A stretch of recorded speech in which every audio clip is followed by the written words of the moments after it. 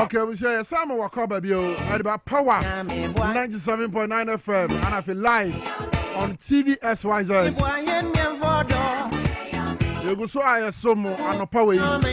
Sabri and Chebia, you Ram Rashabajam, Burton, and as appointment committee, no, and that's one more Tenase, no my Yajuma, Nafe, and Penifua, His Excellency the President, John Dramani Mahama, Abu Bomunadi. So monko na aswaya hodo e wo man Ghana mu ano wo monko kodano na bibia ntimi ye kama no o makokọ tena se e wo appointment committee nanim na fe o matimi atoto o ma no abi so mo nsam afa djuma dia His Excellency dia shom sa so mo medi no yemfa dia ku ya nana djuma zini empedifo be kwakọ tena appointment committee yanim ya beti o mo ebi ye Mr. Rashid Pebble One, I am Minister Designate for the Labor, Power, Jobs and Employment. And now, Becca Quatinase, our permanent committee, now fail me to me out to Tonano. And then, Honorable Samuel Nete George, I am Minister Designate for the Ministry of Communication, Digital Technology and Innovations. And also, Becca PM, our appointment committee, na empenifo bomodin atoto na no abisa no ensem edifa saa soye yi ho no mahuni nim de ekuta no enti a saa dwuma waje atum so obeye afi honorable Kofi Adams, Minister Designate for the Ministry of Sports, Recreation, and also betima kwatena se na ewa appointment committee na nim no so ya atoto na no John Nikpe, Minister Designate for the Ministry of Transport. Minister Designate for Climate Change and Sustainability. Mrs. Charity Gardner, Minister Designate for the Ahafo region.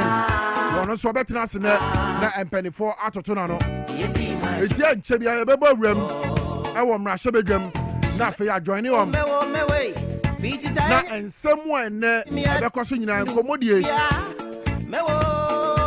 ebekoso biara no wo matimi akyerɛkyerɛ mu abisa asoye wo mo ekoda asoye ano no nsɛm no na ɛna wo hwa today particular empanifo bi ekwa se Ghanafoɔ ehwɛ mu yie pa wo mo nyina ekuta dwumasom a wo mo ba bɛyɛ na so ebinim wɔ hɔ a Woman said I shall ye pass. Woman, you be sa and commodity next. Which is Honorable Samuel Okujeto Ablakwa.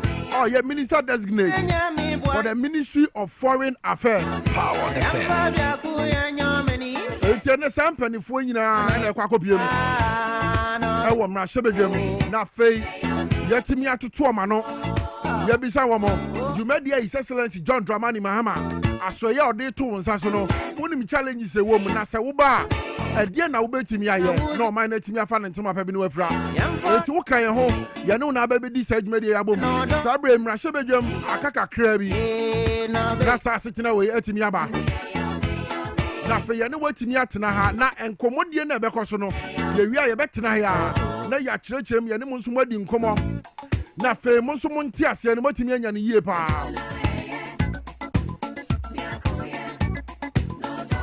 entimi amenia Shadrack Mensa wo Germany abonten so wo so wo hwe adwuma die yi sabre ya Ghana eye vetting and appointment committee gusu tinasi na wo boy abaso se ayade and then so ye wa woda happy birthday going out to you Shadrack Mensa dodo na frau na nanie na kopon sha no nye okese na na wudi wa wudie all my baby biara da wakoma so etimi mbra mu ma mewo fiti tanya fanwudi yesi mi atumu yendu baby na abusia wo hwe mra sebedwa mu wo mo hye aya appointment committee yase na betting ikoso ensem bebre na abakọ enu adaya emse mra sebedwa mtwa mepani Right Honorable Speaker Aban Sumana Kingsford Bagben Atina so okan sembi see when your complaints bebre ɛwɔ mmarahyɛbadwam na ɔmo nka na ɔmo hunu sɛ biribi biara a wɔmo yɛ no biribi biara a ɔmo yɛ no amansan hwɛ Ghana hwɛ ɔmo ewu amama foforɔ so ɛhwɛ eti ɛna nɔpa sɛ ɔbɛhwɛ a Kwame Nkatana sɛ ɔsi dabi sɛdeɛ yɛbisa nsɛm Power FM yɛbisa nsɛnsɛm no sɛ wohwɛ America deɛ na wode bɛtoto a sɛdeɛ ɔmo gyina facts so ɔmo gyina issues so na ɔmo de bisa nsɛm no asa Ghana ha deɛ obi ni obi anya asɛm koraa no betting kɔ so no otimi bisa no etimi ka sɛ na asɛm a woka kyerɛ His Excellency Nana Dankwa Akufo-Addo ɛwɔ so na nase no why you ready wobɛpa ne kyɛw ɛnyɛ saa nsɛm no ne yɛpɛ sɛ yɛte ɛnyɛ no na Ghanafoɔ hwehwɛ wɔ ɔman ne baabi aduru no nkɔmmɔ a ɛwɔ sɛ yɛdi yɛ mpuntuo nkɔmmɔ nko a nkɔmmɔ a ɛde nka nkorɔ na de nneɛma pa bɛbɛ ɔman Ghana mu ɛno nko a na ɛwɔ sɛ yɛdi enti ɛne yɛhwɛ ne mu sɛ questions bɛn na ɛbɛkɔ ɛde ama mpanimfoɔ a His Excellency the President John Dramani Mahama apa wɔm sɛ ɔmo nkɔda asɔeɛ ahodoɔ ɛwɔ ɔman Ghana ne ho yɛbɛtake issues a ɛbɛtumi aboa na ɔman na fa ne ntoma pa bi afira anaasɛ yɛbɛyɛ personal emotions wayɛ me wayi wobɛpa me kyɛw ɛno ne yɛbɛhwɛ anim ne nso anaa abusua na menim nua akora fida ko ana ti dwumadi so mema na kwaba na afɛ yɛnhyɛ nkɔmmɔdie no ase na yɛmfa ntwɛn wɔ berɛ a mmarahyɛbadwam nso ɛboaboa mo ho ano na ɔmo ahyehyɛ sɛ ɔmo bɛhyɛ ɛyɛ ɛnɛ nsɛmbisa ana vet no ase akra mo akwaba yɛnua Obrempɔn bibi abɔkɔdeɛ Yehowa dumti ɛnɛ ɔde ne yawda nso akyɛ yɛn enti yɛda na ase very well very well ɛnɛ wohwɛ a ministers bɛyɛ 7 or 8 ana ɛwɔ sɛ ɔmo tena se wohwɛ mu a ɔmo de run dɔso paa and so far issues ni bi a aba up a na anɔpɛ kra yɛka ho asɛm ɛne sɛdeɛ yɛ a appointment committee no wɔn bisa wɔn nsɛm ɛwɔ yɛ vetting yase ebinom wɔ hɔ a kwakɔyɛ sɛ emotions akɔyɛ sɛ oh adeɛ wɔ yɛ a wayɛ no ɛnyɛ ɛyɛ bɔne nti wobɛpa kyɛw akwanya no ɛba na wode toto sɛdeɛ na Kwame ka no pa no a America ɔmo sɛ ɔmo vetting egu so kɔ so ɔmo based on fact ɔmo based on issues a ɛha ɔman no na ɔmo de atoto nipa kora wɔkɔ akɔda saa soɛyɛ na no na ɔno nso de n'adwen kyeraba sɛdeɛ ɛbɛyɛ na sɛ ɔbɛtena konwa nim sɛ ɔba bɛsom a wɔno ano nsɛm a wɔkan sɛ ɔbɔ ɔbɛyɛ ne yɛbɛtumi agyina so ne yɛde apia n'adwuma a ɔyɛ no sɛ nsɛm yi a ɛkɔ so ɛwɔ mmarahyɛbadwam appointment committee no ase no wadwenkyerɛ wɔ ho ne sɛn Obrempɔn in terms of the Ghana wohwɛ yɛn vetting yi sɛ na agu so a ɛrekɔ so yi no a especially wohwɛ the line of questioning as compared to that of America ne deɛ yɛn de ne yɛ different and ɛna yɛde no nso akɔyɛ petty partisan. Wow. Because you don't belong to the NPP nor the NDC, or because me when you assemble and because me who say bribia betting koi now wo position won sem bia oka enti or sem me gina so di bisa won sem. But in America they look at your competency.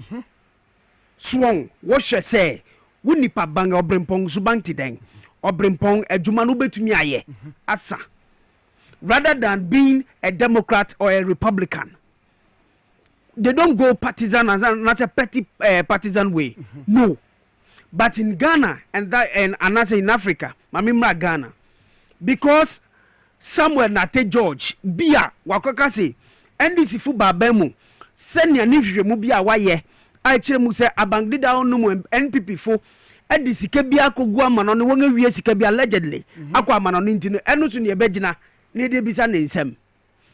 And now to say, Honorable Rashid Pelpo ene oba be premu committee no enim na no pe no be dikanga ba no yes ni nsem bia waka kire NPP abamu mpanyifu se ukọ ni mpesua ne so e watifidu mantama wo nyansu num e bia na akwange nye na ye no kware nsoso e bia o mampaninga bedi ekira wetwemu akọ eye ba mumia ukọ premu wale won akwange nye na sang say Rashid Purple aka hu asemiti ene ne was say ye bon kasongo enti yende no abaye petty partisan vetting. That is what is happening. Not because the person is competent here, maybe for instance, the American is Yanfa, the Greater Accra Regional Minister Designate. Madam Linda Abinu Oklu. So, Usha say, Nipadodo wo free NPP and NDC Mukota Nechi and Anuti. Okoye, what introduce no then will be san. Because that was Glover Tiho, Henry Cotti Tiho, NDC in Pennyfusu Tiho. Intino yanga huzeo ene NDC ni MPP funyi na adon into wapenasem intino ene yembisa ne she, but it shouldn't be that. Yembisa ni say she has never been a minister before, so let's ask her say, can she maintain the security? Can she protect the people in the greater Accra region? Can she make sure say the vision of His Excellency John Dramani Mahama for the people of the greater Accra region obetimi execute ana adisia won ewo adan na no pedwabo ase dwumade so adi say nipa bi efri adan potem bai electro keminsem can she handle it?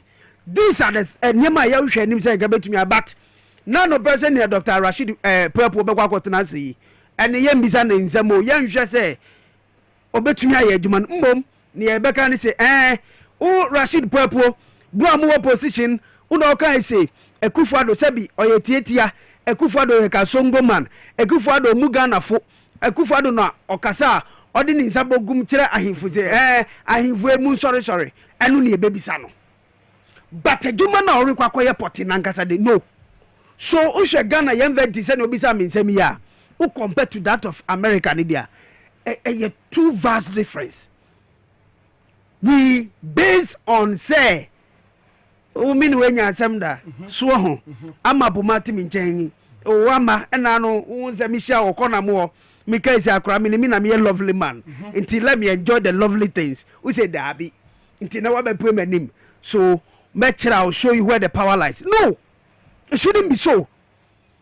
It should be like say ama poma checheku koye deputy minister for gender and social protection inti ama betumi aye adwuma no oh yehwe na ama obunipa ama nimkasa ama yobia ye decide deviation in sema obetumi ahwe sese bio adam difo ye betumi aka won asem won adwuma wo mu ni mpo se genge tumi anya nyina dodo no obetumi aye bi oh ama boaye ma owura tango se bio nani hu ade ma ne wanya adwuma ye madam Genevieve on adwuma ye wa boa ne pen ama wanya bibi every ama tumi abua sebio emi a won awowa won kunu no mu agya won ho no ama ne they are being catered for. So these are name bia ye betumi abezi on say oh you competent say woman in this position now what ra onihye e dey ama no so she can do more for people with disability, for the vulnerable, and one aya neglect in society. But no, because miko shianida na mika bribichiren na wenyan to munti ana bio nsuso no say yanga hwe da side nsu a ebe political na ebe ni ntino because I don't belong to the NDC so ebebu a ebe say ya and say can you imagine now where there is a new story be making kan here one mu say ora amakofibua one mu say na minority fu say they will not support his approval. Can you imagine? Yeah. Is he competent or not? Yes, he is competent. Yes, why wouldn't you support his approval? Why would you approve? Okay, you be call your friends say Mashibegem to be a young call na fe assassin appointment committee no am I ready? Assassin na fe the odikan ababetenase no na yenhwe enkomo because but before you be call no ama akwaba ye nuabra bibia boko nyame adom bibia boko na so me so me ho ye pa enra da ya na appointment committee anase emrasebejafo na wo so mo je honorable Emmanuel Amakofi abo atum na so nam ne nsem bi a mo susu se minority se wakane ntino ama ono mo so mo nye ni yini ntu approve ne ntum bra me ne akra be ya adwen wo niam bebre ho e che se ye ka vet na o de yemfa ne sese nye parliament kra ne yefa the layman understanding of vetting etumu a na se ye kototo nipa na no ne ye bisa no sese department na so ye we ne de wo kwa de ntia ye de wo kɔ hɔ ne se pe on krate bi ekura wa na se odi abegu ye nimo ne hwemu a ahwe we ukɔ hɔ no abetumi aye adwuma but say be ya yenye e wa chen behu sa mpa obetumi aye adwuma ntino e wo se etumi nya bibi e be ye nyina so se ubetumi aye adwuma enti se bedu si etoto na no a eye bibi a yenye ye tie nyina e kire nyina ye hwe se ye de me akɔ Ministry of Finance minim die wo sikasem ho ene sei na mikodru ni a misa mehwe amfa minim die wo sikasem ho ni akokasa me posti bibi mre bi atwam me ka asem bi mre bi atwam me yese mre bi atwam nti ho na wosa me be clear me ho sei as to whether asem me kan ene se me no me ho me no me ho anase we ya I don't see say vetting no de ye pese nya free vetting ni mu no ye benya free mu and as a akoswa and yanka eho asem antwe adwene amfansi so a ebeya sa nye ne nko a ebekwa aba sa na yenya ye friends substance papa no e was yenya free vetting ni mu no yenya free mu eno ada ya na speaker of parliament can say parliament when ya complaints bebre especially if appointment committee no emra anke se ne esusu fata se omo fa nya adwuma no ohwe omo fa nya adwuma no na amasa complaints iba so ohwe honorable J Kenneth our minister designate for housing and water resources na afenyo marking or ranking member appointment committee toto na no bisa ne say na o favorite artist ye hwan o si lumba na lumba no ne nyuma o pay ye den ano ono so say ye ne o sere kwa o say ne to na me hwe o say minim to o say mebo bi tama can you imagine ama me why nipa no enye tourism issues no musician yes but works housing and water resources ade a eka ya dada setena ho ehunhia oman Ghana pa ensem bebre wo ho anka ehunhia se yebedom sukọ ni yebisa nyom ama de ogina so e ma odi bisa asasem ne yese ohu se why tensed but whether or not why tensed or not no ni nyina kan nipa no adwuma a wokoye no ho bi because as obi a you as a minister designate for a certain sector a very delicate sector no yes. One confidence level ade koye adwuma no ade ba ko enu so hu hia pa as ye covet na sabe nyanim de nko asa na ma we nyina akeka bombi e ma ne si enti se obi a wo betoto wa no be kasa mehwe a why tensed dodo nti menye bibi now release tension ne sa na ma no a pe wo mo hihye mu no enka ho no e ma ne ma no eye bibi e wo ho as eye agudie ABB and me kai we bi anama me Patricia Pieje deputy ranking member e wo committee ne so no wo ka se enkrofo ka se appointment committee ne so na se niema bebre enhye dan koyie and the nchemu ano de ba say enye based on ye can experience the afani nyina no wo mo experience no but exposure no cha ne ranking member ne nyina wo mo ntira committee ne so da nti niema ne bi wo ho a wo mo nim okay ama me da nche bia na yenko because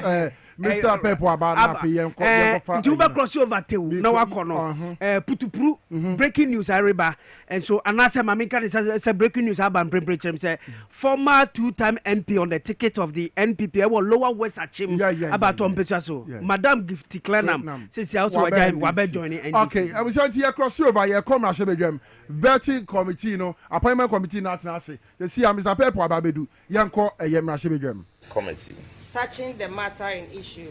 Touching the matter in issue. Shall be the truth. Shall be the truth. The whole truth. The whole truth. And nothing but the truth. And nothing but the truth. So help me God. So help me God.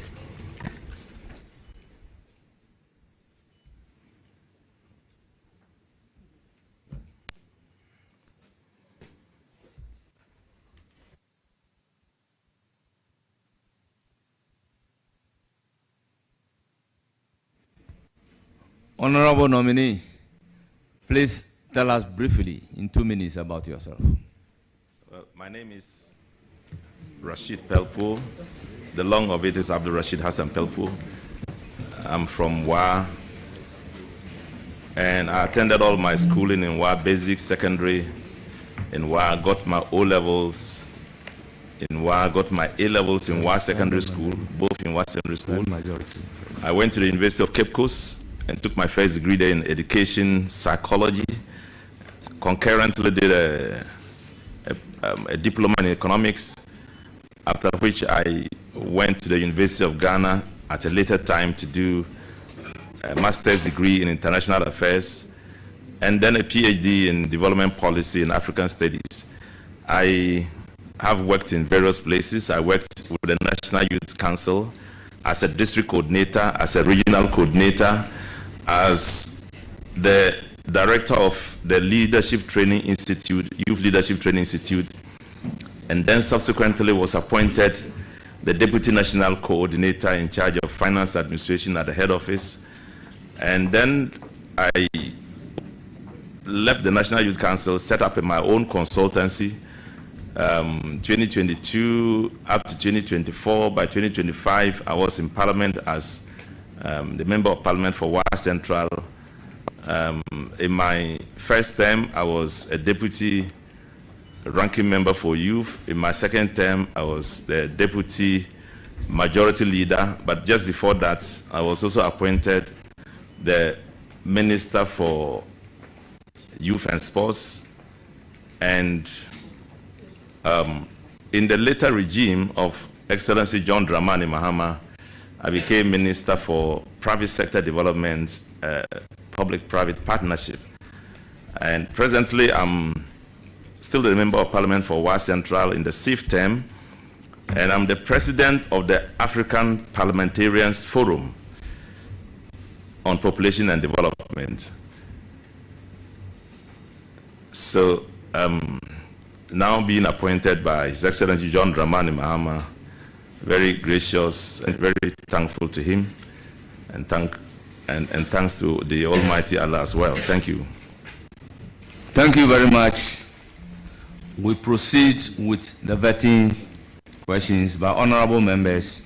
It is my pleasure to start giving the floor to the subject matter committee members under our own standing order 2172.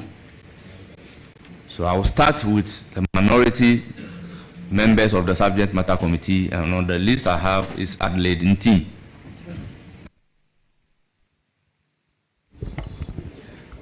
Thank you, Chair. Congratulations. Minister Designate, as the incoming Minister for Labor, Jobs and Employment, can you share your opinion with Ghanaians regarding the concept of the 24-hour economy proposed by the current administration? Thank you, Chair. Thank you. The 24-hour economy is a policy initiative by the present NDC administration, proposed to the people of Ghana and accepted by them because they overwhelmingly approve it by the vote. It is a commitment to ensure that we engage the Ghanaian worker effectively within 24 hours and ensure that in the 3 working space of the 24-hour period we live, we have each period of working space 8 years. We can engage people within that space of 8 years at within the period of 8 hours. And the 8-hour calculated in 3 space will give you 24 hours. But the whole commitment is about ensuring that we work tirelessly to ensure we reset this country. We commit ourselves to increasing production. We create value to ensure that in Ghana we can work to produce what we want and be able to satisfy our total, to ensure we raise the economy to the point when Ghanaians can be satisfied. And our working class, the people working for the public service and for the private sector can earn what they deserve. So within 24 hours, there are a lot of work institutions and organizations that can be occupied within this space of period or time. Much. Any further question?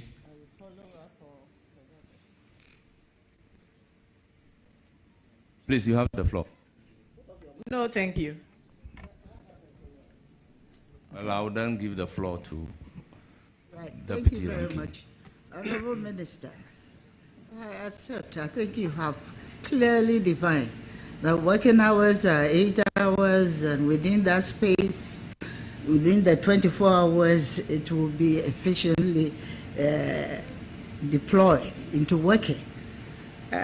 What I would like to find out is that as the economy pertains at this point in time, don't we have certain sectors of our economy working within that 24-hour cycle? I can easily cite the case of even the breweries. What makes this particular 24-hour economy so special? And how can it also reset the economy as you are talking about? Thank you, Mr. Chairman. The concept and policy direction of it is to give vent to businesses, to make it not just a choice by the worker, but a policy decision by the state, to ensure that in doing so, businesses can be supported. Those businesses that were not in 24 hours can now be supported to join the rest. It's no longer going to be as and when I like it, but just when I like it and backed by government policy. So it is true that several organizations are already working 24 hours, and that's giving credence to the fact that we can get others to join them. You know, one of the challenges that other businesses are facing working 24 hours is how much they can ensure security, and we say we'll provide the security. Is how much they can ensure enough capacity. We said we will support them with the capacity, you know, and etc. etc. How much do we have enough money to pay for electricity? We said we will support you to do so. It's simply just to boost production, create more opportunity for our people to work, and to ensure that we reshape the economy in a manner that is going to be work-based and production-based. Thank you. If we establish it as a policy, is it going to have a compulsory adherence? Because I believe the 24-hour, the need to work for 24 hours is always backed by demand and supply. If there's no demand for a particular service or goods, how do you develop a policy to drive this particular initiative? Thank you. Thank you, Mr. Speaker. I agree with you. You know, largely will be driven by the need for it. And we believe that several organizations have the need for it. Will want to have the 24-hour economy, you know, operate within their working space, except that they don't have the ability, the capacity, the support, direction from government. So we are targeting those organizations that will be willing to go the extra length in increasing production by increasing employment, you know, engaging our young people and creating a situation where they can effectively be engaged. But this is largely for those who need it. And for government organizations, it will be backed by policy direction, meaning that there will be a certain compelling factor for some state public organizations to operate within that 24 hours. But for private people, it's a choice you can make. Thank you. Thank you very much. I will proceed to give the floor to Honorable Asante Boateng. Or you still have a substantive question? Please do. Thank you, Chair.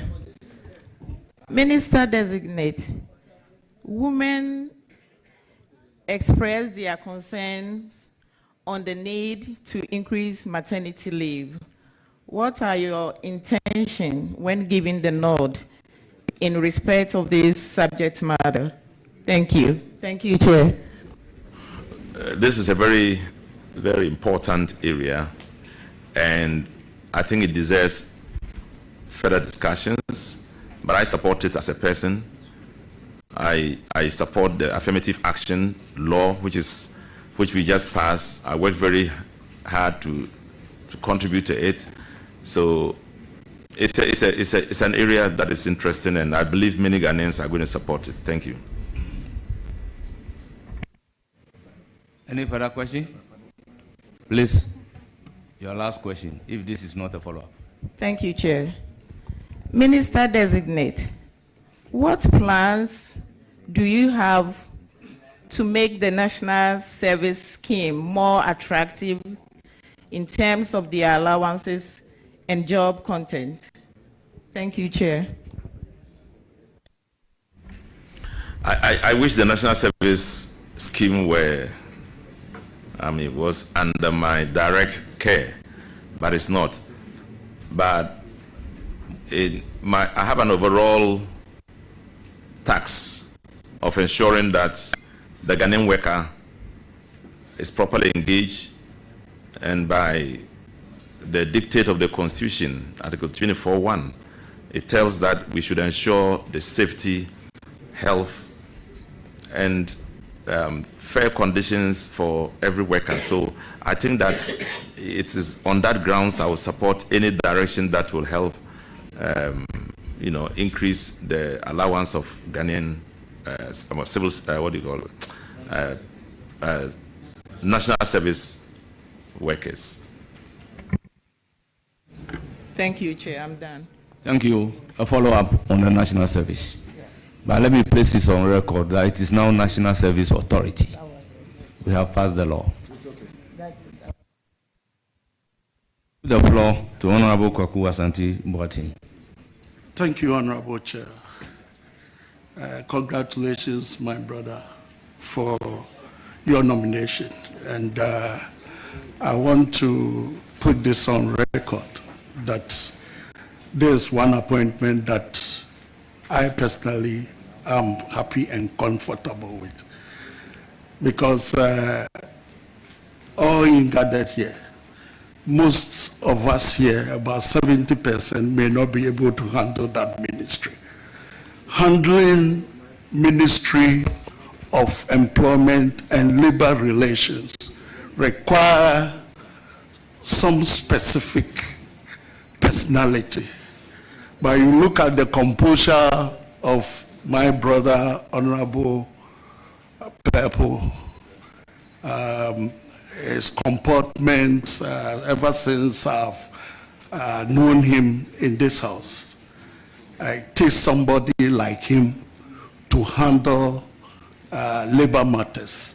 Like previously in the MPP government, we saw that of Honorable Ignatius Bafo Awua.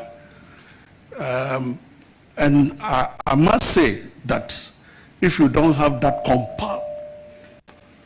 comportment and temperament and character, you will not be able to handle that ministry. So I believe the president was very careful, and it's a good nomination. I must say that. In selecting you to the labor ministry. And looking at your background, I have the belief that you have all that it takes to handle the ministry. But my first question, Honorable Chair, if you look at Section 13 of the Civil Service Act, 1993,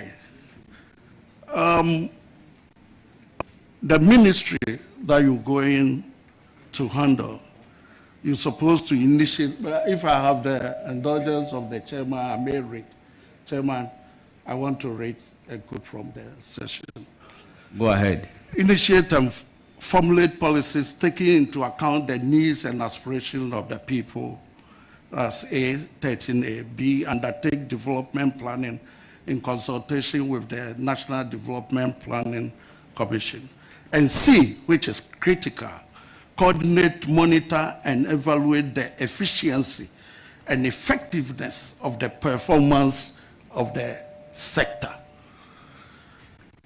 All of us know that looking at the working force in government sector, we have about 688 employees. But we also realize that there's low productivity. But if you go further, one of your key or critical issues as a function is to ensure fair and equitable wages and salary for employees of all sectors in the economy. In the light of low productivity, even some are advocating that we may have to even reduce. Honorable Asante Botin, your question, please. How do you, in the context of low productivity of the public sector, try and ensure that there's fair and equitable wages for the sector? Looking at the low productivity of the sector at well, how do you suppose the two?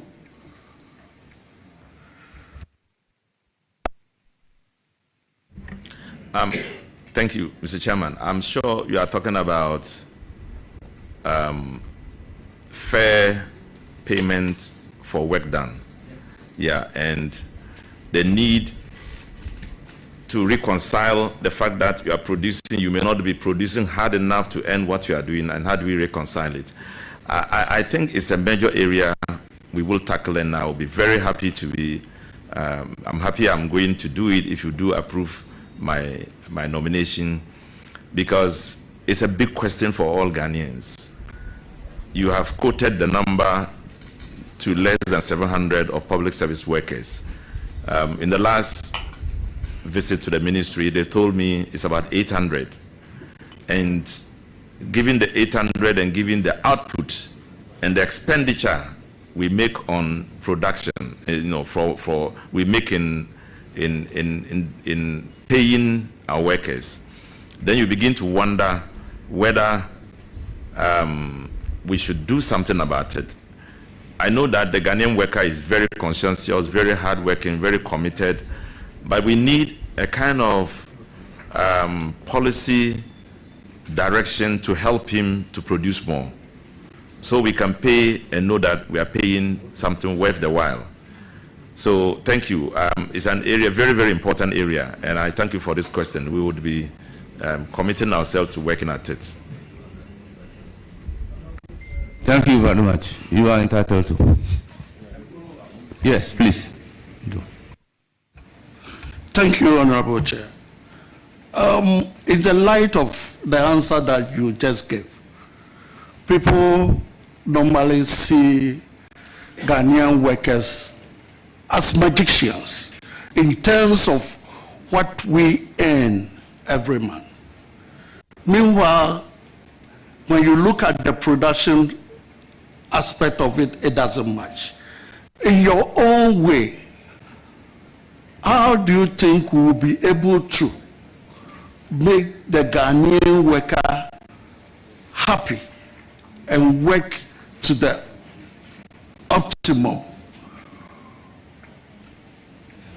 Thank you very much, Honorable Nominee.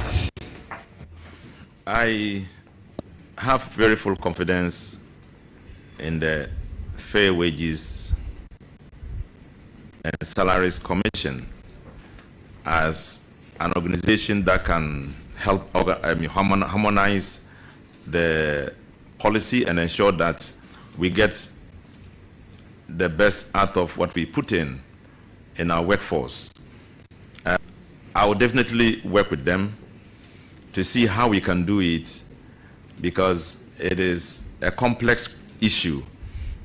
You are dealing with huge numbers of people. You are dealing with huge numbers of organizations.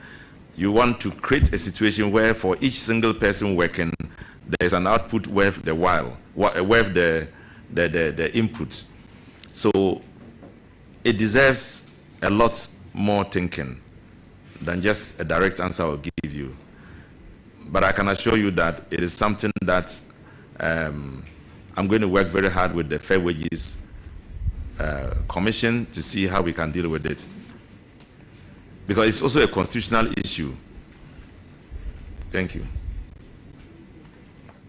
Any further questions? Honorable Chair, how many follow-up questions can I have? You are entitled to one follow-up question. Okay. Then please move to your second substantive Thank you, question. Honorable Chair. Let me move to my second question. Honorable Nominee, when you look at your sector as a ministry with all departments under your outfit, we realize that you have a total number of 547 employees.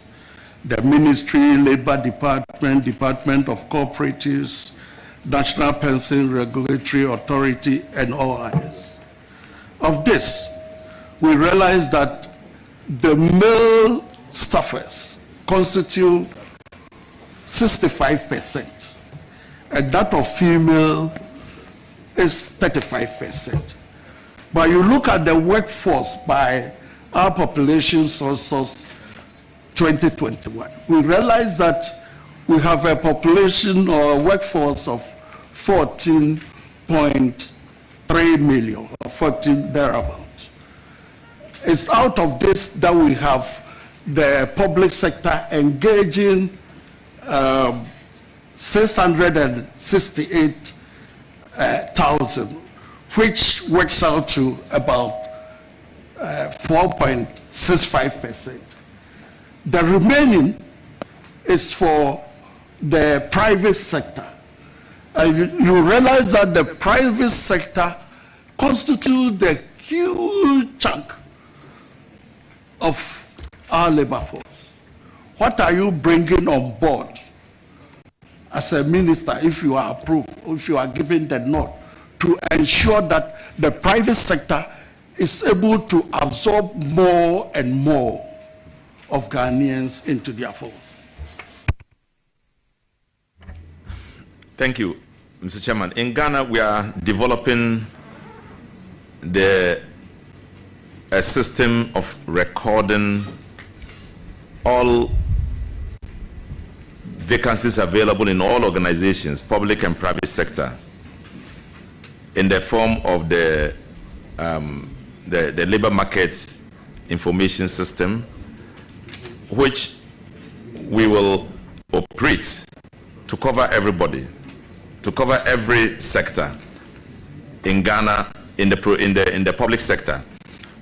What I will do is to encourage the private sector vigorously, to encourage the private sector to be part of it, to be part of the overall harmonizing effect of recording in a big data all working institutions, all institutions, and creating all the vacancies that are available in the institution, publishing those vacancies in the information system, and allowing advertising for people who are looking for jobs to be able to look in and be able to apply for those jobs.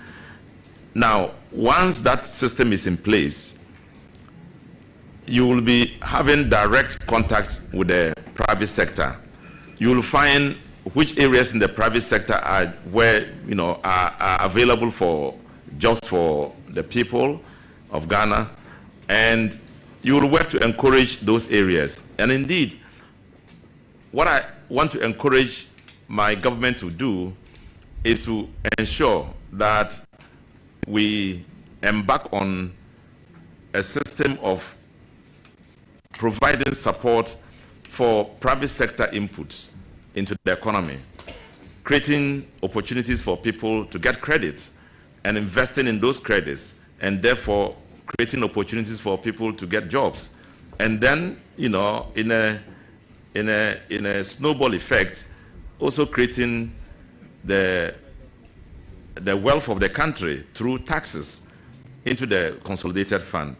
So actually, the private sector is not differentiated from our economy. It's a very key concept, part of our economy.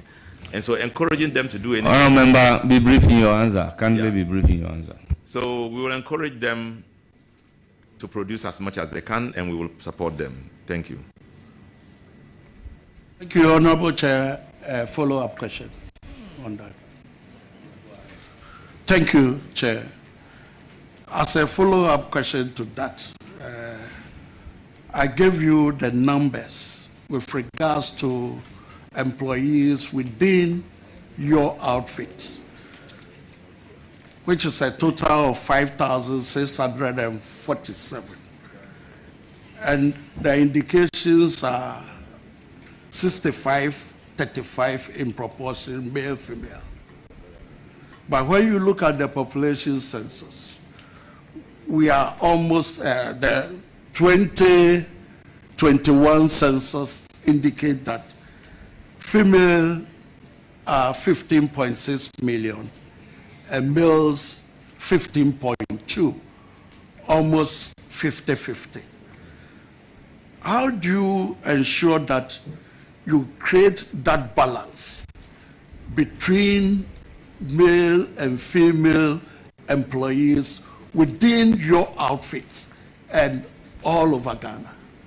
I believe the women here are listening to you and your wife. Honourable member, I will allow that question, but treat it as a substantive question. The gender balance.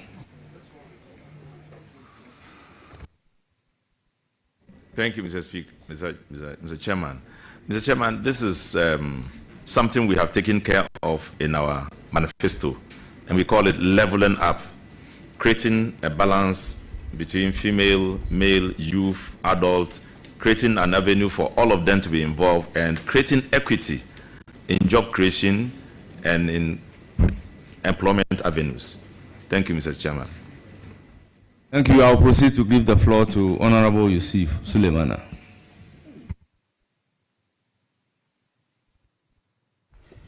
Chairman, I'm very grateful.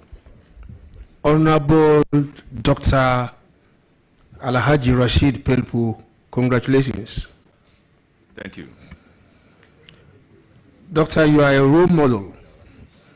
And for some of us today, we should eulogize you. Your humility, your honesty, but your competence is not in doubt. And so I'm not surprised that the President selected you for this strategic ministry. You've been a counselor for some of us, an inspiration for many, many northern young politicians. We can only wish you well. Inshallah, the good Lord will guide you as you move every step. We leave you in the hands of God. Wassalamu alaikum wa rahmatullahi ta'ala wa barakatuh. Chairman, thank you very much. Thank you. Thank you very much. No. Two subject matter committee members. Honourable members, I recognize another subject matter committee member in the person of Honourable Frank Afriye. You have the floor. Chairman, I'm so grateful, and with your leave, let me congratulate and wish my senior brother all the best. Indeed, you are proceeding, and by the grace of God, we shall be heading a ministry that is largely seen as contentious. Lot of labor agitations, salary issues. Meanwhile, I fully associate with the earlier speakers on the observation that you are indeed a role model for those of us who are more inclined to toe the path of diplomacy and to be gentle and soft-spoken like yourself. However, the average Ghanaian out there, how would they be convinced that you have what it takes to balance the two, leading a ministry that will be hot, and you yourself, you are averagely soft-spoken and cool-headed? What is your biggest tool yet in your toolbox?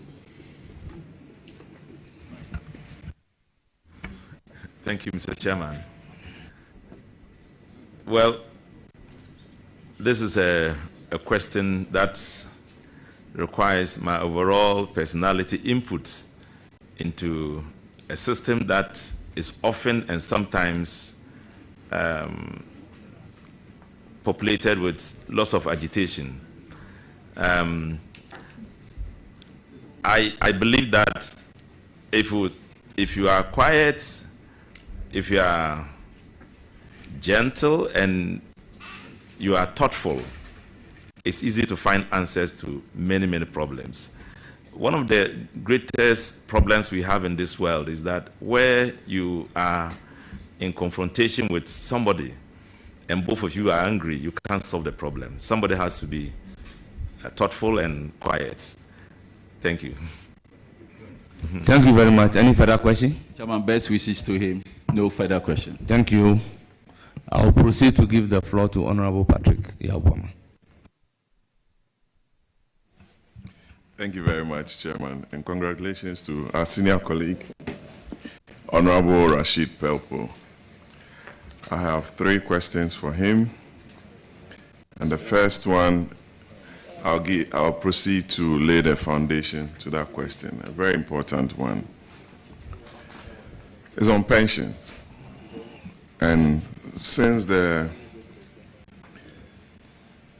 inception of Act 756, Act 766, that's the Pensions Act, as amended under President Kufuor, which significantly sought to unify all the pension regimes, including doing away with the then Cap 30.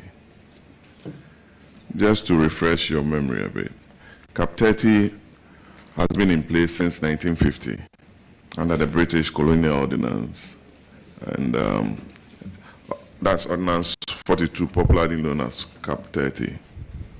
The rationale and objective for the unification was, among other things, to improve retirement benefits as well as to ensure equitable contribution of all manner of employees, both government and private sector employees. To date, government haven't been able to implement the unification program, resulting in injustice to some sections of the Ghanaian workers at the expense of others. For example, all workers under the security services do not contribute to their pensions and still enjoy the benefits under Cap 30, while employees with the civil service, Ghana Education Service, Ghana Health Service, Judicial Service, Parliamentary Service are contributing to their pensions. With this background, would you consider, as a matter of fairness and justice to all employees, to ensure the unification of this? Thank you. Thank you. Definitely, I will consider working towards a unification being a point of understanding that will create lesser controversy from institutions and organizations negotiating on their own at different levels. If you have a uniform and unified approach, I'll go in for that. Thank you. Thank you very much. As a follow-up, so you are assuring the good people of Ghana and the working public of this unification that we spoke about? As I'm still not the minister, but I'm giving my own opinion. If it coincides with the thought structure of the ministry, definitely I will go in for it. Thank you. Okay, I ask because government spends over 300 million cedis in pensions on some of these areas. And let me shoot straight to the second question, Chairman. I know you are in a rush, and we are here to work. So allow us some space to ask some of the questions, Chairman. The second one is, Rashid Pelpo is our senior colleague. He's very, very good. So let's do some business. The second question is on the single spine salary structure. And in 2009, between 2009 and 10, under Professor Mills, the president of Ghana, may so rest in peace, he inherited a single spine salary structure. For equity and fairness, and on the background of low salaries for workers, for some reason, some services such as the judicial service, audit service, the GRA have opted out of the single spine salary structure, leading to agitations from other services, particularly the civil and local government service, who went on strike so many times in 2024 because of this. I don't know if you recall. What is the NDC government going to do with regards to the new salary structure being demanded by CLOSTAG, and whether or not you grant same for them?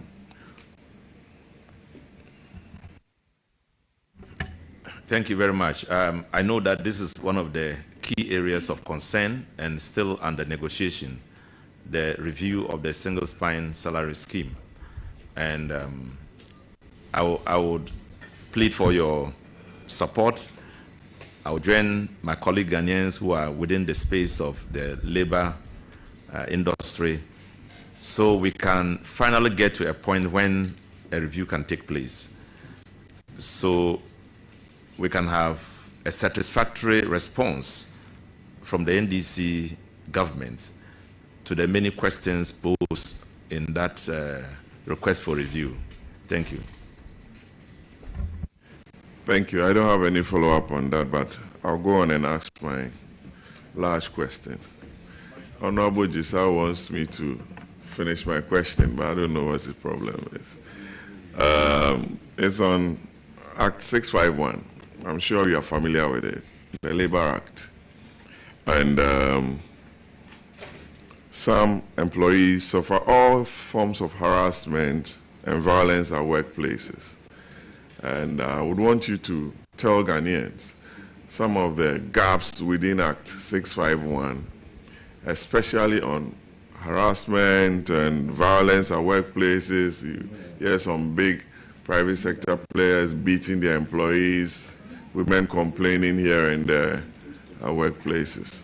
What are some of the gaps reading through Act 651 that you've identified, that you'll be sending a proposal to Cabinet for a review of this very important act? Thank you very much. Mr. Chairman, Act 651, the Labor Act, is the overall definition of our approach to labor. These issues he has mentioned are not gaps in that act. What it is our inability to implement fully the directives, the legal instruments that are found in that act. But I understand that because of changing effects of labor workplace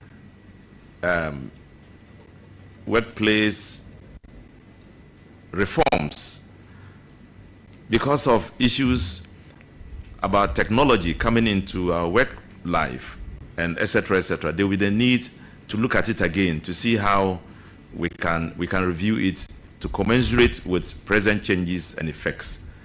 And he, being a lawyer and a friend, I'm very sure with his deep interest in it, he will be a key person we can target to get resource, as a resource person in this effect, to try to get the Labor Acts reviewed and maybe amended.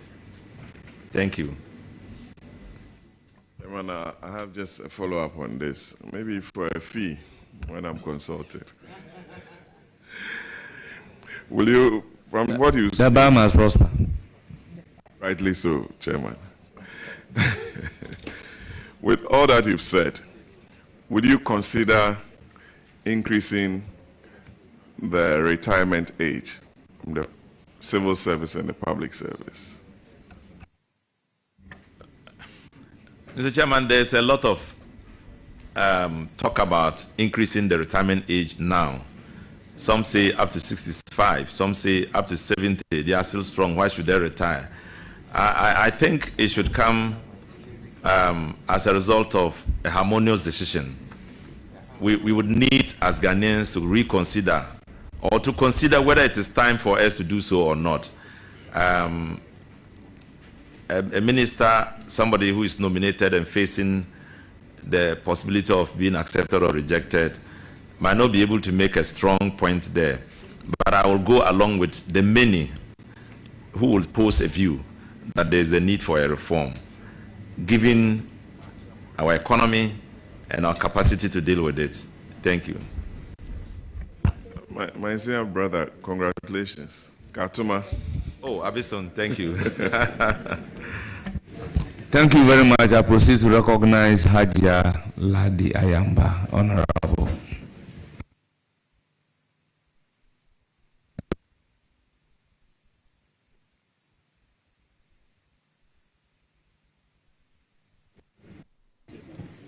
Thank you, Mr. Chairman. Let me proceed by congratulating the nominee. I have, for not less than 30 years, observed your demeanor. I'm not surprised about it. The issue of being slow, gentle, diplomatic, and whatnot has never affected your output. So for me, I know you will do it as expected, and inshallah you will do it. By the grace of the Almighty Allah, you will do it. But there is a very simple question I want to ask. And Mr. Chairman, let me precede it by the 24-hour economy and the fact that started now. It has started. Honourable member, address the chair. Let's proceed. So the 24-hour economy is a very laudable policy that His Excellency John Dramani Mahama, I know, will ensure that it happens, it works, and it's something we are all looking up to. We are aware that the 24-hour economy will ensure job creation. One of the areas that our opponents hyped and spoke about so much was Agenda 111, which is supposed to be doing with hospitals. We have a lot of backlog of nurses and doctors waiting, and we have so many hospitals running with either 2 or 3 doctors. Even our chief compounds that have more or less turned into clinics, health posts, sometimes even hospitals, if you may take it, need more nurses or doctors. You go to a hospital and then you are told that the doctor just closed, so you have to wait for 8 hours, or you will be coming tomorrow. Will you consider, under the 24-hour economy, although the MPP hyped Agenda 111, and the president told us in his State of the Nation address that they were able to complete, the former president, sorry, they were able to complete only 3. Will you consider bringing them on board and ensuring that the 24-hour economy will make you bring in all the nurses and doctors and staff that are needed, and that you will divide the long hours being spent by this health staff to about maybe 8 hours each, so that they run shift and then they are able to attend to our people? Will you consider looking at that? Thank you. Mr. Speaker, Mr. Chairman, yes, I will consider so, given the fact that we have a responsibility to create jobs and to employ our young people in these areas. Thank you. Congratulations once more, and I wish you all the best. Be guided. Thank you. Thank you. Thank you. Thank you very much. I move to Ritana Odolesowa. Honorable. Thank you, Honorable Chair. I wish to congratulate Honorable Rashid, my senior brother, for his nomination by His Excellency, the President of the Republic of Ghana, John Dramani Mahama. Honorable nominee, there are lots of people out there looking for jobs, but sometimes we find out that children are used for certain jobs. My area of concern is children who are especially sent to go fishing, where they abandon their education. What do you intend to do about that? Thank you. Our labor law is against child labor. And so we are going to be up and doing to ensure that the right things are done. Children are not engaged in doing adults' work. Children are not young adults. They are children. We have to respect that. We have to bring them up to grow to be responsible adults and not to degrade them by putting so much heavy load on them whilst they are still supposed to be learning. And so it is something that we can work on. It's a key area of our enterprise in the labor industry. Thank you. You have more questions. Please go ahead and ask. Thank you, Chairman. And before my other question, I believe we have to take a serious look at it, because when you go to the fishing communities, these activities are ongoing. Honorable nominee, in the area of employment, we have the private sector also supporting government in employing our people. But one area that is of keen interest to me is the private security. People are employed, but sometimes they are not paid according to the minimum wage. And I want to find out from you what you intend to do regarding these private security companies. Thank you. Well, Mr. Chairman, I think that if we agree on a minimum wage, the law is that it cuts across every organization. You shouldn't pay below that minimum wage. So if we find anybody doing so, you'll be subject to questioning.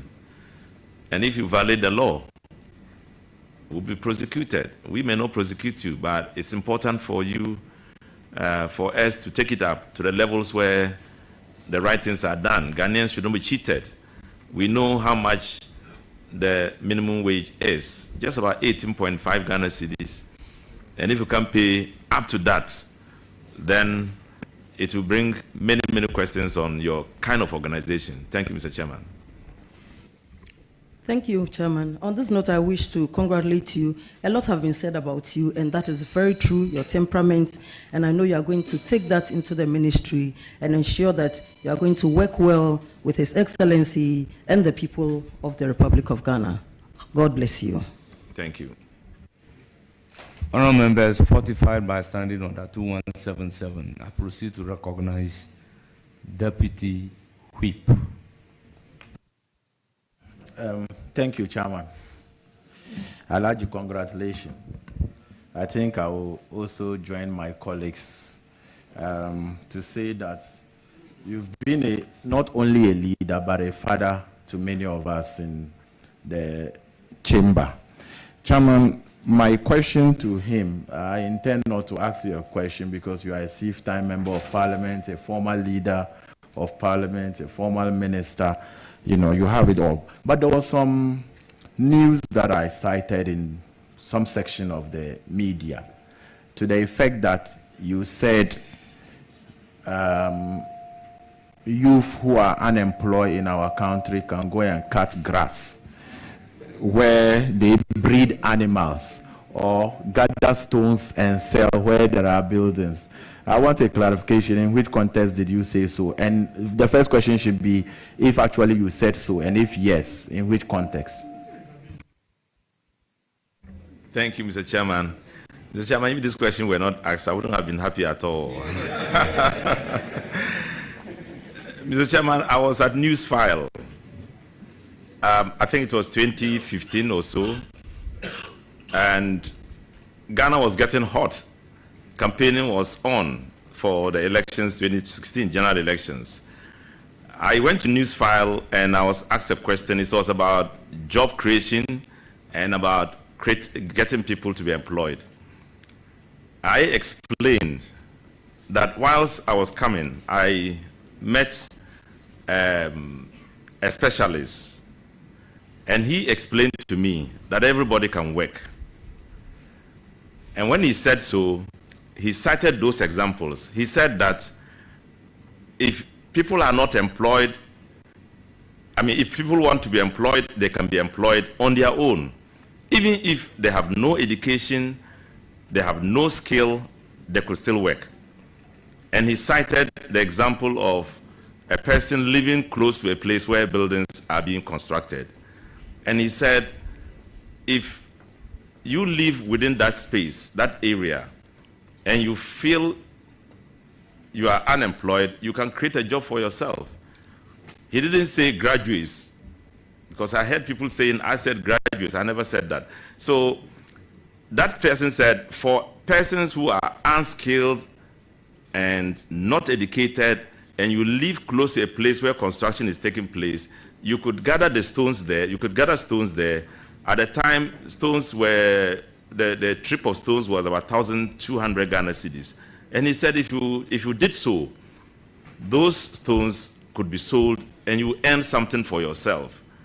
And then he also said that if you live in a place where there are breeding animals, with such a person as I described, you could also cut grasses and sell to those people, and you will earn something. In this sense, that single person who has no education and no skill can still be employed by himself. So I cited that, and then they captured the part I was explaining that alone and used it a lot. I saw it a lot in the 2016 campaign against NDC, that I said they should go and cut grasses, graduates should go and cut grasses, and then, collect stones and all that. Mr. Speaker, Mr. Chairman, I know what I was talking about. And when I realized that people were misunderstanding and misusing it, I was looking for the full tape to play so people can see what I was saying. And I was also looking for the gentleman who gave me that idea to come to Joy News or Joy FM and speak about it. The man cannot be found. So when I saw him the other time, I said, you gave me this idea, I brought it up, and then I'm running into problems. You won't come and explain. I wish you were here. Do you want me to call his name? You were there when I was blaming him the other time. At Alaji's house.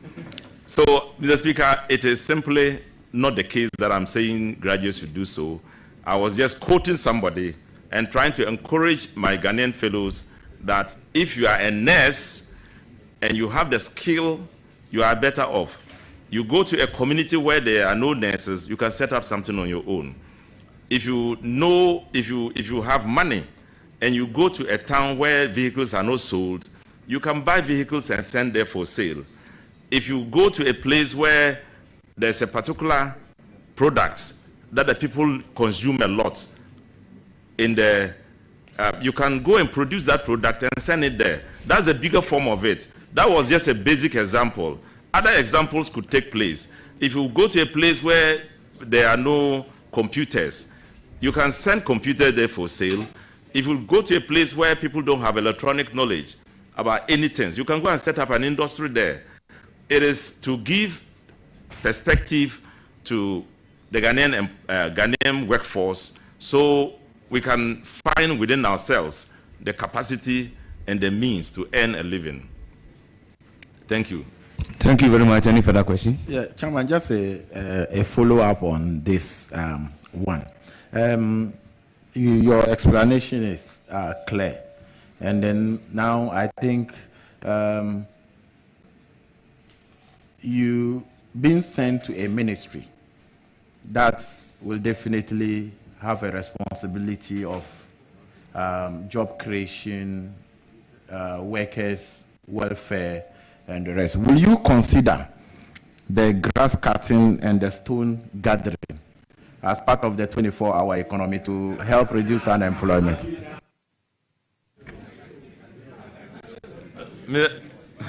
Honorable nominee, I wonder if you can cut grass in the night, but I will give you the floor. Mr. Speaker, you know, somebody called me from his constituency the last time and said, you said something and people misunderstood you. And he said, I swear to you, I'm now a graduate because I grew up and saw my father carrying leaves for sale. I grew up, and as a student, I work on it, and it has helped me, and I'm a student. I'm a graduate from his constituency. But this is not the kind of 24-hour economy we are talking about. We are talking about every enterprise that will require work to produce results, and you know that within the 24-hour period, you will still need to continue to work.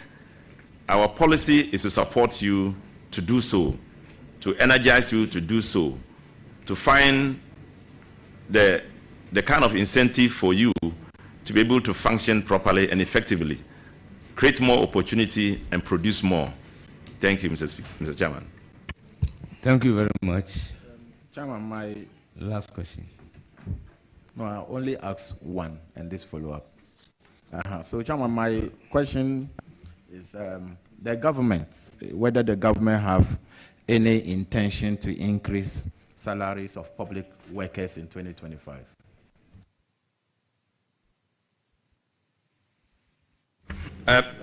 Thank you, Mr. Speaker, Mr. Chairman. Mr. Chairman, it's one of the key areas under negotiation right now. And I will be able to respond to it when I get into the ministry. Thank you, Mr. Chairman. Chairman, I won't ask any third question except to say that we wish you well, and we know you continue to guide us as you guide us. You always show leadership. Even coming back to the 9th Parliament, I was surprised because my sister Ajia Humu put a very spirited fight to take you off. But at the end of the day, you still show that you are a leader. But we beg you, don't come back again. Let Ajia Humu come back. Thank you. Thank you very much. Under the same provision in our standing order, I recognize Jerry Shaib.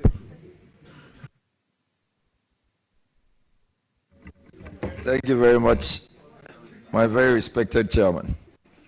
Mr. Chairman, just to follow up on the Honorable Ritana Odelesowe's issue on child labor. So we have about 160 million children involved in child labor globally. In Ghana, as we speak now, the percentage for child population between 5 to 17 years, it's about 21%, which is alarming. I recently watched a documentary on CNN, and it was somewhere in the Volta region, and it was specifically about fishing. I want to know, first of all, what accounts for this problem of child labor, in your view? And how do you practically intend to provide some solid solutions to child labor? Thank you. Mr. Chairman, a few years ago, Chairman Sir Bonsu was still our majority leader. There emerged a problem with the European Union. The government wanted to address. Chairman Sir was asked to lead a group. He, along with my minority leader, Haruna Idrisu, were asked to go and to solve the problem. One of the key areas was that they won't buy our cocoa because we use child labor. We are transferring money into the European Union illegally, and et cetera, et cetera.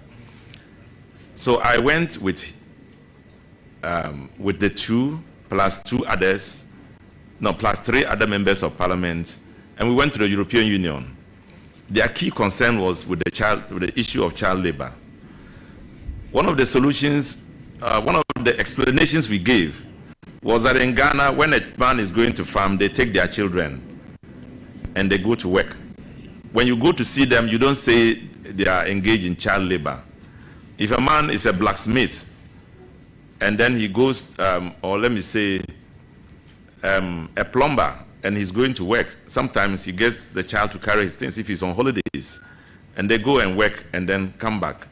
Now, it is a work culture, and that has progressed into present work conditions where people take their children to work. But beyond that is the fact that sometimes people particularly go for children and take them to rivers and sea to go and look for fish in very, very traumatic conditions. And I mean, tragic conditions, because sometimes they die and sometimes they beat them. Growing up becomes a problem. So it is part of the labor law, 2003 labor law 651, that we need to eliminate child labor in our workforce. And we need to make it a criminal offense so that nobody can do it and go free without reason, any reason at all. That will be given by the violator of using child labor. Thank you, Mr. Speaker. So definitely I'll make sure it becomes a priority area in my commitment to create any value at the ministry. Thank you. Honourable members, I was part of that delegation, and it was interesting to note that from the European Union Parliament to visit our ambassador, we saw a child and a father on a tractor plowing at Brussels. Thank you very much. Do you have any other question? Yeah, thank you, Mr. Speaker. I should have mentioned you because you were a key member of that group of people.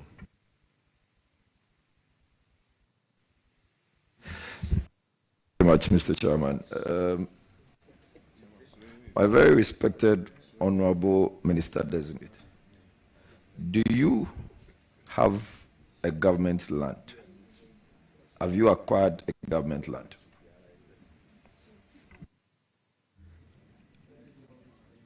Mr. Chairman, whilst I was the ranking member for lands and forestry, at the end of, during the 4 years, we were informed that every single time the land committee was operating, at the end of the period, the Lands Commission would salute you, thank you by giving you a piece of land. So they offered us a piece of land. I have not acquired it yet. It's about some 4 years now. I have made attempts to acquire it. They are saying they will do the papers for me. I haven't got the papers yet. But I hope that if I make the necessary effort, I would acquire it. Thank you. And I agree with you. I don't think it's a problem to have it at least engrossed in your name for the period you served on whichever committee you claim. Just my last question. We've had issues of foreigners in our workspace. And the complaints that we numerously get is the maltreatment to the Ghanaian people who are working for most of these foreigners. One of which is harassing them, another is beating them, another is underpaying them, and all manner of maltreatment. Is there any assurance from you that these people, under your watch, are going to be safer and better off wherever they are finding themselves? Thank you very much. Mr. Speaker, human rights is one of the areas I particularly show direct interest. In fact, when I even watch television and I see people suffering elsewhere, it hurts me. And right in my own country, it is something I will want to enforce, that people must have rights to work, they must have right to safety, workplace abuses must not happen, it's against the law and should not happen. So in whatever way I can do to make sure we eliminate it, I will do it. So I have a personal attachment to safetiness and, and the rights of people, wherever they are. Thank you. Thank you very much. I then proceed to give the floor to Honorable Alasan Umar. Thank you, Chairman. Dr. Alhaji, congratulations. I know with your demeanor and gentility, the Labor Ministry is going to be very calm, even though you're going to see a lot of agitations. My question to you is in relation to our manifesto, the resetting agenda. If you look at, I think, pages 26, it talks about National Employment Trust. And this National Employment Trust will fund SMEs operating 24-hour in the following sectors. All what I want to know is, are you prepared to help His Excellency implement this? Thank you.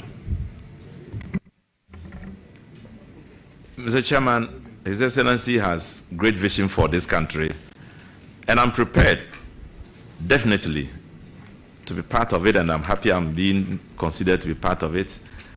So the answer is yes. Thank you, and I wish you well. Thank you. Thank you very much. Honorable Mahama Shaibu.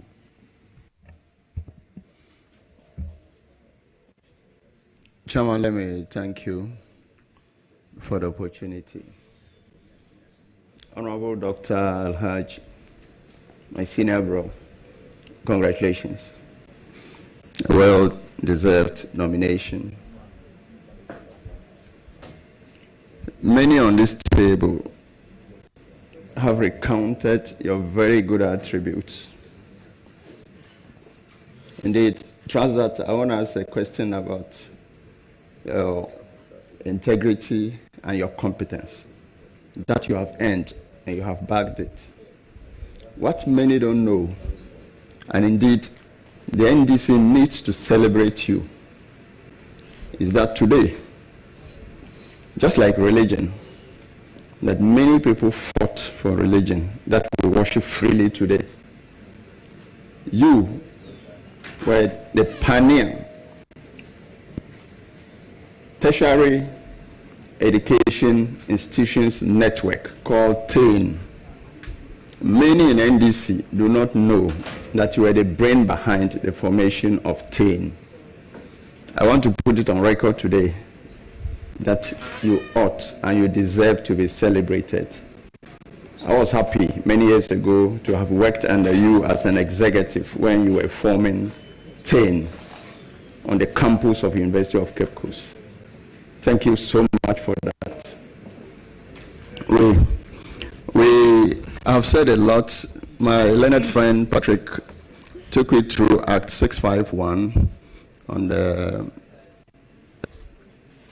harmonizing and then harassment. Let me move away from there briefly.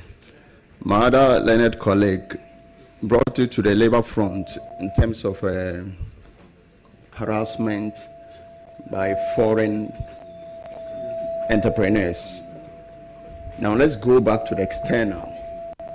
In recent times, you will have companies advertising for labor for people to be sent abroad for greener pastures. Indeed, there are many of them dotted on the internet. Some you cannot even trace to their offices. Now, innocent Ghanaians will normally apply, pay huge sums of money. Now, for some, apart from being duped or defrauded, the unfortunate ones who will find their way out to these so-called greener pastures are subjected to horrifying conditions. And footages on social media for the past 3 years would show horrifying accounts of some Ghanaians who, in the name of labor, going for greener pastures, people take them there, they don't know what to do. They get there, their passports are confiscated, and they are subjected to various forms of dignified. Please. Honorable Minister Nominee, I know this has been brought to your attention, or you have stated.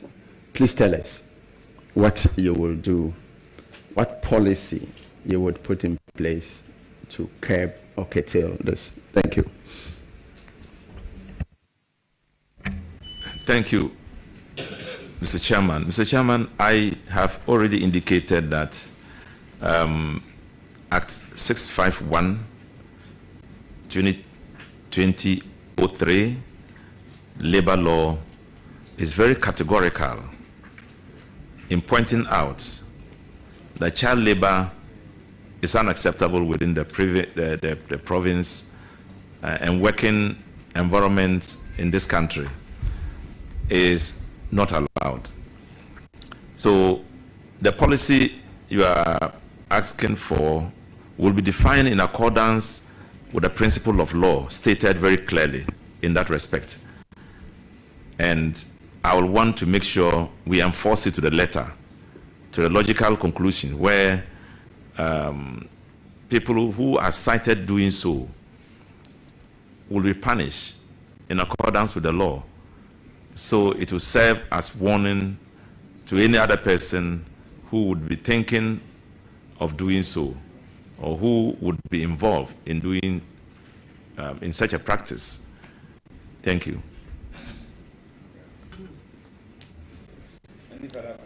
Yes, Mr. Chairman. Mr. Nominee, organized labor in recent times has not been that organized. Agitations here and there. Not sure whether it is a legislation problem or a question of practicality. You have studied the labor law. I know you have gone through it. What areas do you think are worth noting and looking at in response to organized labor? Thank you. I think that it's normal in the stream of things to find people agitating for more, because society is dynamic. Changes occur all the time. The wealth of the city fluctuates. So as we go along, people are found not to be getting the wealth of their input. So there are agitations and requests to increase and all that. So these things are normal. They will happen all the time.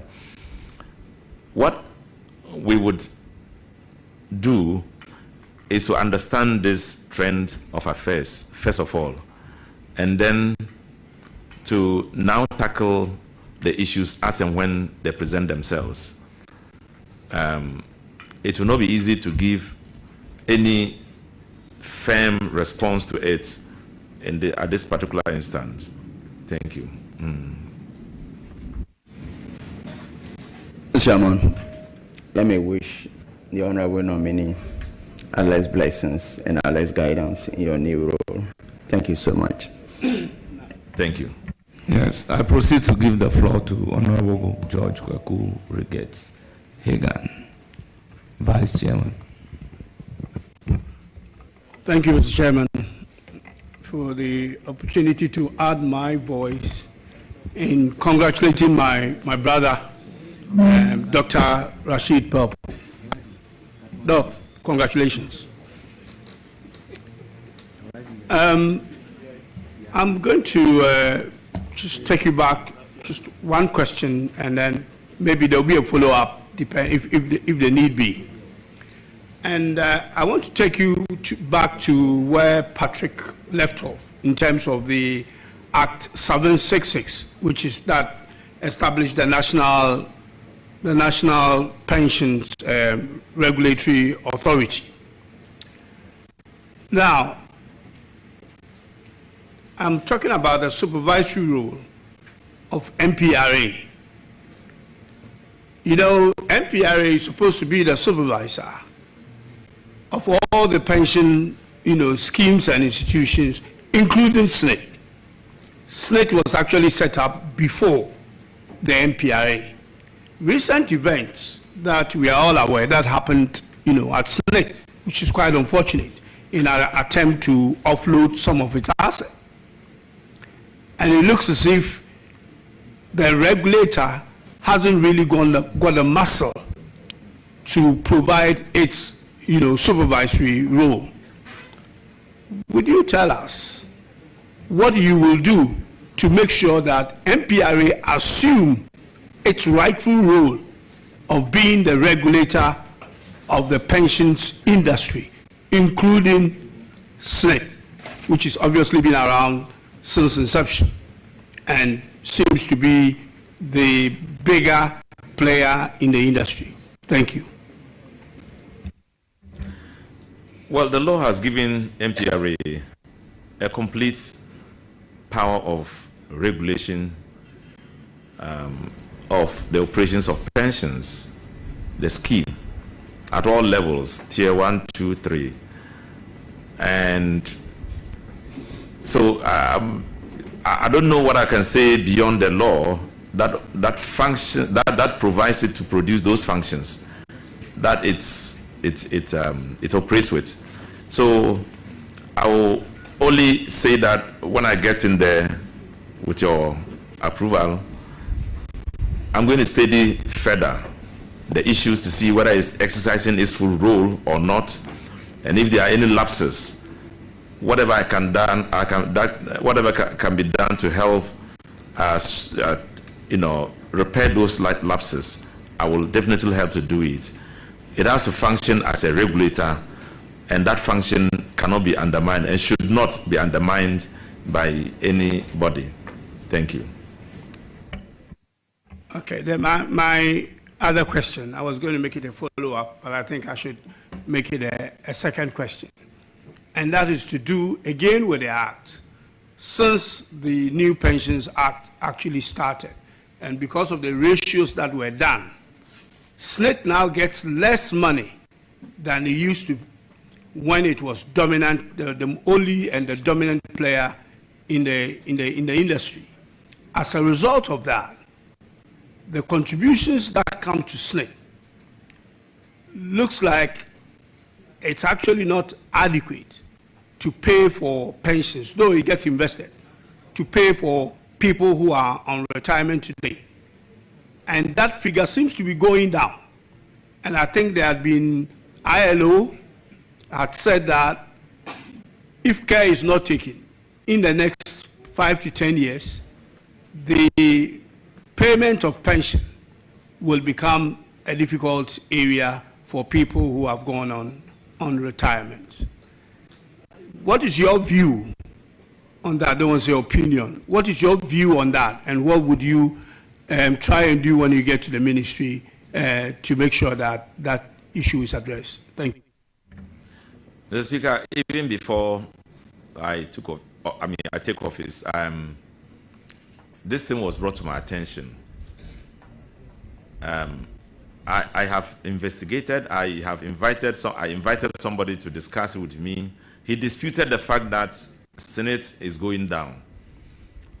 He explained to me that at this very moment, Senate is beginning, payments of pensioners have matured and they are spending money. So the overall cash element of Senate is coming down, but also that because of the reducing value of the CD, it has an effect on the totality of the money that is available, the worth of it. But he said, as they're paying and retiring people, more people are getting in, so not go down. But unfortunately, it does appear to me Senate is no longer part of the Ministry of Labor, Jobs and Employment. And so I will maybe work with the Minister for Finance so we can ensure that no lapses occur in that. Thank you. Follow up on that. So let's get it clear. MPRA is still under Labor, Jobs and Employment, and SLATE is under Finance. Is that your understanding? Yes, that is it. No further question. I'm sure you will find out when you get there what the situation with our pension is. And I know and I trust that you will be able to resolve the problem. You have the demeanor, the calmness, the diplomacy, the temperament and everything that we, earlier people who asked you questions have mentioned. We all know that. And I have no doubt in my mind that you'll be able to deal with labor issues and all the things that come with it. I wish you well, and congratulations again, my brother. Thank you. Thank you. I will now give the floor to the Deputy Minority Leader, Deputy Ranking Member, and now available ranking. Thank you very much, Mr. Chairman. I'm taking this opportunity to congratulate I'll call him my mentor. If anybody has been interested in my progress and my work in Parliament, I will name one person, that is Honorable Pepple, who has always been encouraging me, dragging me to committees, especially with the population census. We started together, and he was always encouraging me to do what is right and encouraging me to take up certain path. And I'm very grateful for that kind of encouragement. But we'll just have some few conversations as we move ahead. Because there are aspects of your life that people must know over there. Then I'm looking at your CV. And looking at your CV, I have one very interesting question for you. Honorable, you are a Muslim. Should I confirm that from you? Are you a Muslim? Yes, I am. Yes. Since this is a house of record, I just saw on your CV that you are married without telling me whether it's 1, 2, or 3, or whether you're going to add me to the bunch that are already out there. And so you are married. And how many wives do you have, please? Thank you, Mr. Speaker. I have two wives in my life. Thank you very much. And you are sure the 6 children are all the declared properties you have? Thank you. Yes, Mr. Speaker. I have 5 from one very committed, dedicated woman, a lawyer, and the second one from another one who is also a very committed, dedicated lady.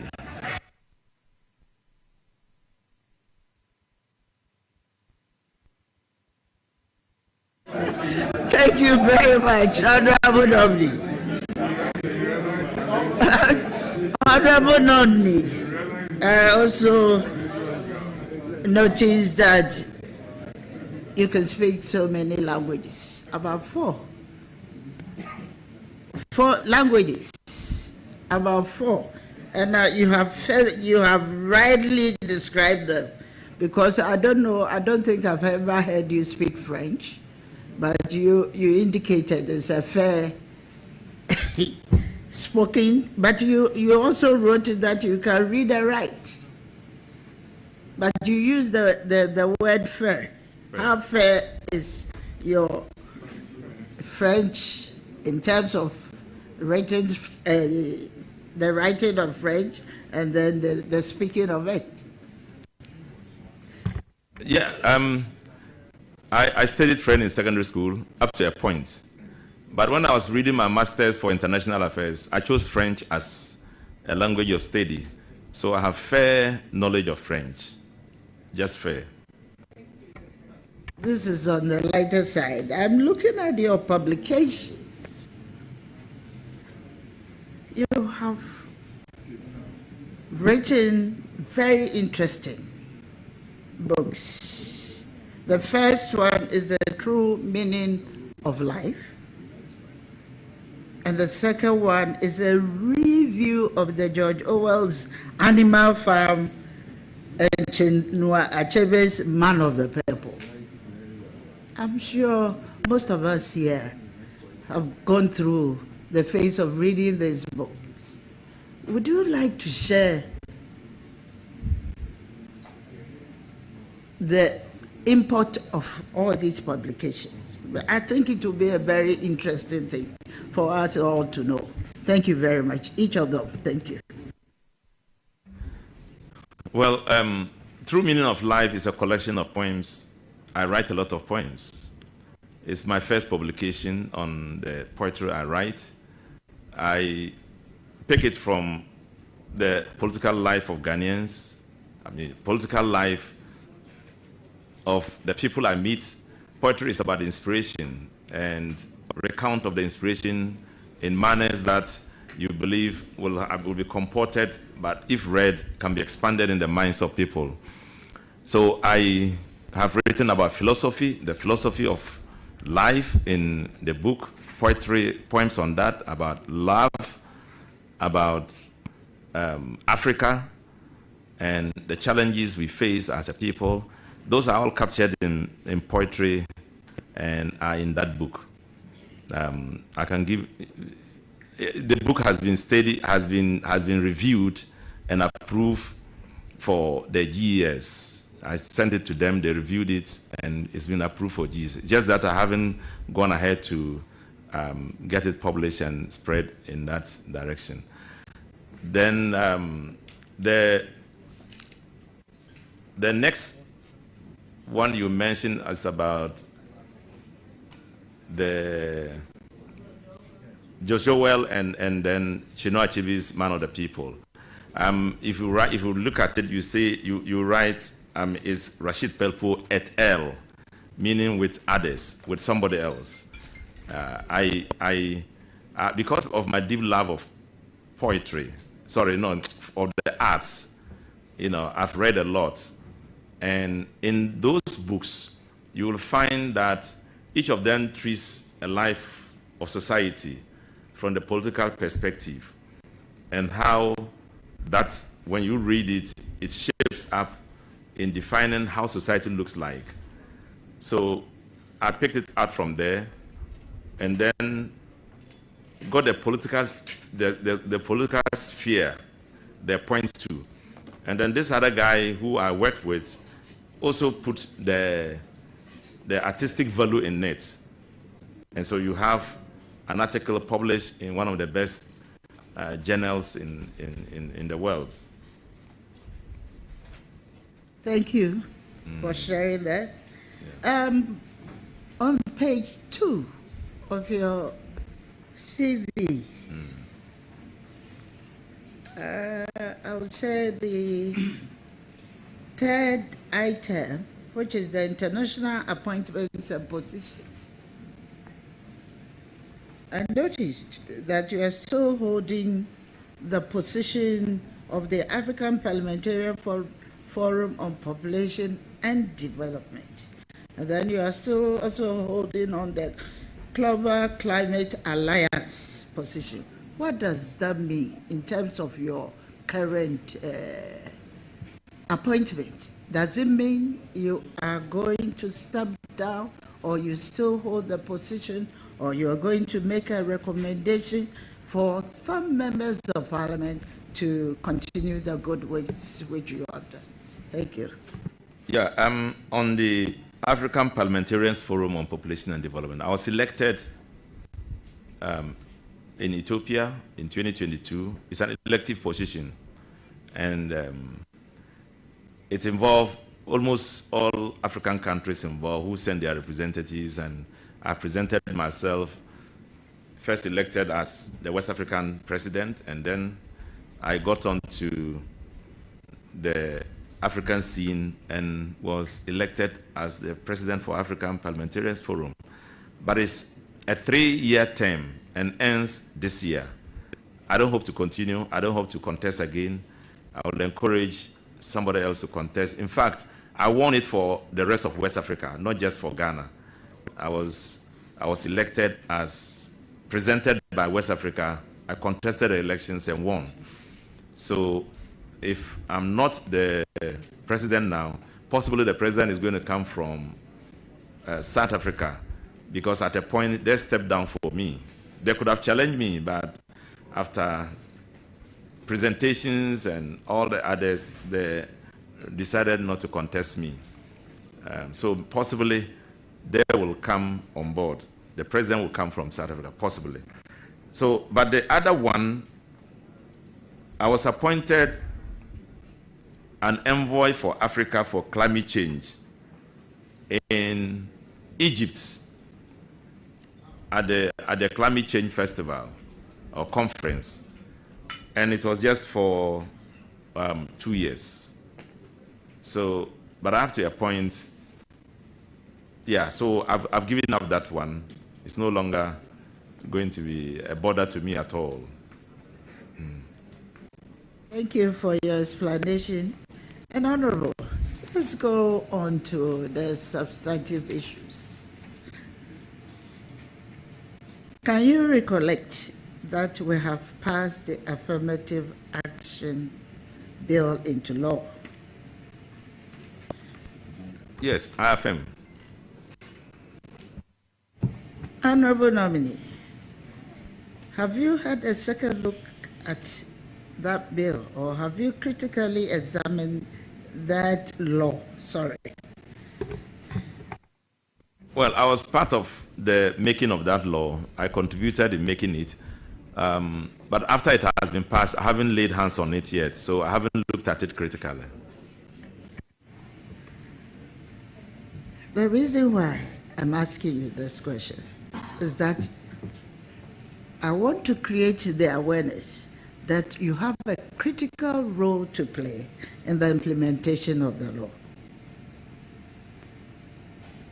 So, my humble advice, I don't think I'm going to further ask you any question. Some of the questions have already been put by the, but my humble advice is to take up the law again and then try and study it. Because one of the things that we are pursuing to do is not to see the law as a mere document we will be lying on the shelves following. I think as early as this year, we should start the implementation, because the implementation has all kinds of...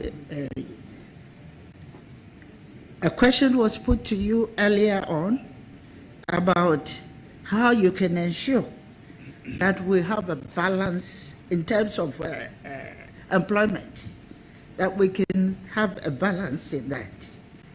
If you don't put on your gender lens, I don't think that particular question in which you answered will be achieved as we are. So that is what I want. So what can you assure this House? How you're going to ensure that the affirmative action law is widely implemented? Thank you. Thank you, Mr. Chairman. Mr. Chairman, I have already stated very clearly that I'm a pro-gender person, I like to see equity in all aspects of our lives. I like to see the youth, women, men, the adults, and the young person all viewed within a space where none is discriminated against unfairly.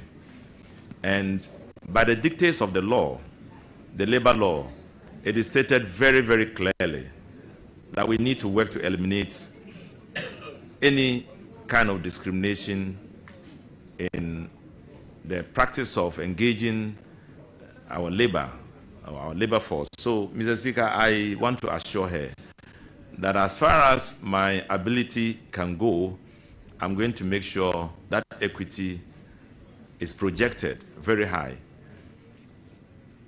Thank you. Thank you, Mr. Chairman. Honorable Nominee, there is one aspect of this assurance that I want you to re-emphasize. You agree with me that maybe it's because you haven't gone through the law again, that you agree with me that implementing ministry will be the gender ministry. So it will require some collaboration. So I want to bring to your attention that there should always be the eye to collaborate with the gender ministry to ensure it's fully implemented. And I don't have any doubt at all that you are going to be the pillar behind the good implementation of the affirmative action law. But let's come to child labor again. Child labor across the country, street hawking in the cities, farming with kids in rural areas, minors engaging in mining communities are some of the instances where kids are being exploited.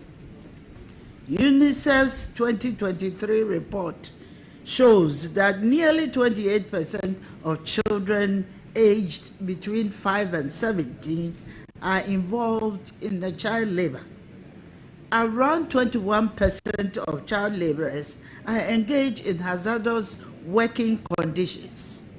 Subsequently, Ghana launched Ghana Accelerated Action Plan Against Child Labor in for 2023 to 2027 to address the issue. Honorable Nominee, are you aware of this Ghana Accelerated Action Plan Against Child Labor? If yes, what strategies do you have to ensure the country attains the plan's objectives? Thank you. Mr. Chairman, the ministry has already got an approach, a policy approach to it, and I understand it coincides with our overall perspective of how to fight child labor and how to ensure that we liberate our children from the evil of dragging them into a workspace that they don't belong. Mr. Speaker, I'm going to examine that policy.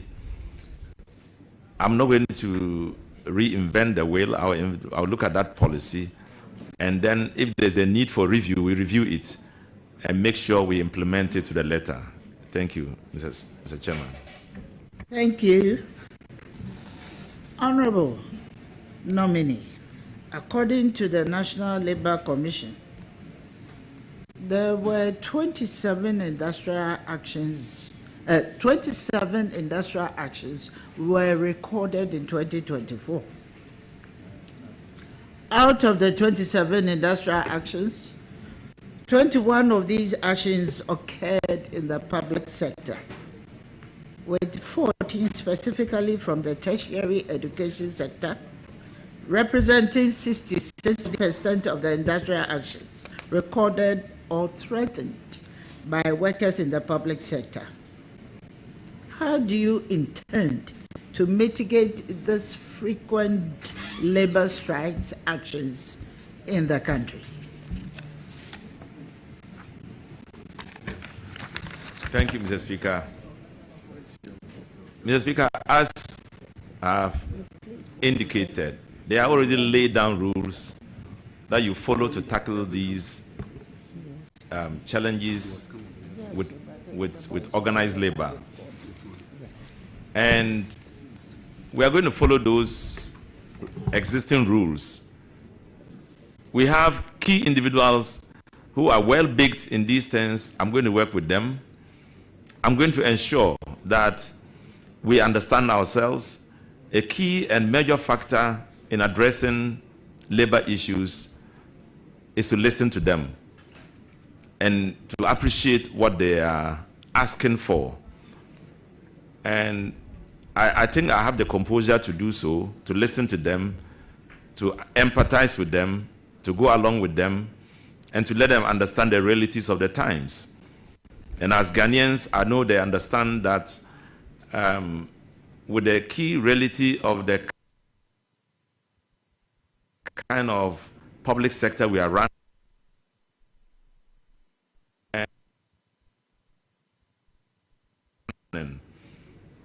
and the fact that we assume, and by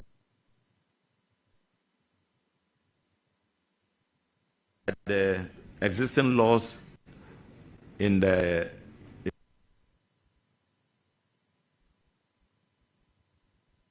Labor Act, and especially the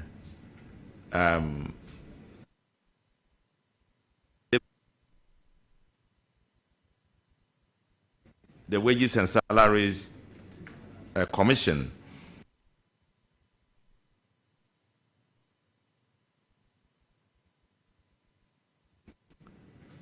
we need to ensure that there is a match, as my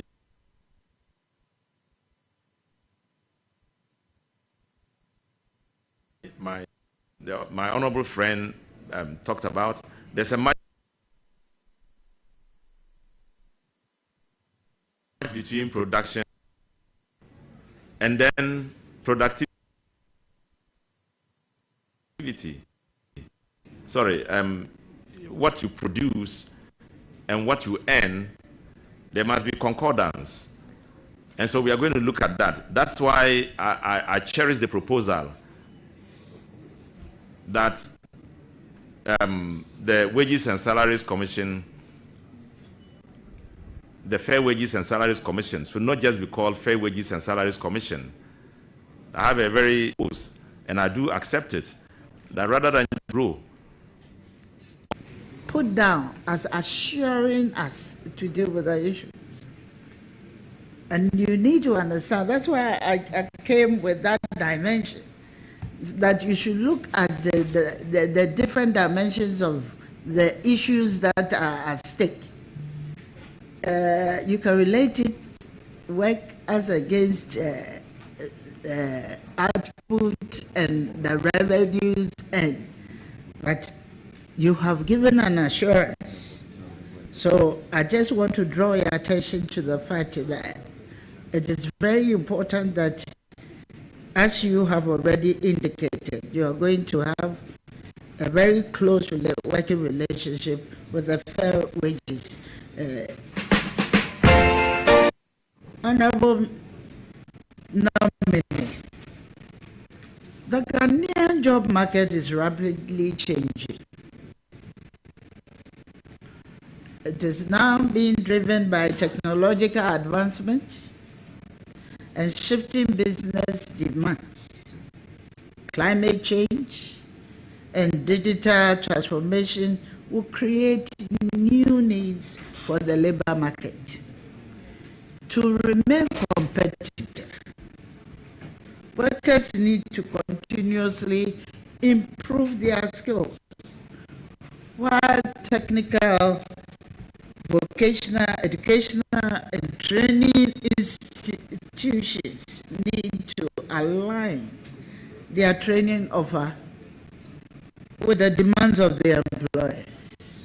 Unfortunately, young people often still lack the required skills to find meaningful work.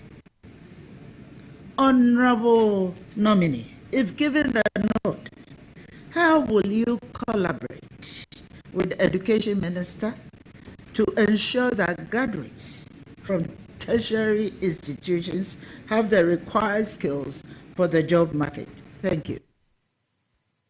Thank you, Mr. Chairman. Mr. Chairman, it is true that technology has changed the face and structure of our workspace.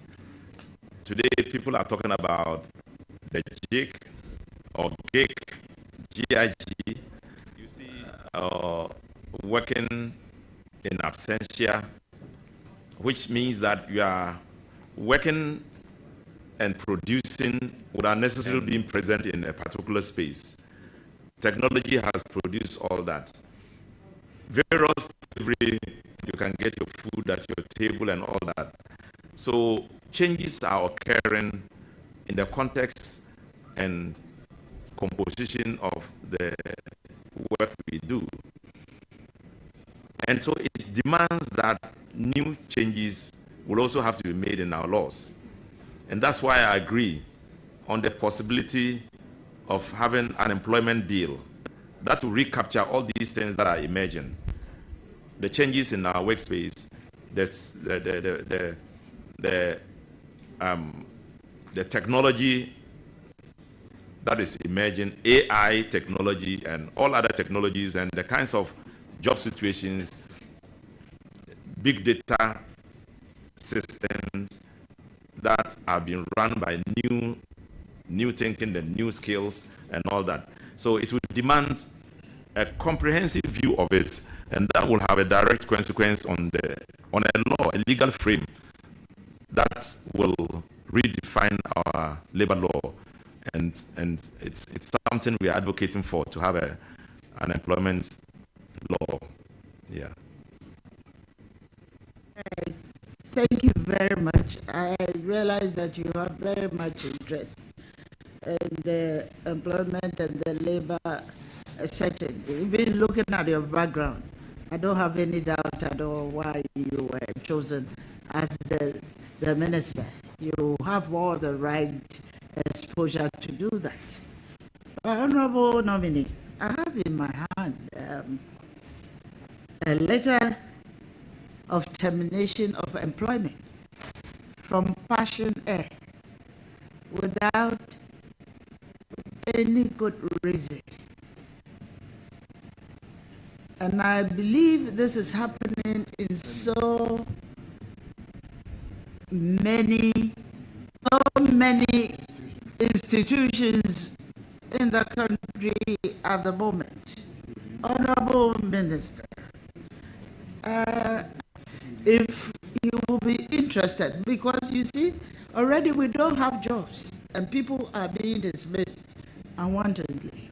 And it is very important that you also show some level of interest in ensuring that these people are not laid off without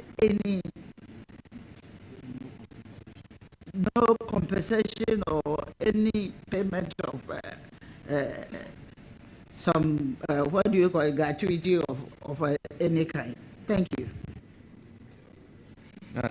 Honorable member, before you answer the question, our labor law has a provision for fair termination and unfair termination. So in the circumstances, looking at this letter, how would one be able to determine whether the termination in the circumstances is fair or is not fair under our own Labor Act? Honorable Chair, I think I was only trying to indulge in, if you will be interested. It's a question of yes or no. Yes, it's not. Honorable nominee. Thank you.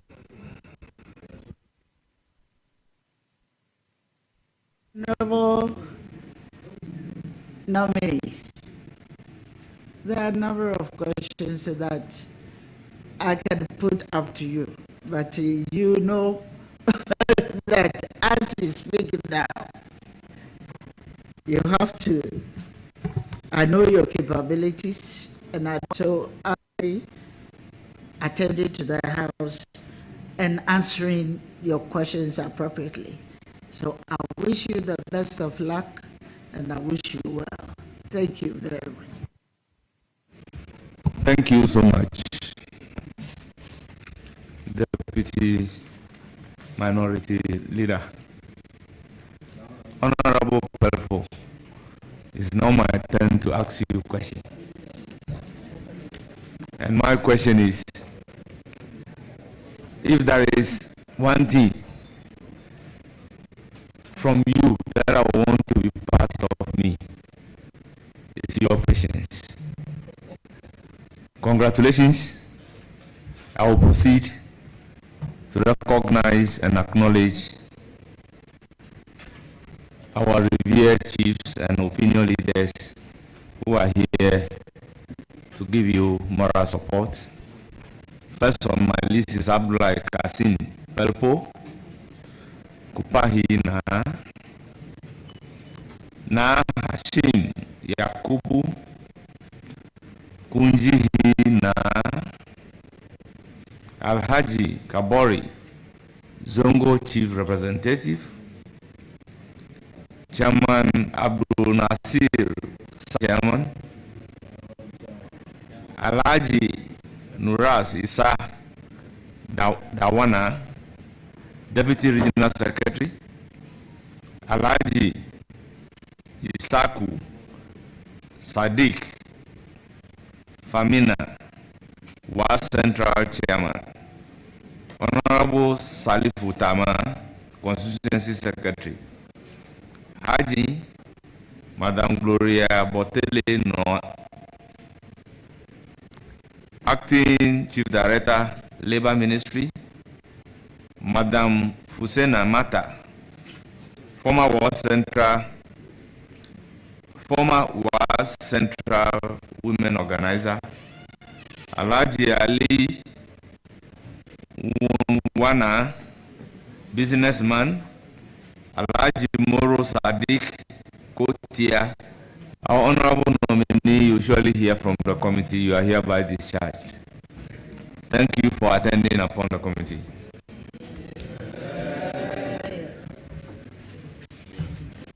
Our next nominee should take the seat.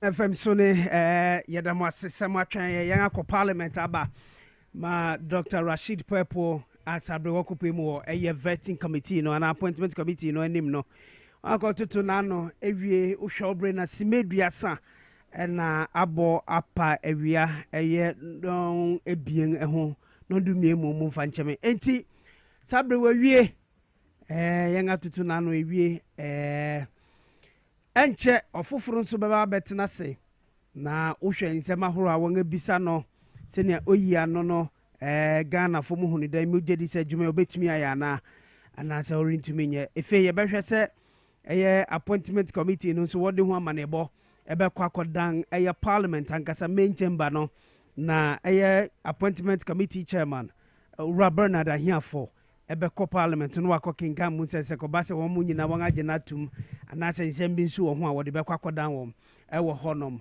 enti Ora Rashid Pepo na Sabre ordinary vet ni nyina aba na wie ahaya TVXY at power 97.9 yagusu ye wo hanom ne ebeko biara ye de ho amanebo ebebremo enti no erinche ofoforo obeba a obetoso ebien no ono nsoso no baba betena se na won ebisa ne nsem ewo honom enti yagusu ewo hanom enche no me colleagues ni be join me wo studio hanom say ekwa krantima na fe Dutch hima ni pa be no you know wo be join me wo studio ha na yan ahwe nsebisa no se ne akono no wo mu hu ne den and the big one no yehwe nim se Owura Samuel Nate George oyem rashe begweni ma de hia won ewo ningo pram yera John Dramani Mahama abonidinsi ɔno nso ɔmmɛhwɛ asɔe a yɛbɛhwɛ nkitahodin nsɛm so communications ministry no ɔno nso bɛkɔ akɔpiem ɛwɔ ɛyɛ appointment committee no anim efei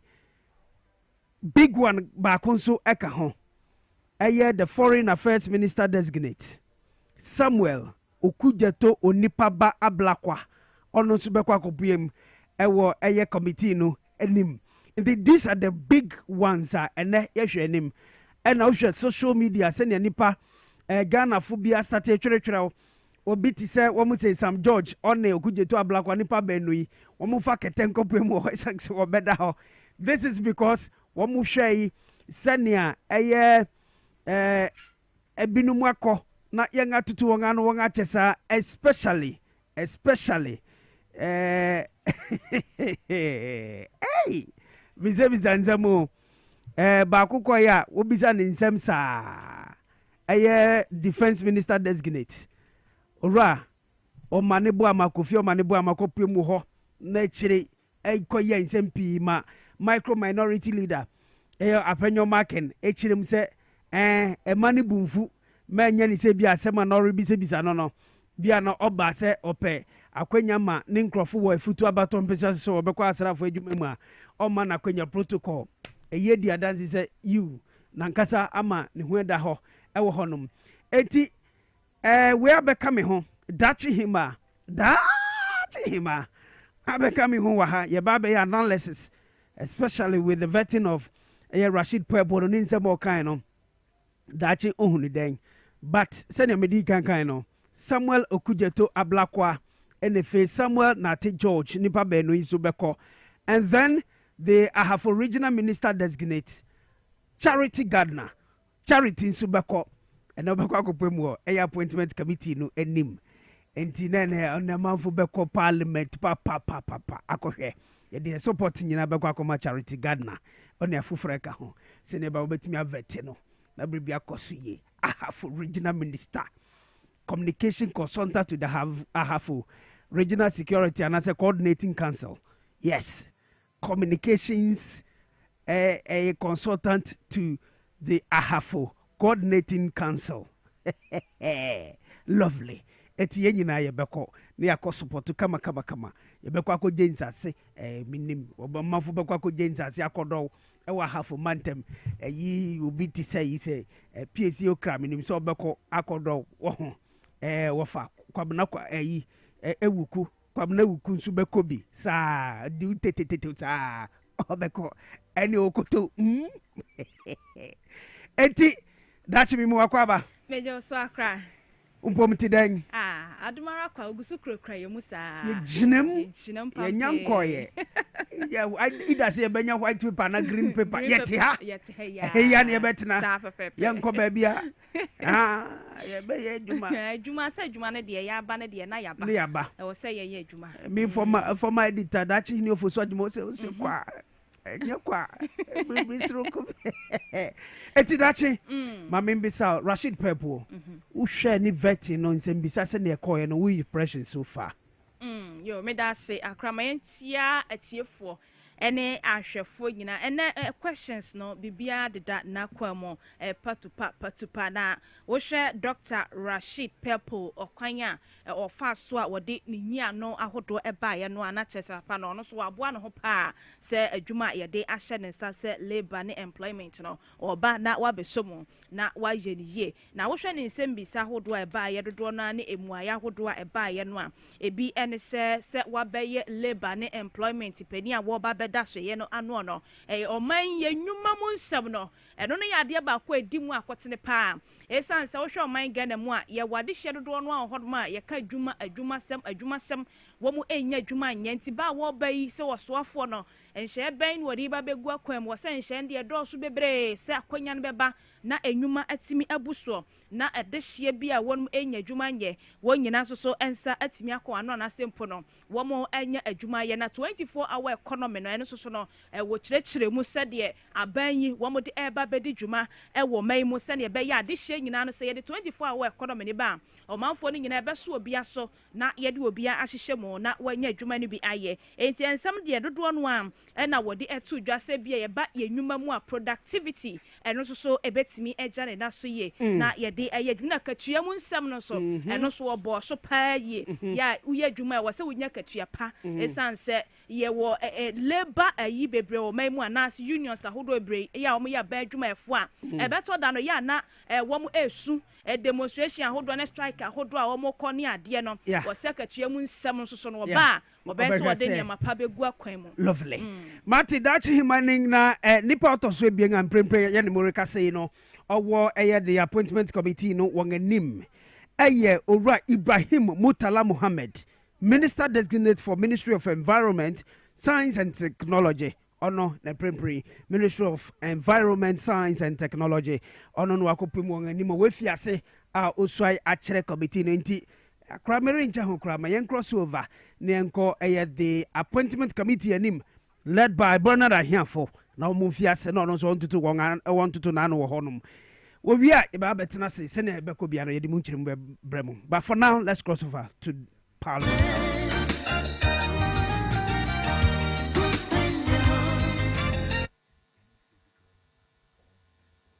Okay, so you better cross over, but Yanya link near fully. Ain't no Nioto sweep being a ne. Obabe Premu Ewo the appointment committee and more parliament Ibrahim Mutala Muhammad, Minister Designate for Ministry of Environment, Science and Technology, and on Subabe Premu we are Senate Schedule Senate Samuel Nati George for Communications Ministry, Digital Technology and Innovation Sono Subeba Ife Orakofi Idi Adams for Sports Ministry and Recreation on also Ebeba. Then Samuel Okujeto Onipaba Ablakwa, Minister Designate for Foreign Affairs Ministry, Ononso Primoho, Joseph Bukari Nikwe, Ononso Minister Designate for Ministry of Transport, Ononso Beko, Enife Isifu Seidu, Minister of State for Climate Change and Sustainability, Obeko, Enife, Nyotratune Day, Senencheno, Mrs. Charity Gardner, you. Or Minister Designate for Ahafo region. Intiono nsubekwa kopiem ewo honom na wonga tutu na no kama. Enti yabe cross over na yangako Parliament House bia vet in Efiase Ibrahim Mutala Muhammad and waji akunwa sabre. Let's cross over to between 2009 to 2012. Between that time too, I was also once the Secretary General of the All Africa Students Union. Office are occupied for 4 years. Honourable members, let's have some order. Do we have the marshal around? Do we have the marshal? Please tell the marshal.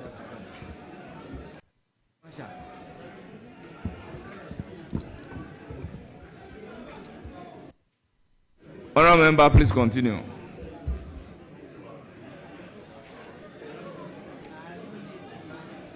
Thank you, Mr. Chairman. I don't know whether I have to start again or I should continue from where I stopped. Please continue. Okay. So I was a student leader. I have been a student leader for 10 years directly. And it is pleasing to state that I serve as a student leader at the same time my good friend, Honorable Anodompre. And I was the Secretary General of the All Africa Students Union. I was also the MP for Nantong. And I had the privileged opportunity to be appointed by His Excellency President Mahama in his first term as the Deputy Minister for Information. And subsequently, I was moved to Trade and Industry, where I served for 3 years.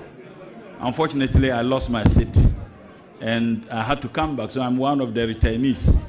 Then I came back in the 9th Parliament. In fact, I came back in the 8th Parliament and again also in the 9th Parliament. I served in the Finance Committee in my first term in Parliament. But this time around, I came back not as the MP for Nantong, but MP for Tamale Central. Thank you, Mr. Chairman. Thank you. We'll without wasting time, honorable members, order. Let there be order outside.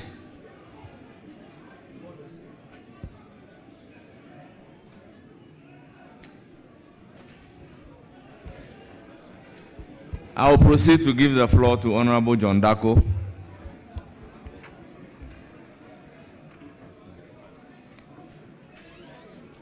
Thank you very much, Mr. Chairman. Honorable Nominee, with the announced plan of the United States to withdraw from the Paris Agreement to the UNFCCC, on the basis that the agreement undermines its economy and also puts its economy in disadvantage. That's what the United States has said as a reason for announcing their withdrawal from the Paris Agreement. And then China's seemingly unwillingness to go by the Paris Agreement. Do you think Ghana, which is a near zero emitter, should continue to honor its NDCs? And if you think so, how do you think we can do that in the face of the many challenges we face as a country? Thank you, Mr. Chairman. It is a worrying development, considering the fact that United States of America is one of the biggest funders of, if you like, donor support that is given to many countries, particularly LDCs, in terms of their fight to ensure that there is some environmental sustainability. It is worrying, and more so taking into consideration the lackadaisical attitude that indeed have been shown by many of the countries that are engaged in the highest emission of distance. And so I think that what we need to do as a state is to see how we can continue with the bilateral relations we have with America. I do know that EPA has a lot of their funding coming from United States of America. I do also know that CSIR, they've gotten a lot of funding to execute some of their programs and projects. So it is worrying. So I think it's a diplomatic issue. I would not be able to find out why America thinks that they should withdraw. But I think that our leadership can find a diplomatic solution to it, because this particular action is something that would affect our determination to ensure that the pace at which we move in as a state in terms of environmental sustainability is not the best, but it is encouraging. And this will be a setback. So I would suggest, and maybe perhaps suggest to His Excellency the President, that we need to take advantage of the diplomatic channels, see how best we can continuously get some of this assistance from the United States of America. Thank you very much. Any further question? Mr. Chairman, I have a follow-up.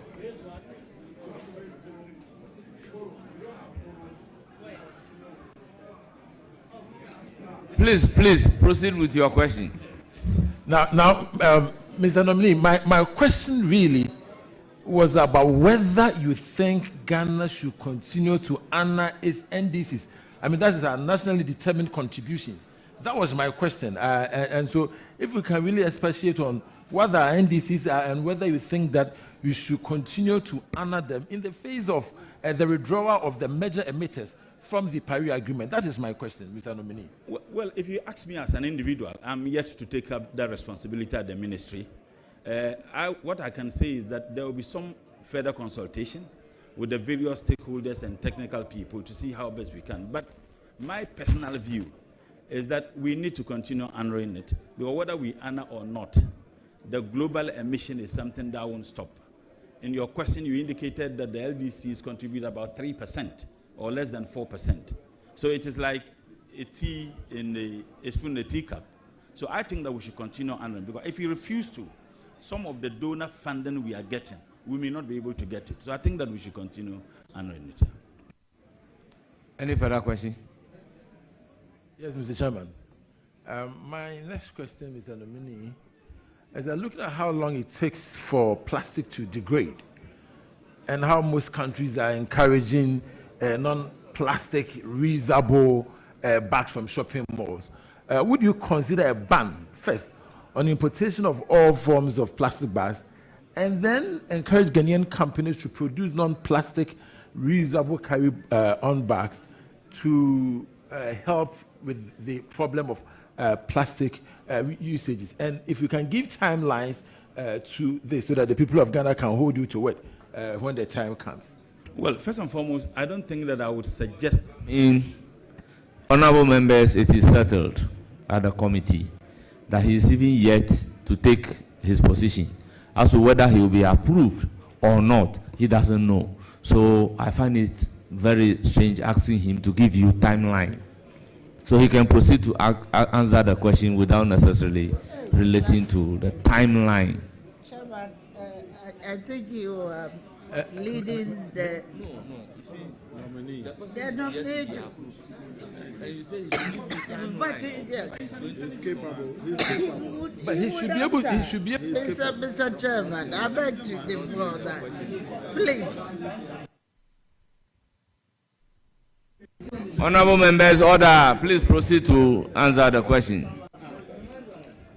Thank you, Mr. Chairman. Mr. Chairman, I think that if I'm approved by this committee, I think we need to do a comprehensive feasibility study to ascertain the socio-economic impact of such a ban on the people of this country, and also take into consideration whether there are alternatives, and as to whether those alternatives are available and cheaper.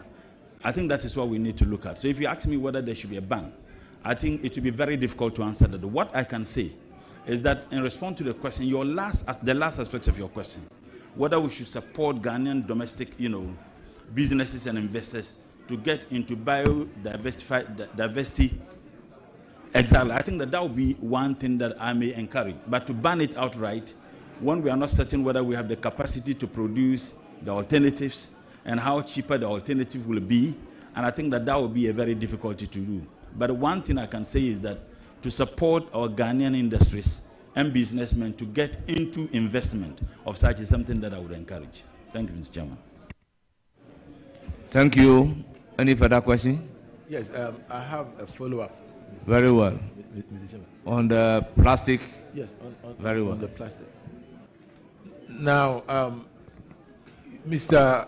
Nominee, have you realized that in this country, when people even buy a bottle of water, a plastic bag is given to them, and in most cases, once they take the bottle of water, they drop the plastic bag. I don't know whether you are aware. It is the reason why we have a lot of plastic waste in our country. And so if you are saying that when it comes to the importation, you consider it later. But what would be your policy on the use of plastics in this country? That you should be able to tell us that it should be something that we should ban in the country, the use of plastic in the country. Because there are other countries around the world that have either banned the use of plastic or they've made it so expensive that people want to reuse plastic when they buy it. Here it is so cheap that people are able to buy like 10 of them a day. And so,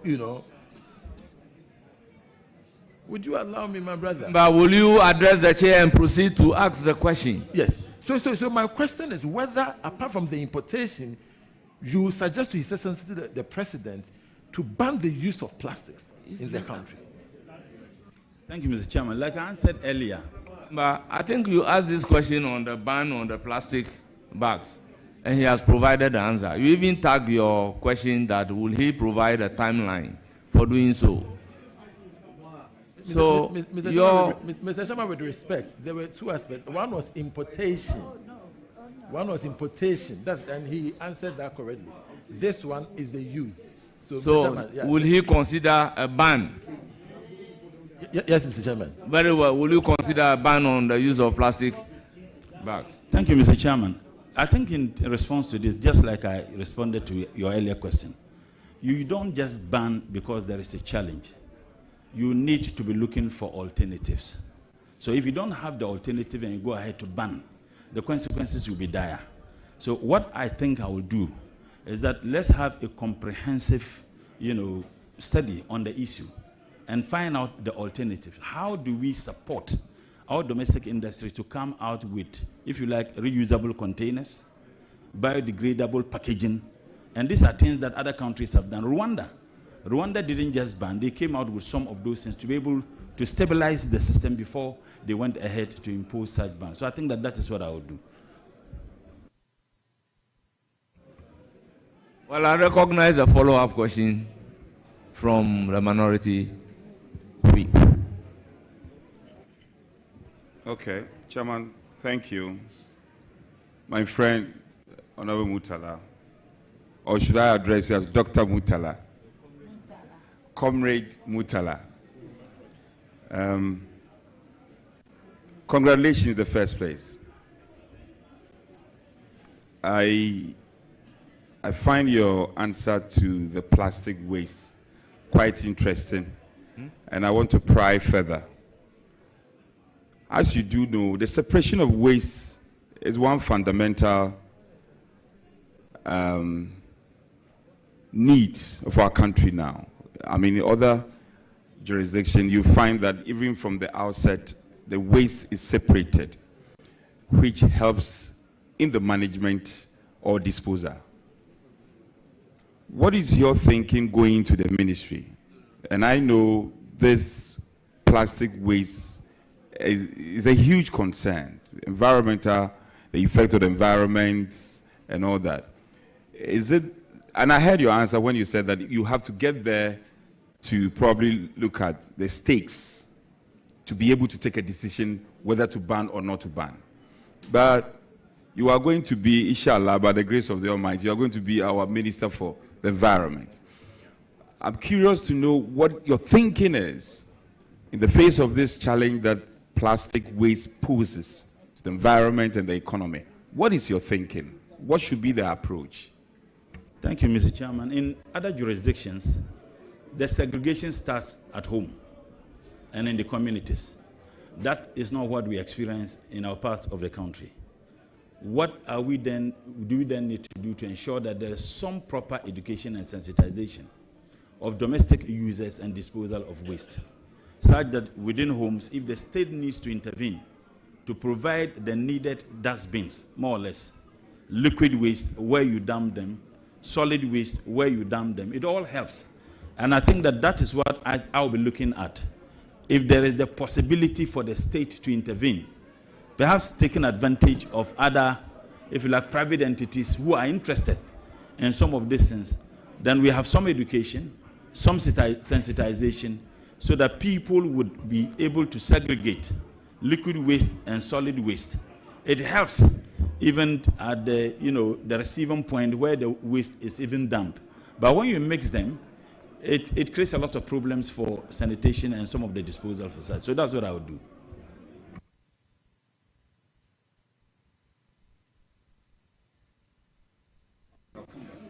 Honourable Member, your last question.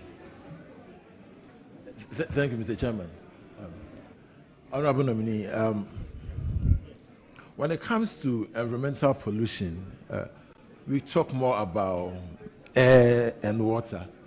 But there's another one which we seem to have forgotten, and that is noise pollution, which is generally caused by the traffic noise, air noise, construction sites, catering, and nightlife, and even especially religious bodies. Do you mind sharing in detail your specific plans to combat all these forms of pollution, but especially for today on noise pollution? I think if we have, ministries and agencies are not supposed to be working in isolation. What I will do is to deepen the collaboration between ministries to ministry, agency to agency. If you look at noise, for example, you may see it entirely as a responsibility of MESTI.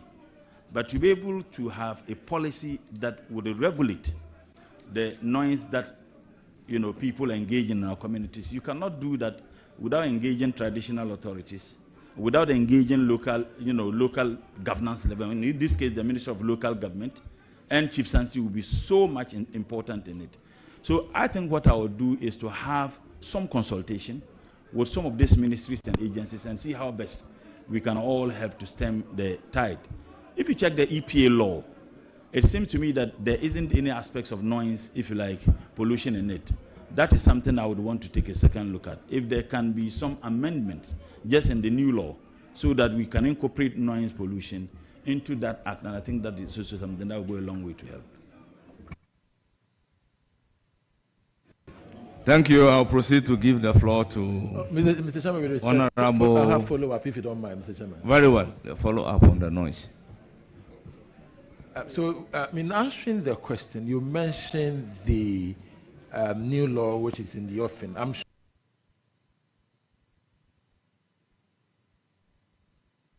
you've seen it. In answering the question, you mentioned the new law which is in the offing. I'm sure you've seen it. And so, are you able to share with us the specific provisions in the law which you believe can help with the noise pollution? Or if there are none, are you able to tell us the lacuna, what you think should be done regarding the new bill to be able to combat this noise pollution?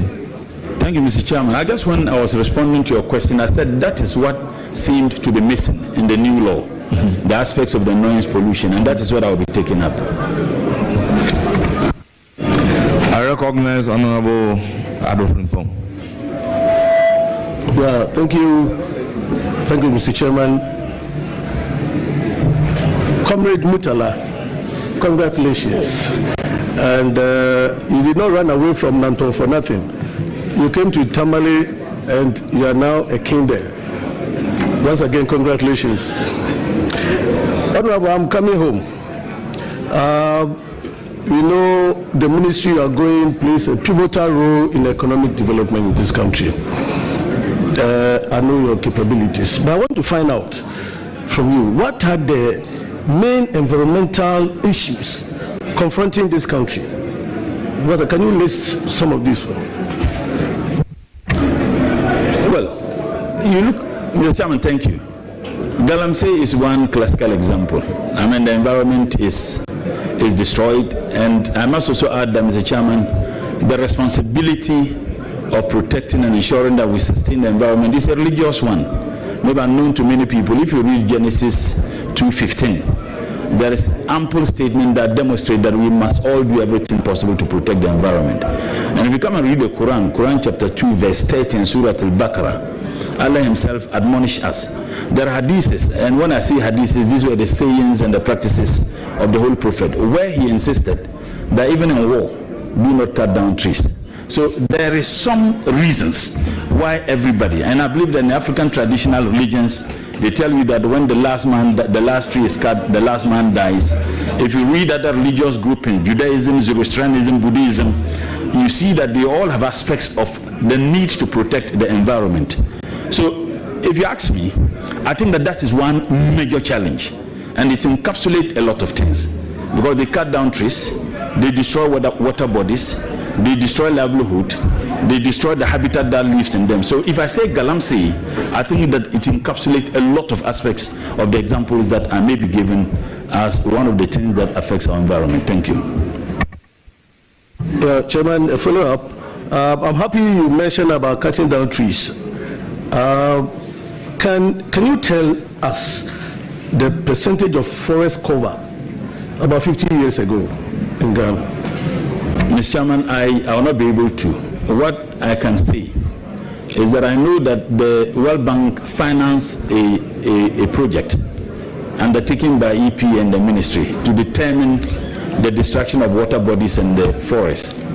And the report was shocking. When they quantified it, it constituted about 10% of our GDP. So what I even intend to do is to take an audit of the environmental degradation that we have had in this country. Well, if you have an audit that is done, then you have something, in hand that you can work with. But it seems to me that we are engaged in firefighting.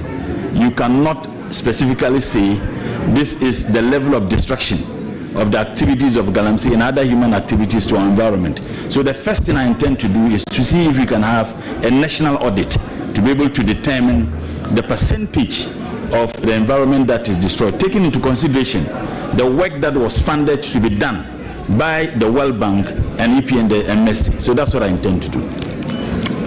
Yeah, thank you, Mr. Chairman. I still want to bring my brother down to that same. This is a follow-up, Chairman. I want to know presently if you have an idea the percentage of forest cover in this country. I don't have that in hand presently. I don't. Okay, what I can tell you is that a substantial amount of deforestation has taken place. You are going to... Honorable, my very good friend, you are to ask question. A preamble, but you say what you can tell him.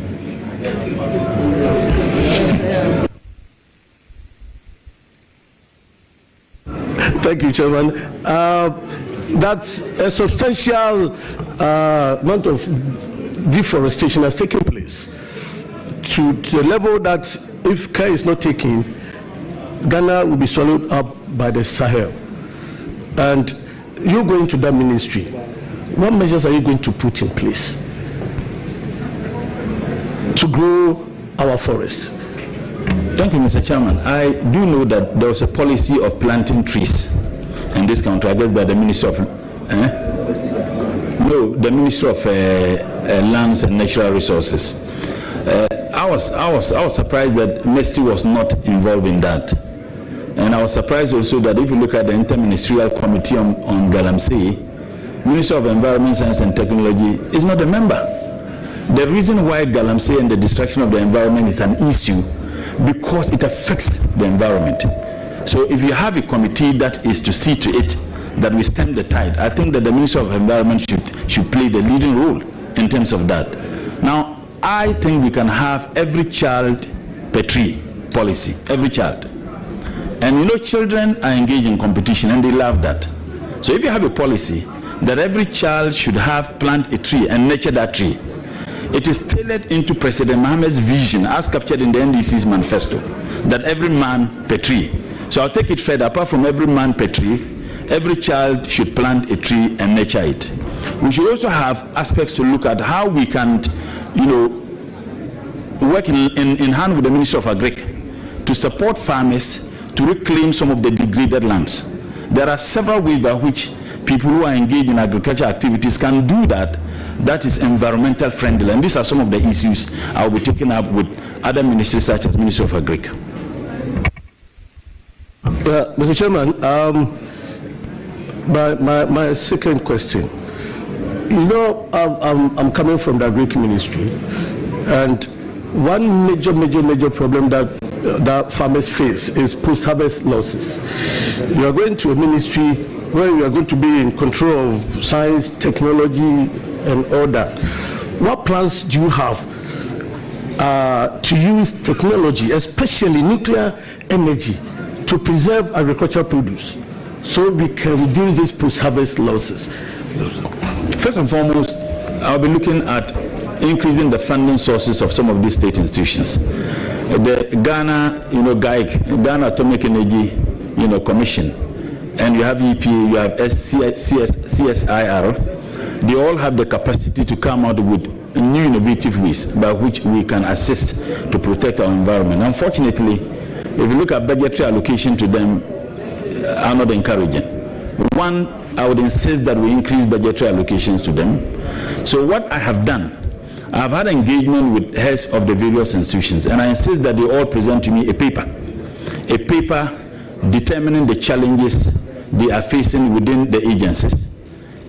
Challenges which prevents them, unfortunately, from executing to their fullest capacity, and means by which we can find solutions to them. So that if I am discussing that with the government, I should discuss with the government having something that is concrete.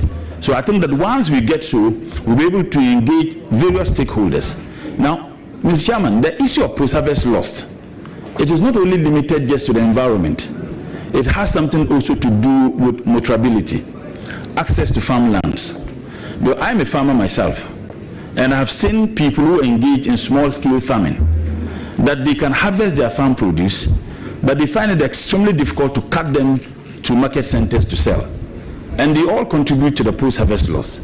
How do you work in tandem with Ministry of Roads so that that link that ought to exist between ministries is deepened? And I think that these are some of the issues I want to look at. Now, as much as look at the aspects of the environment and what we intend to do, I'll look at the aspects of other ministries can do in line with the Ministry of Environment, Science and Technology to reduce this post-harvest loss and increase agricultural yield. Thank you, Mr. Chairman.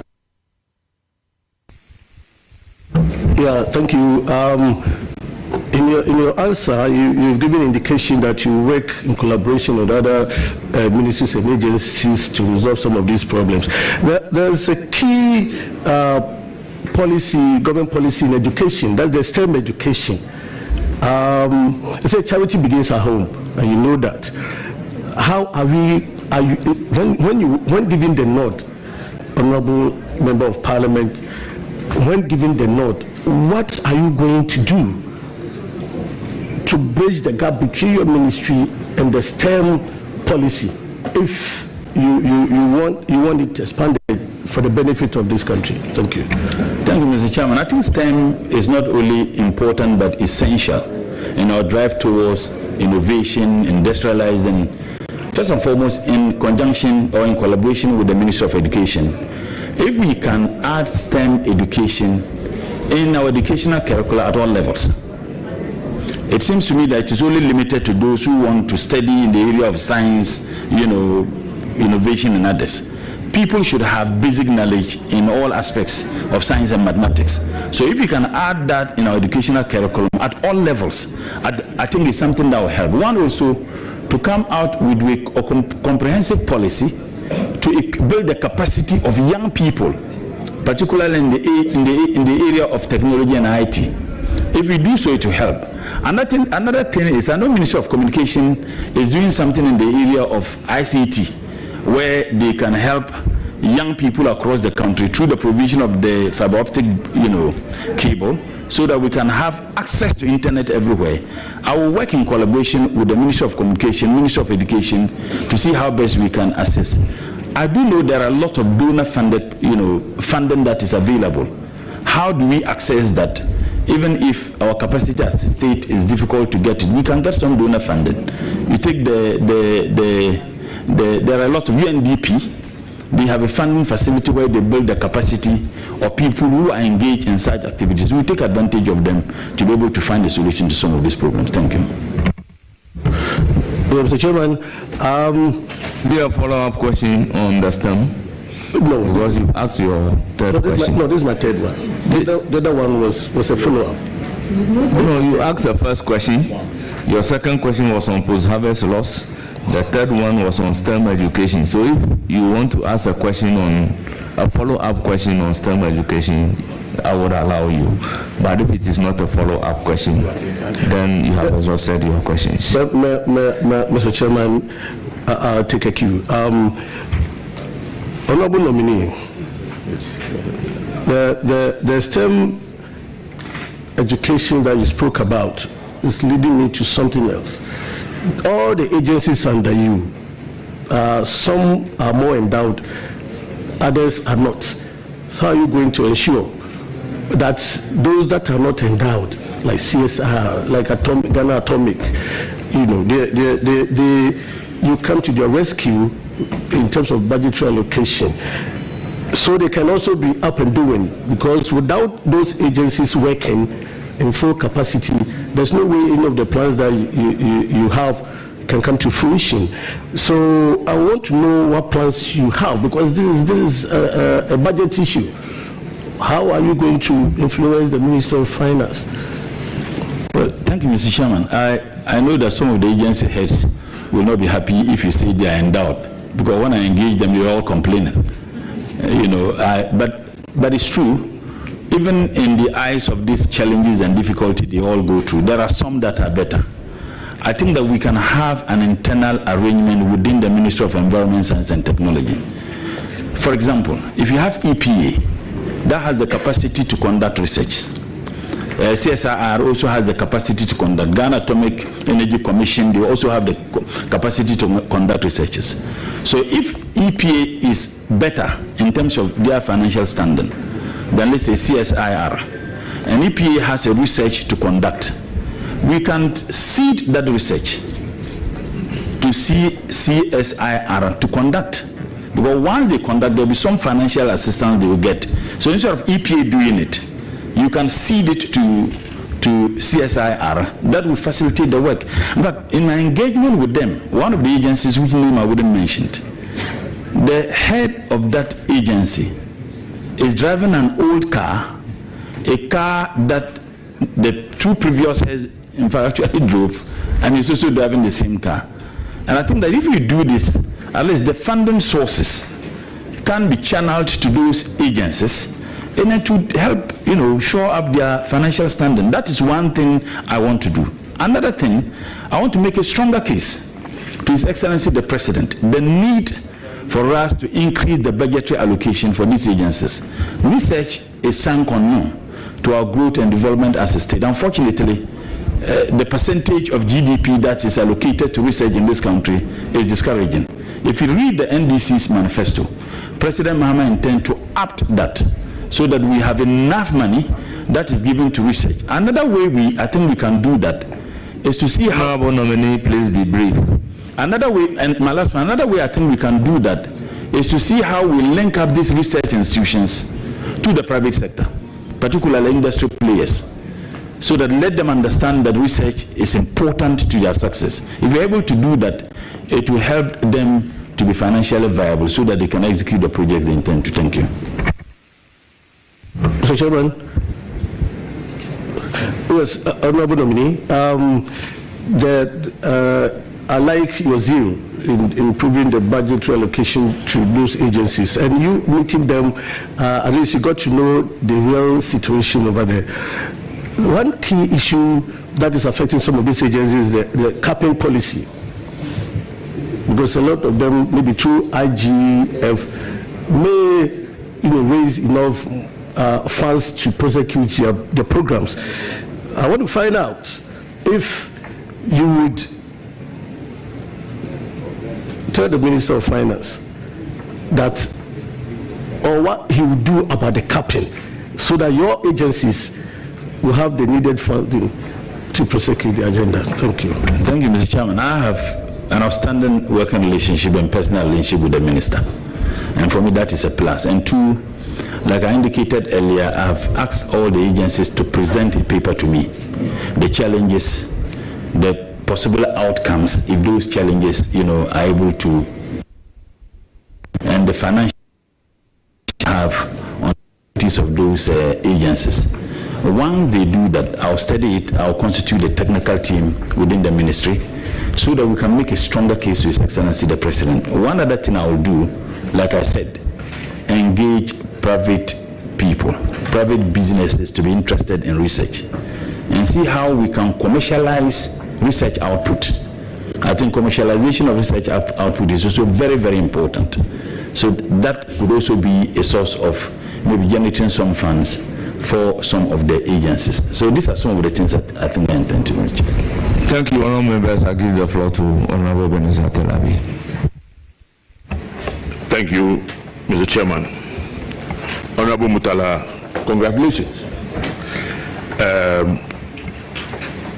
I like the way you answered all the questions. And, I must say that I was going to go on that tangent, but my colleague has asked all the questions and you've answered them appropriately. But then your last comment about commercialization. When it comes to funding of the research institutions, because we are unable to get money locally for them, there's a tendency for adequate funding. Yes, some of them don't even get research. You see, there's a difference between paying salaries and giving them money for research. That's the problem. Because of that, this idea of research institutions going commercial is being floated around. What is your take on that? Do you believe that they should go commercial? And if they go commercial, is it not going to affect their core business of doing R&D? Thank you. Thank you, Mr. Chairman. When I read the act of the CSIR, I got the sense that there's a commercial aspects of the work that unfortunately that is not being done. That's one. Two, we are not commercializing the entire research institutions under government. We are commercializing the output so that they can still perform their core functions as state institutions, but they also be engaged in conducting some research for commercial purposes so that they can generate some revenue to be able to execute that which the state demands them to do. Because I have realized one thing with my engagement and some of the information I've gathered, that you have a lot of scientists and experts under various agencies, under the Ministry of Environment, Science and Technology, who are doing work privately and earning some income, using state facilities to execute those researches, and no money comes to the state. I think it ought to stop. Even if there is a percentage of what they earn that comes to the institution that they engage, because they are employees of the state. The state pays them. We are not saying that they should engage in having some private researches that they conduct for international organizations. One thing we have noticed, that some of them, they ask them to conduct the research. When they get the information they need, even before the conclusion of the research, they stop. And with the excuse that funding is no longer coming, they would have gotten what they need. So it's a form of a brain drain. Unfortunately, that brain is drained within Ghana. It is not taken out there. I think that is something that we need to look at. Honorable, I'm doing a follow-up. Honorable Nominee, don't you think it may require the setting up of a special center that should be looking at this commercialization of this research outputs out there? Thank you. Thank you, Mr. Chair. I think it's a very good idea, and it's something that I certainly would consider, more so engaging various stakeholders in the industry. Thank you, Chair. Honestly, Honorable Nominee. Honorable, yes. Is that a follow-up? Yes, or another question? Another question. So that will be your second question. Yes. And okay. All right. Not necessarily a question, but all right, go ahead. Mr. Nominee, if you go back to CSI, realize that we have, as you said, we have capable scientists, and sometimes they are forced to look for funding outside because we don't give them enough funding. On the aspect of commercialization, in fact, I hold the view seriously that the research institutions must not go commercial. In fact, that is my view. Member. Yes. Question. Yes, I'll ask the question. Please. I hold the view that they should not go commercial. However, as you said, this must be subjected to further discussion.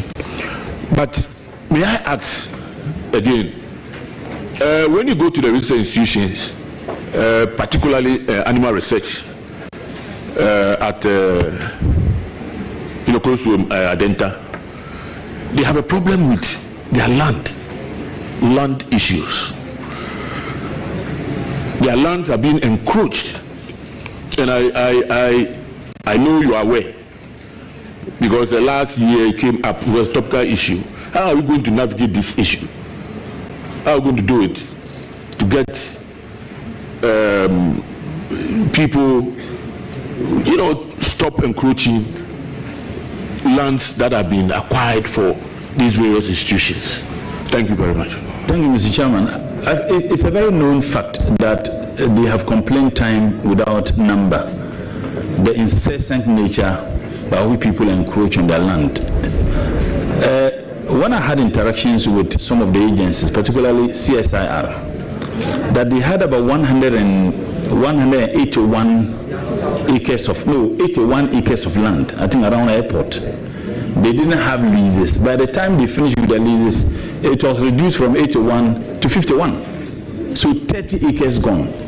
I would insist to find out where those lands have gone to. Because I made it very clear to them that if they are telling me that it was 81, and by the time they finish with the lease, it reduced from 81 to 51, we need to find out where the 30 acres of land have gone to. One other thing is to work in collaboration, one with the Minister or Minister of Interior, to see how best they can protect some of this. If we can have a fast-track court on environment, it's an idea that I'm thinking through, to see if we can have that, so that through, in conjunction with the Minister for Justice and Attorney General and the Chief Justice, if we can have a fast-track court to deal with environmental issues. Taking land that belong to some of these institutions can't even be added as part of the issues. It will help, because one of the agencies told me that they have spent almost 50% of their time going to court and chasing those who have encroached on their land, when in actual fact they'll be spending the time doing things that will aid the effective work of the institution. Hold on. It's a follow-up. You don't have a third question? No. All right. Okay. Please go ahead and then. Thank you. Honorable Nominee. Again, please, Honorable, make it sure. Will you suggest that ORA assist in investigating those behind this one? Because, why? Legal authority, that's ORA. Why? Because information I have is that some of the staff themselves are complicit when it comes to issues. Thank you very much. Chairman, what legal basis does ORA have to assist? Sorry, Honorable. And he made a categorical statement that Honorable, we haven't got my eye. Please, let's complicit. Please.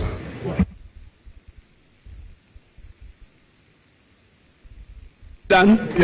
Okay, Nominee, please. Mr. Chairman, I think this new information he's given to me as to the complicity of employees of those institutions. I think that if it is so, he's an honorable member, and I do know that he can't just make a statement without evidence. I would have further engagement with him so that we can involve appropriate state institutions to investigate the matter. Thank you.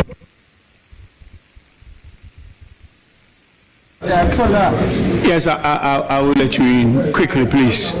Honorable Acting Chair, Honorable Nominee, you've made a categorical statement over here about the dwindling size of the lands for research and other purposes.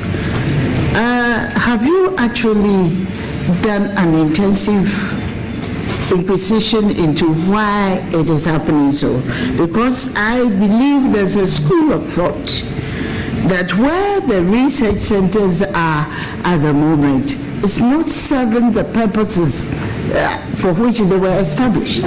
And it will be advisable if they are relocated beyond, because you are talking about animal research center and some of the lands that are required by that.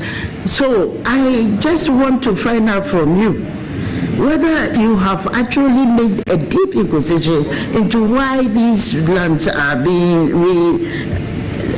reallocated. Thank you. Thank you, Mr. Chairman. I indicated in my response that this was something that came up when I engaged the various agencies under the ministry. I think that with the investigation that will be done into it and further inquisition as you're suggesting, we'll be able to know what happened to those lands. Because if I'm told that 81 acres, and by the time they got the lease, it reduced to 50, we need to know. So I would, your advice is something that is very important. I know you've been a deputy minister at the ministry before. I've had interactions with you, and I told you that after the vetting, I will engage you further. I think you'll be a very important person to give me some of this information. Thank you. Hold on, you come in later and give us the information. I would like to call on Professor Hamza. It's your turn.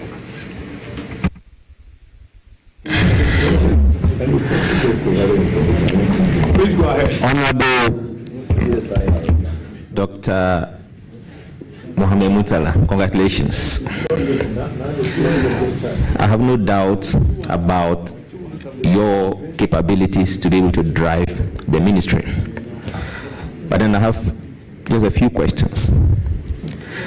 Well, under the Paris Agreement, countries are allowed to collaborate in order to be able to meet their climate targets.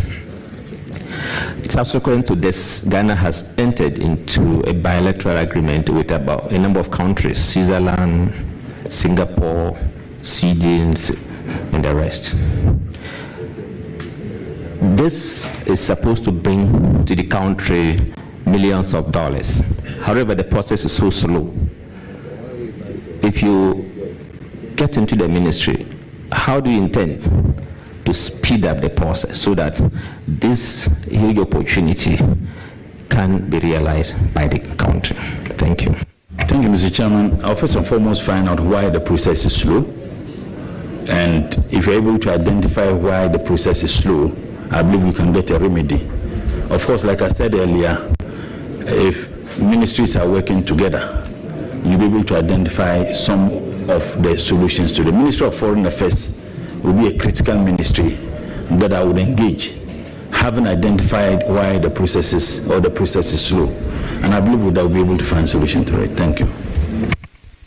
Thank you for the answer. My second question is, funding research in Ghana is a perennial problem which everybody is grumbling with. We took a bold decision as a country somewhere around 2020, and we passed a law, the Ghana National Research Fund.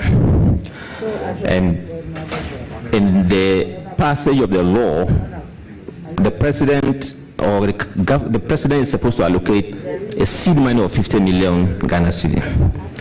Then subsequently, at least up to about 1% of our total revenue supposed to accrue for this fund. To date, over 5 years down the lane, no action has taken place. What steps will you take to ensure that as soon as you get to your office, you work towards the implementation of this? Thank you, Mr. Chairman. The information I've got is that when the law was passed, I think in 2020 by Parliament, there was a difficulty as to which ministry handles it. I think the debate was between MESTI and Ministry of Education as to which ministry should handle it. Unfortunately, this debate or argument, ran for 4 years as to which ministry handles it. Yes, 15 million Ghana cedis as the seed capital. The information I got as of this morning is that because of that debate as to which ministry handles it, it was only in 2024, I think that by the end of 2024, that the president directed that Ministry of Education should handle that particular fund. So what I'll do is that, of course, I'll sit with the Minister for Education, who happened to be my senior brother, and see how we can tailor the funding of it to meet the vision and the policy position of His Excellency the President. As a matter of fact, I don't mind much which ministry handles it if we are to work together. For me, it doesn't matter which ministry handles that facility. But if we are to work together, I think that is what I will be interested in. Thank you. My last question, Honorable Dr. Mamemutal, you are going into a ministry where you have a lot of technical men. It's a technical ministry with a lot of technical men. What steps do you intend to take in order to ensure that there's that kind of smooth working relationship between you and the technical men to ensure that the process of ensuring total development of this country is ensured? Thank you, Mr. Chairman. Let me quickly say that I don't know why repeatedly you address me doctor. I haven't graduated yet. I'll be graduating, God willing, on the 11th of next month. Don't do that, and University of Ghana says that we are not awarding you the PhD again. Just besides the point. When I had my first engagement with the heads of institutions, I got the sense that every head there is a professor. when we were to do, a self-introduction, and at a point, I even addressed someone as professor. I said, no, I'm not a professor. And I said, I thought every, head of an institution under Minister of Environment, Science and Technology is a professor. I do understand that it's a purely technical ministry. I do understand that it is full of scientists. I would give them the absolute freedom to operate as long as what they do is in sync with the vision and policy direction of President Mahama. I wouldn't have any problem. And I indicated that to them, that I would allow them to operate whatever they think that we should do that will near to the benefit of the people of this country, and in line with the vision and policy position of President Mahama. I'm good to go with them. So I respect academia. I respect people with such intellect, and I wouldn't have any problem working with them. Thank you. Congratulations once again. Wish you all the best in the ministry. Thank you very much. Ajia, Honorable, please, it's your turn now. Thank you very much, Mr. Chairman. Do you want me to congratulate you? Anyway, congratulations. And all those there, congratulations. You see, I'm congratulating my husband. What's wrong with that? Congratulations and well done. I am not surprised about your appointment. I will make sure I will always be by your side to urge you on, and then also to make sure that at least, if anything at all, you will deliver. And inshallah, I know you will deliver. The only thing I am praying for is good health, long life, happiness, and the energy to work. And inshallah, I know it shall be done. So I congratulate you. And the only thing I want to ask is, if you go to most of our villages, you will find these plastics. I know there is a whole chunk of things that can be done with the plastics. And mostly, both the rural folk and especially the women, they have no jobs. Will you consider finding a way to ensure that these individuals are employed so that they can collect these plastics for us to put into good use, which would also be a job for everyone, notwithstanding whether you are saying it or you are not saying it, whether you are NDC or you are MPP. Will you consider that? That apart, I will say, comrade, bravo. Thank you. Mr. Chairman, I think that it's important. My view of waste management in this country is anchored on competition, is anchored on value for money, is anchored on delivery. I intend to demonopolize the management of waste in this country. And by engaging local government authority and SMEs, I believe if you do so, that will be an opportunity to create more jobs for people. In the last parliament, I was a member of the Public Accounts Committee. And when we went around the country, we realized that local authorities can also have a capacity to be able to do some of these things.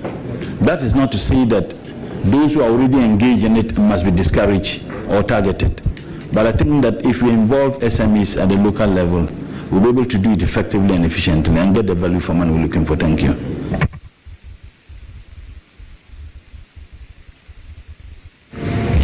Are you done? Yeah, okay. Thank you very much. Now I will come to my left. And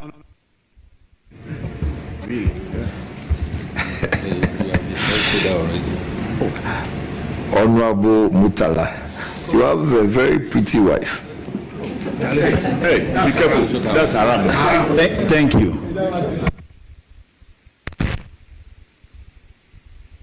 Honorable, congratulations. Thank you. Mr. Chair, this is an observation before the question. I was trying to indicate to you earlier. Yes. So on the CSIR, I heard you indicate that it was about 81 acres and now it's about 50. But I know Honorable and Rekote did some work with reference to protecting some of these areas. Maybe you should check with him and ensure if some of the lands have been reclaimed and some as well. Now, my question. Okay, go ahead. So, I've also observed, and I'm sure some Ghanaians have also done the same, the issuance of permits, especially environmental impact assessment permits for some manufacturing industries, and to the extent where they operate. One of which is in my constituency. The company is called Empire Cement, and a lot of filling stations. Another example is the one closer to Medina, the one that was gutted with fire. I just want to ask you, how do we get these permits issued in the first place? And when they are wrongly issued, what are you going to do to ensure that such further permits are not issued? Thank you very much. Thank you, Mr. Chairman. I think it's true. There have been some serious debate over the operation of some of these facilities. And I guess the debate only comes up when there is a disaster. But in the absence of the disaster, we seem to be very comfortable as to the statu quo.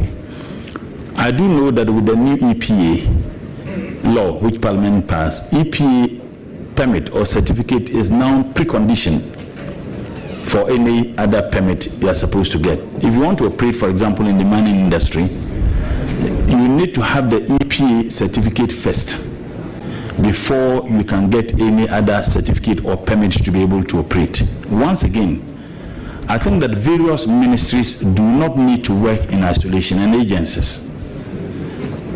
If you look at the EPA law, it has given EPA so much powers.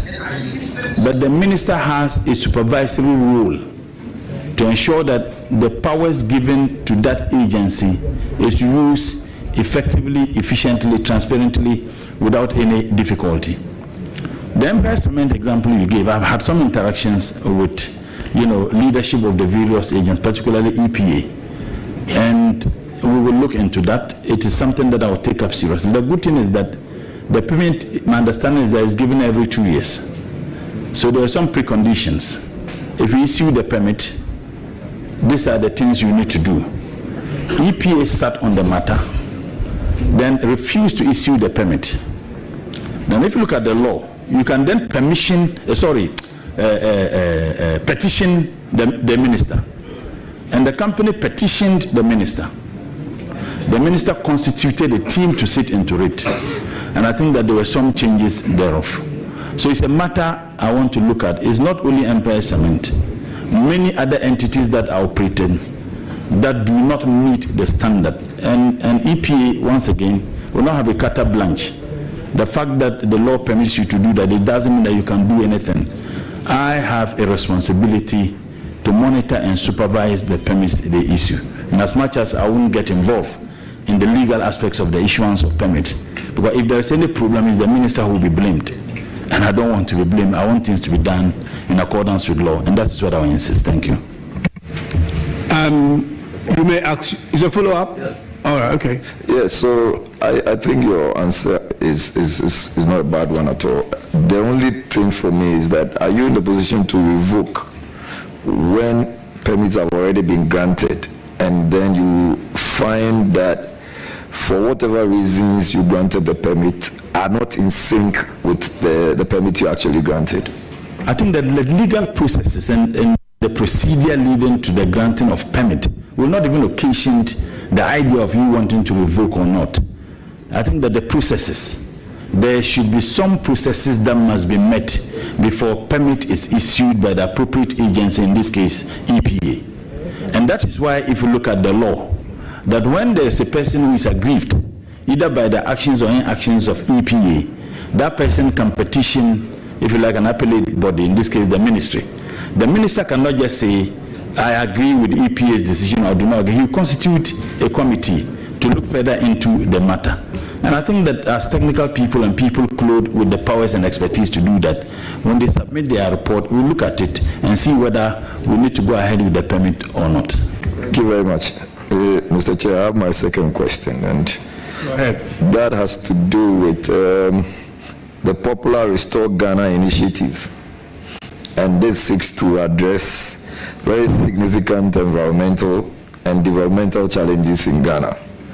Do you want to expatiate on that since it's in your manifesto? Thank you, Mr. Chairman. It borders on reclaiming our lands, and we, like I said, we all know the havoc of galamsey. And when I answered the earlier question, I said galamsey is enough to talk about all aspects of environmental destruction. They destroy water bodies, they destroy farmlands, they destroy habitats that live in them, they destroy the livelihood of people. I think that deepening collaborative effort among ministries is important. If you ask me, my personal view, I think the issue of fighting galamsey, it should be the Ministry of Environment that should take the lead. I don't think it should be the Ministry of Lands. Ministry of Lands is accused, rightly or wrongly, as having been a participant in the galamsey menace we have. So it shouldn't be the ministry that should be taking the lead in fighting galamsey. Unfortunately, the interministerial committee that was constituted, Ministry of Environment was not even on that committee. And I guess my mother, would certainly lament on some of those things, because I think that the reason why galamsey is an issue is because of the destruction of the environment and the consequences that such destructions bring to our livelihood. So it was mind-boggling that the Ministry of Environment, Science and Technology was not even on that committee. I think that the ministry should take a lead role in fighting against this galamsey menace. Yes, Mr. Chair, just by way of information, I recollect Professor Frimpong Batin was, and he was then the Minister of Environment, Science and Technology. So he was a member. I think he was even the chair also. No, but briefly, you remember there were some issues. You remember? Oh, I don't want to get into that. And ever since, Mesty was not even involved again. Yes, Mr. Chair. This should be your third question. Yes, that's my third question. Okay. Yes. There could always be a follow-up depending on the answer. I just want you to avert your mind to electric waste and the hazard it's causing. And when you go to the Agbobloshi area, and what is currently happening to electric waste, I do not know if you have any strategies or plans to ensure that electronic waste, thank you very much, electronic waste, I do not know if you have any plans to ensure that electronic waste is rather waste that would bring money rather than cause more waste. Thank you. Thank you, Mr. Chairman. There's actually an act of parliament, the Hazardous and Electronic Waste Control Management Act of 2016, Act 917. And again, we have what we call the e-waste recycling center at Agbobloshi.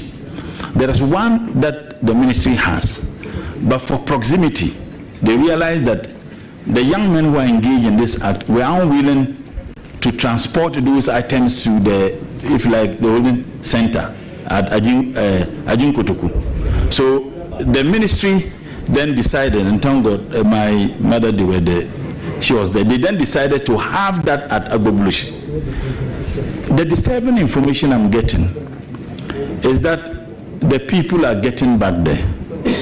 Maybe the question is it a case that the monies that were given to them based on what they were virtually selling was not encouraging? That is one thing I want to look at. If it has to do with money, do we need to up it a little so that will encourage them? When they bring it, they can easily take it without they trying to bend, taking into consideration the health hazards that may occasion as a result of their activities. So it's one thing I want to look at. If it has to do with the money, maybe you can up a little. I know there are a lot of funding, grants available that we can access to be able to do some of those things. I want to be looking at that. But you see, when there was a reduction, it wasn't because there was a reduction in the emission, It was because they were no longer operating there because of the actions taken by the then Greater Accra Regional Minister. So they were having other places, they were emitting the same, if you like, carbon dioxide. But we felt that, oh, this thing is now doing well. So I would engage various stakeholders. I would engage the communities, those young men who are doing that. I've been to Agbogboleshi a couple of times when I was the MP for Nanton. I would engage them to see the need for them to sell it to the center that is there, taking into consideration the effects or the consequences of their actions on their health. And I believe once we do that, it will help. Richard, just a follow-up, and it's to the effect that the one, I'm also aware of another one, and it is very close to the Kolebu Teaching Hospital. Is there any plans to consider dealing with that one first, and even if there can be a closure? I would have a discussion with the Minister for Local Government, who happened to be my leader in Parliament, and the Greater Accra Regional Minister, and then the MPs of the area. I mean, the MP is a senior comrade of mine. I share the same floor with him, so I would have further discussions with him. I don't want to rush to say that we will do this when I don't have proper understanding of the reasons, and that is what I will do. Thank you. Mr. Speaker, sorry, Mr. Chair, I wish my brother a very good one. Thank you. Thank you very much. It's now the turn of Honorable Patrick Boamo. Please take the floor. Thank you, Vice Chair and Member for Cape Coast South. Congratulations, my good friend, from the 6th Parliament to the 9th Parliament. Kaola. Alafi. And Andre. Nah. Good. Minister, congratulations again, my good friend. Thank you. Are you familiar with the Biosafety Act of Ghana 2011? Yes. There was a recent High Court decision by some human rights group that threw out some proposals or the quest for government to introduce GMOs or genetically modified organisms. What is your take on GMOs in Ghana as a matter of policy, and whether you are going to have a second look at it, taking into consideration the resources that went into the formulation and enactment of this law, and how it stands to benefit the country? Thank you. Thank you, Mr. Chairman. There's a global debate as to whether we should continuously consuming GMO. One, and I think that the debate is also occasioned by food scarcity, particularly in many developing countries, and the contending views that we should ban it. But the question people ask is that if we ban GMO, what will be the effect on us? Would we have enough food? I think that the Biosafety Act and the National Biosafety Authority is clothed with the capacity to be able to determine the processes through which certain organisms, GMO, genetically modified organisms, some say genetically modified food, certain organisms can be used in our domestic market. And I have no doubt whatsoever the capacity of the National Biosafety Authority to be able to assess and advise government, either through the Ministry of Agric, through Ministry of Health, and the ministry as of which could be consumed domestically. Because if we ban, what will be the effect on us? And as far as they certify that this particular food is healthy to be consumed, I would have no problem at all with that. Okay, that's assuring, and I think you must take a very good look at that. And you being an environmentalist, what do you know of the terminology called other environmental trends? Have you heard about them? Before I proceed to ask my question. Yes, Mr. Chairman. What are some of them? Let me agitate your mind or thinking on other environmental trends. It's a global lingua. Let me put it that way. Yeah, my understanding is that it involves a lot. The challenges that the environment is posed with, either directly or indirectly, the consequences of those actions humanly and some that are natural to our basic survival. Because if the environment is protected and sustained, we can survive and live well in it. But if it is not, we all, suffer the consequences. Honorable Pasubama, I take it that you are on your second question now. You gave a preamble to your second question, so you are on your second question. All right, thank you. Cool. So I was looking at areas like wildfires, coastal flooding, inland flooding, rising sea levels, and what have you. So let me go to my second question before Honorable Ricketts jumps on my case. I got a question from some industry players on the ban of PPs. Polypropylene.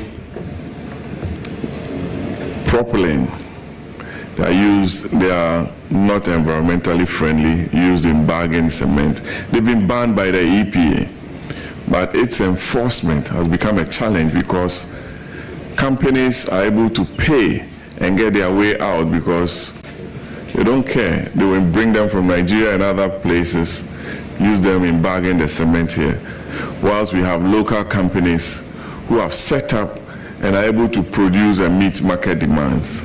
They want to find out from you whether you'll be able to have the steel, as it requires of a minister, to ensure that the enforcement is carried through to promote local industry, create more jobs and taxes for government. Thank you.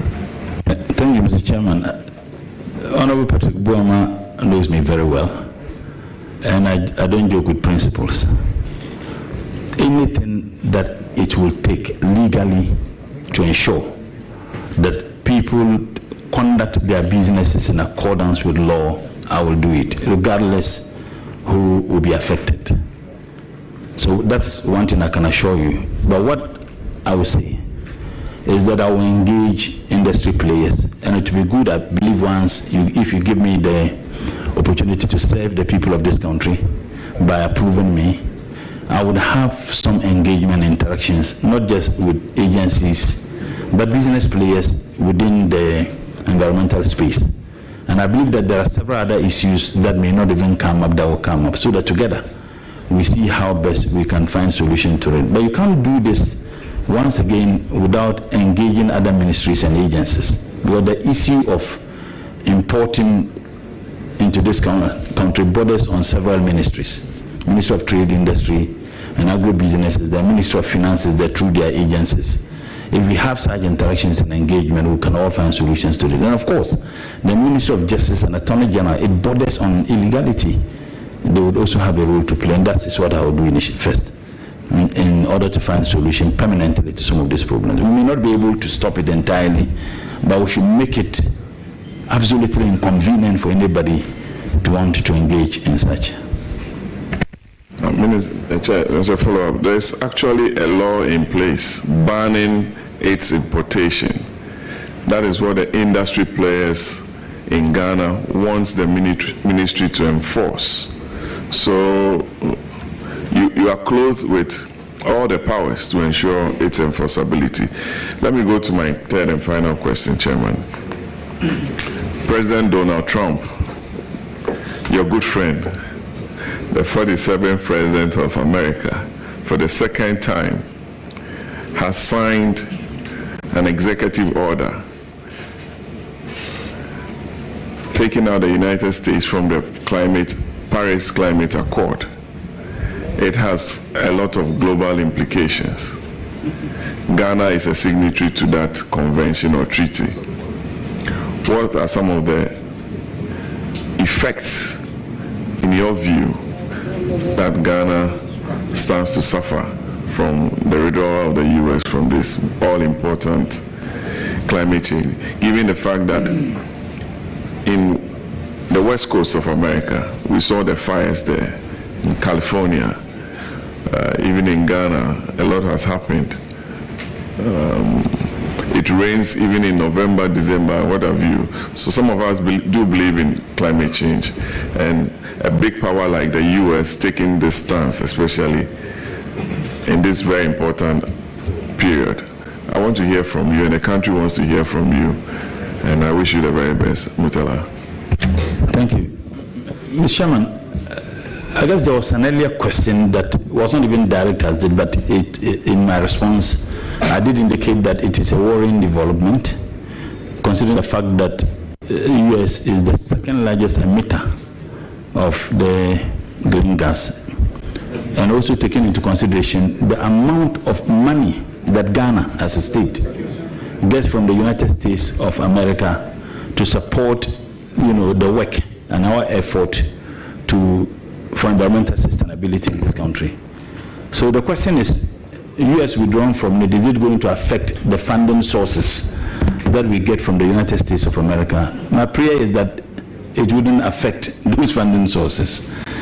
And we have an outstanding relationship with America as a state. Ghana is a beacon of democracy. And I think that through the diplomatic balance, we'll be able to have some bilateral arrangement with the US government to see how we can maintain such funding sources, hoping that President Donald Trump may change his mind, and hoping and praying. So if he changes his mind, that will be good for the entire global community. But if he doesn't, we must find a way, innovative way of ensuring that such support financially we get from America continues. Thank you very much. It's now the turn of Honorable Umar. Please, you have the floor.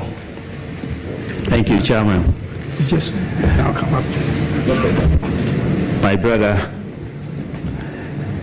Comrade Muntala, congratulations. Thank you. And you've been a role model to a lot of youth, not only from the northern region, but the entire country. And we count on you to be one of the ministers that Ministry of Environment never got.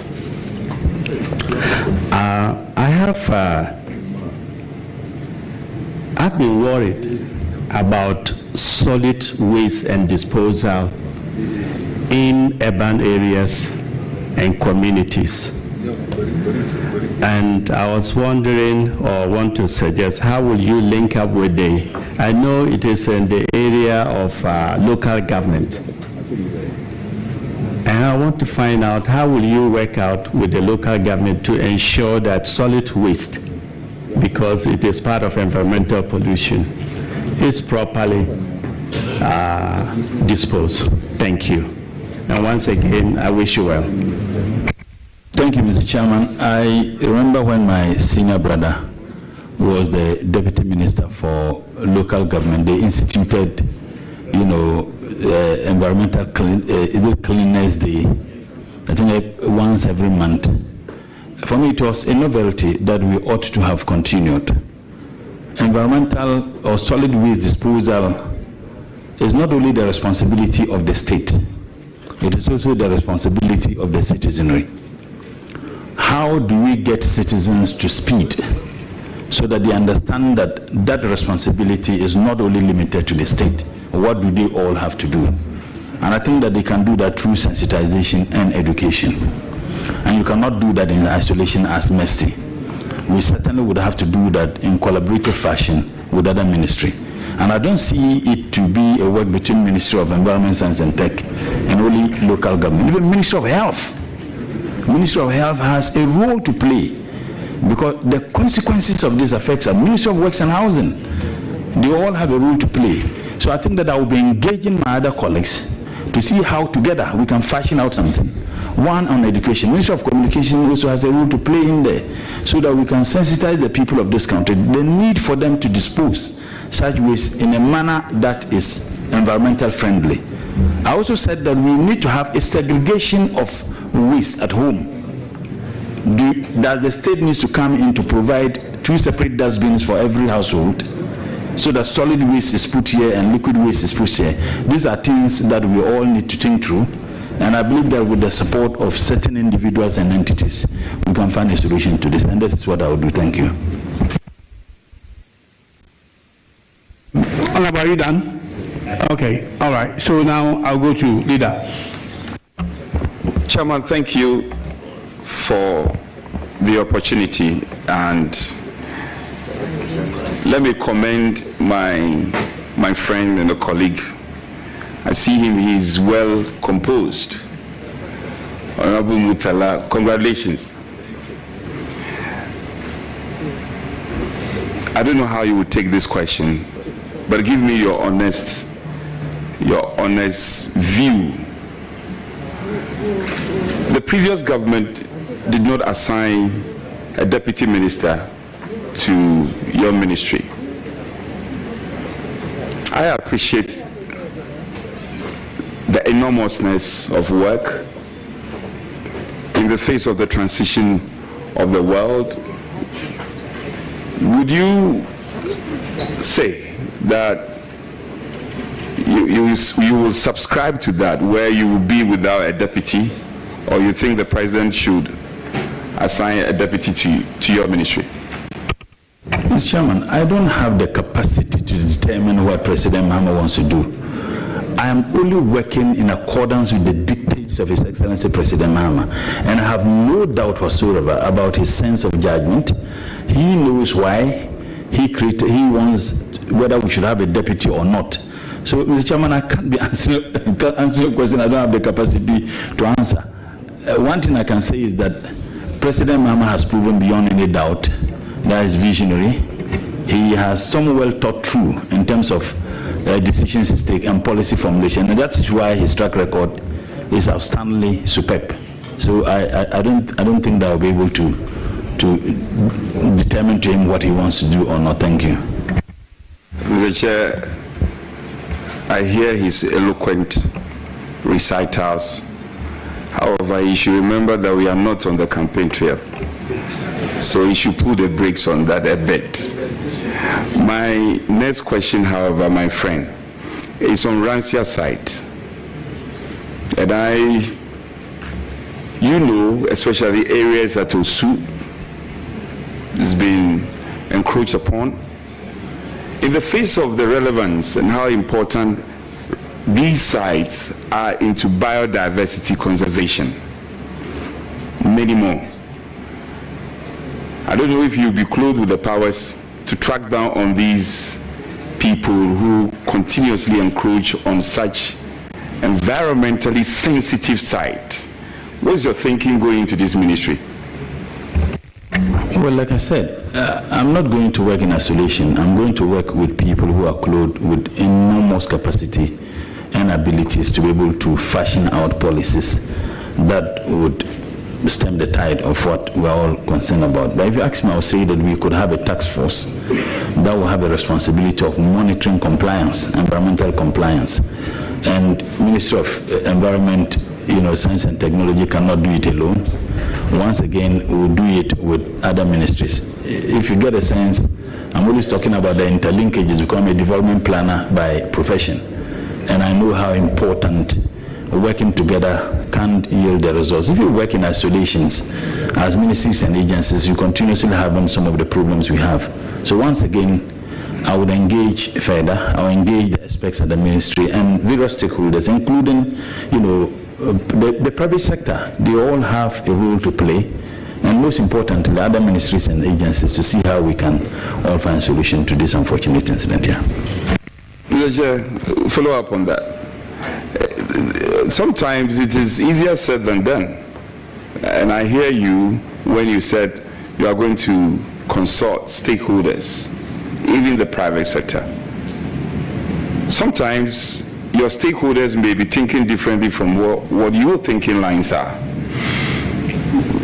When you're having situations, you're having difficulties in ensuring what you believe in, what your defined, functionalities are as defined by law, and having difficulties. Sometimes even your own colleague ministers may not agree with you. I know you are one passionate person that you want things done. If you encounter such situation, what are you going to do? whatever my views and my positions are, they certainly must be in sync with the views and position of His Excellency the President. So whatever view I have on any issue will be secondary, as long as that view is not in sync with the vision and policy position of the appointing authority, in this case His Excellency the President. And I have no doubt whatsoever, because his views have been espoused time beyond number. Some are captured in the NDC's manifesto. And I believe that any other minister or any other heads of agency must work in line with that. Like I said earlier, if you look at the ministry, I'm dealing with distinguished citizens of this country, professors, experts. I'll give them that free role to operate as long as their operation are in line with the vision and policy position of His Excellency the President. I will have no problem whatsoever with them. Honorable Nominee, the CSR, as you do know, I know it's one of your agencies, right? Yes, it is. You know how important the CSR is? Sorry, Honorable Leader, I consider this to be your third and the last question. Chairman, time here. I'm just asking you. Well, just trying to manage. Chairman, if it is the case, you don't want me to proceed, no problem. I thought that I'm an environmentalist. I'm just asking you. No, I want to have a chat with our colleague. This is very important. They are very important issues. These are no controversial issues. They are straightforward matters. Okay, go ahead. Be magnanimous with the rules. Go ahead. In any case, I'm a leader in Parliament. I know. So don't limit me to three questions. I was asking you. Please, with respect to you, we're trying to manage. Let's try to manage. Can I proceed? Yeah. Please go ahead. Okay. That's why you're a good man. Honorable Mutala, he is eager to answer my questions. The decline in biodiversity has come up strongly, as one of the red flags issues in terms of our environmental conservation. I don't know what your thinking is going into the ministry. The endangered species, i.e. flora or fauna. What will be your strategy to deal with this concern? Thank you, Mr. Chairman. I don't know, maybe this will be the umpteenth times I'm going to answer the same question and answer a question with the same, It's been asked before.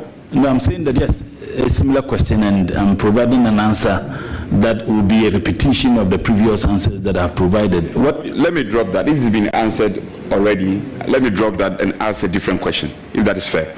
Honorable Nominee, we amended the Bui Power Act, and amongst the reasons was to input the need for renewable energy. So the Bui Power Act was amended.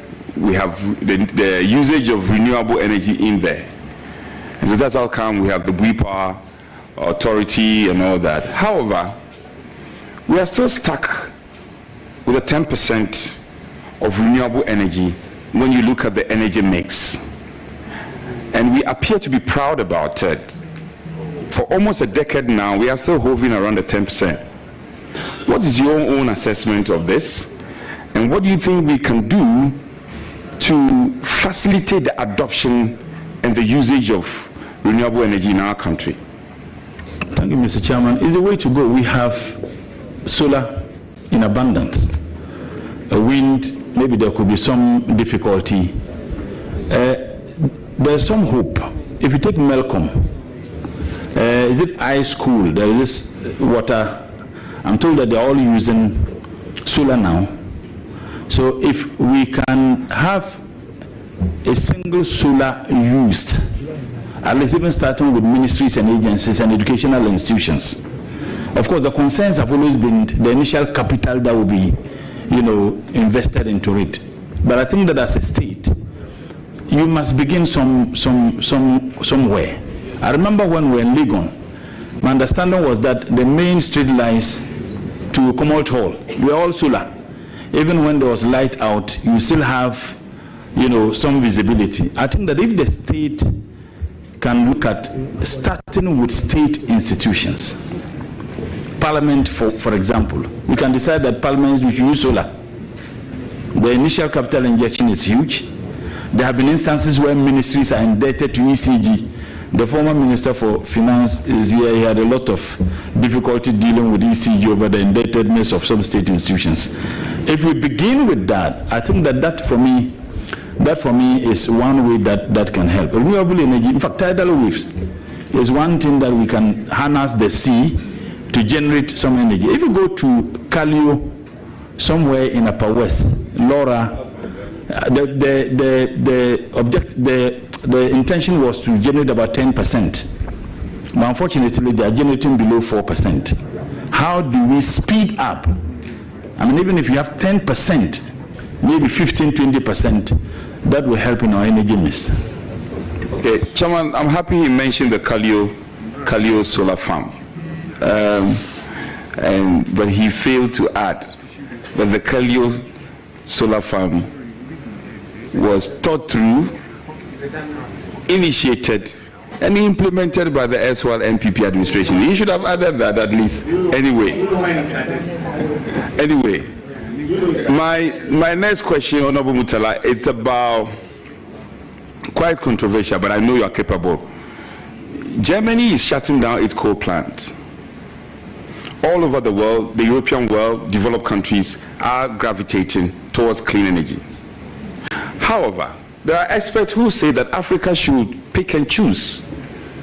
We should pick and choose, and we should know our priority in terms of our unique stage of development.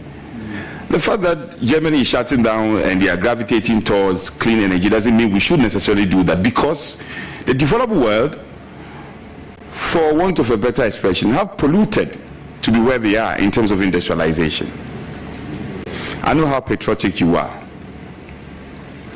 Would you sparingly, or will you suggest that as a country we should sparingly adopt renewable energy and also focus on building our industry? We should also pollute a bit.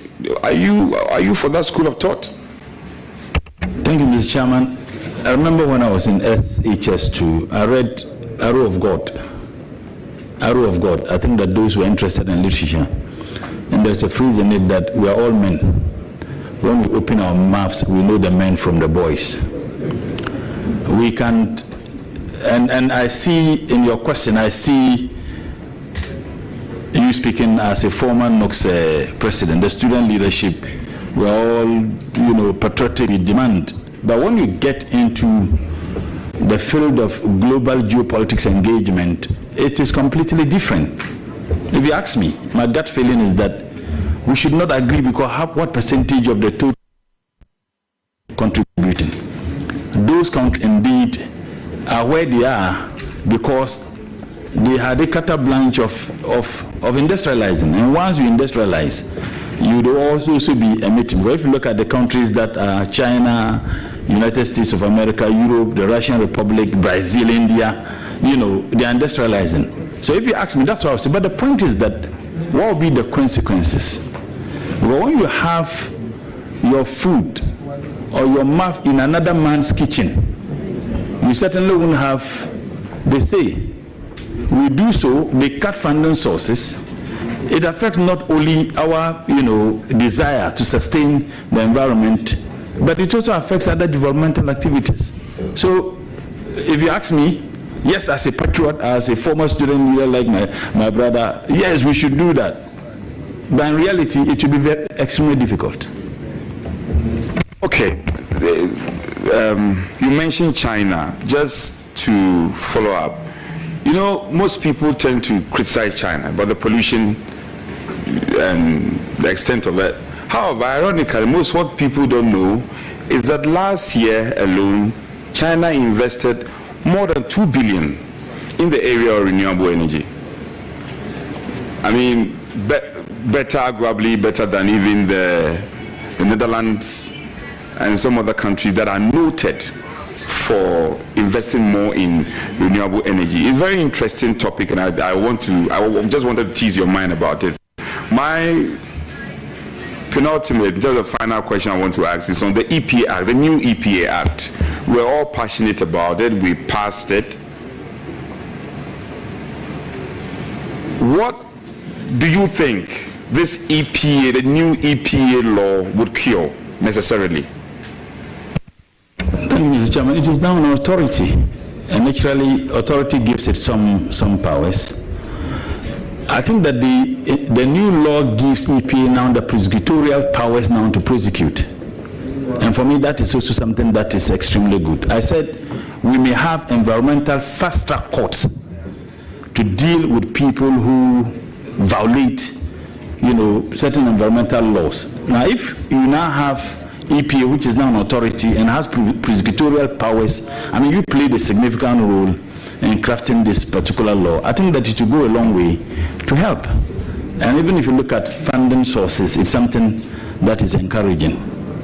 The carbon credits, and maybe this may be my last question. If I'm an afterthought, I think about another question I'll ask you. And that is not being fair to you. I'm being very fair to you. The carbon credit concept and the REDD+ concept has come to stay. And the difficulty with developing countries is capacity. Because we have a challenge, Prof is here, you can confirm. Because we have a challenge with capacity, we are unable to buy into the concept and rake in the necessary millions of dollars that as a country we can have because of the advantage we have in terms of afforestation. And anywhere in this country where you plant, it will grow. I see that as a huge potential, and it's as an avenue we can raise a lot of IGF, for want of a better expression, IGF.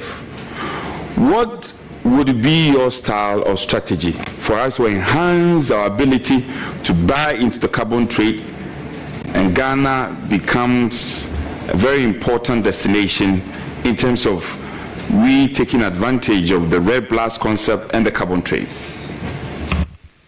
Mr. Chairman, in everything you do, you need some level of stability. And so we are at advantage. May God forbid, assuming we are embroiled in conflict, like we can say many or some African countries, I don't think that they would have been interested in. And we seem to be doing very well.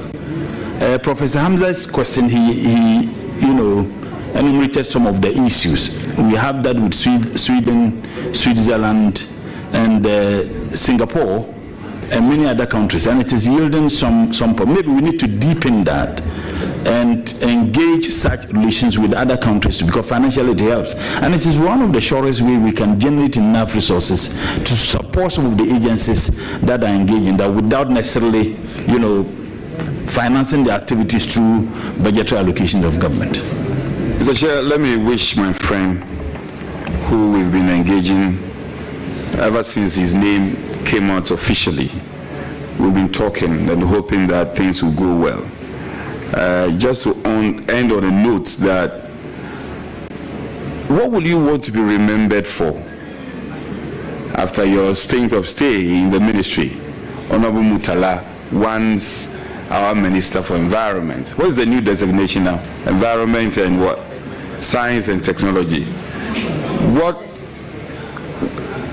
would you want to be remembered for? Thank you, Mr. Chairman. Results-oriented, instilling discipline in the activities of not just the ministry, but agencies within the ministry, and doing everything possible to stamp up corruption. Mr. Chair, I thank you, and I wish my colleague the best of luck. Thank you very much, Honorable Leader. I will now come to my right again, and then so you have the floor. He has only 2 questions. Chairman, thank you very much.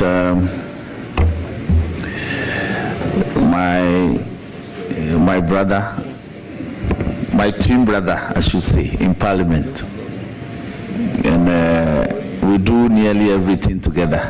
If you see me in Tamale, yes. So, comrade, congratulations. Thank you. We knew this would come, and it has come. And I have no doubt that you will deliver. And the youth, especially the the thousands of young people in Tamale and its environs are looking up to you. I wish you all the best. You are in leadership, I'm in leadership. Hard work brought us here. So the youth should know that if you work hard, positive hard work, not any other hard work, but positive hard work, you will always be recognized. So I wish you all the best. My question to you is, cottage industry used to be the backbone of our recovery, and there are a lot of small, medium enterprises who do well in this regard. For instance, if you take the corn mill, there are a lot of metallurgists who are doing well. And as a sector minister, for which technology is an added aspect to your industry, will you consider prioritizing promoting cottage industry amongst our young men who go into metallurgy but don't get support to establish? That's metal works. They build containers, they build small machines. Will you consider prioritizing support for them so they can establish in our rural areas? Absolutely, Mr. Chairman. I think that there are a lot. If you go to Abusokai, in Tamale, there's a place we call industrial area. Kumasi, I think Mayankara, and you find a lot of people who are designing a lot of things. I'm a farmer, and I can tell you that some of the things we use in our farms are designed and built by Ghanaians. The only difficulty is that they don't have enough capital to be able to build more. That's one problem. The second problem is, will they have market for what they do? So it should be a multifaceted approach. The state can come in, that, okay, we provide the resources for you to build ABCD for farmers. In this country, we import tractors from Brazil and other places for farmers. Even planters, it's a simple technology. Planters, we import them. Can we give resources to our domestic investors or entrepreneurs to be able to develop something like that, so that the state gives it out to farmers, those who are engaged in agro-business? And I think that is one surest way. The technology is here, the expertise, we have it. The difficulty is just the financial means to be able to put it to use. And that is one thing I would encourage you to do. Chairman, thank you for the opportunity. Comrade, all the best. Thank you very much. It's now the turn of... it's now your turn. If you are ready, you can go ahead. Thank you. Thank you very much. Congratulations, Honorable. Thank you. Yes, I can see my beautiful daughter-in-law supporting you very well at the back over there. He's very much impressed with your answers so far, and he wants you to listen. But I have a problem. I have picked your CV, and there's no indication that you are married. There's no indication, unless maybe you have to drive me, take me through, and let me. So, do you have? This is a house of record. Are you seeking the permission of the?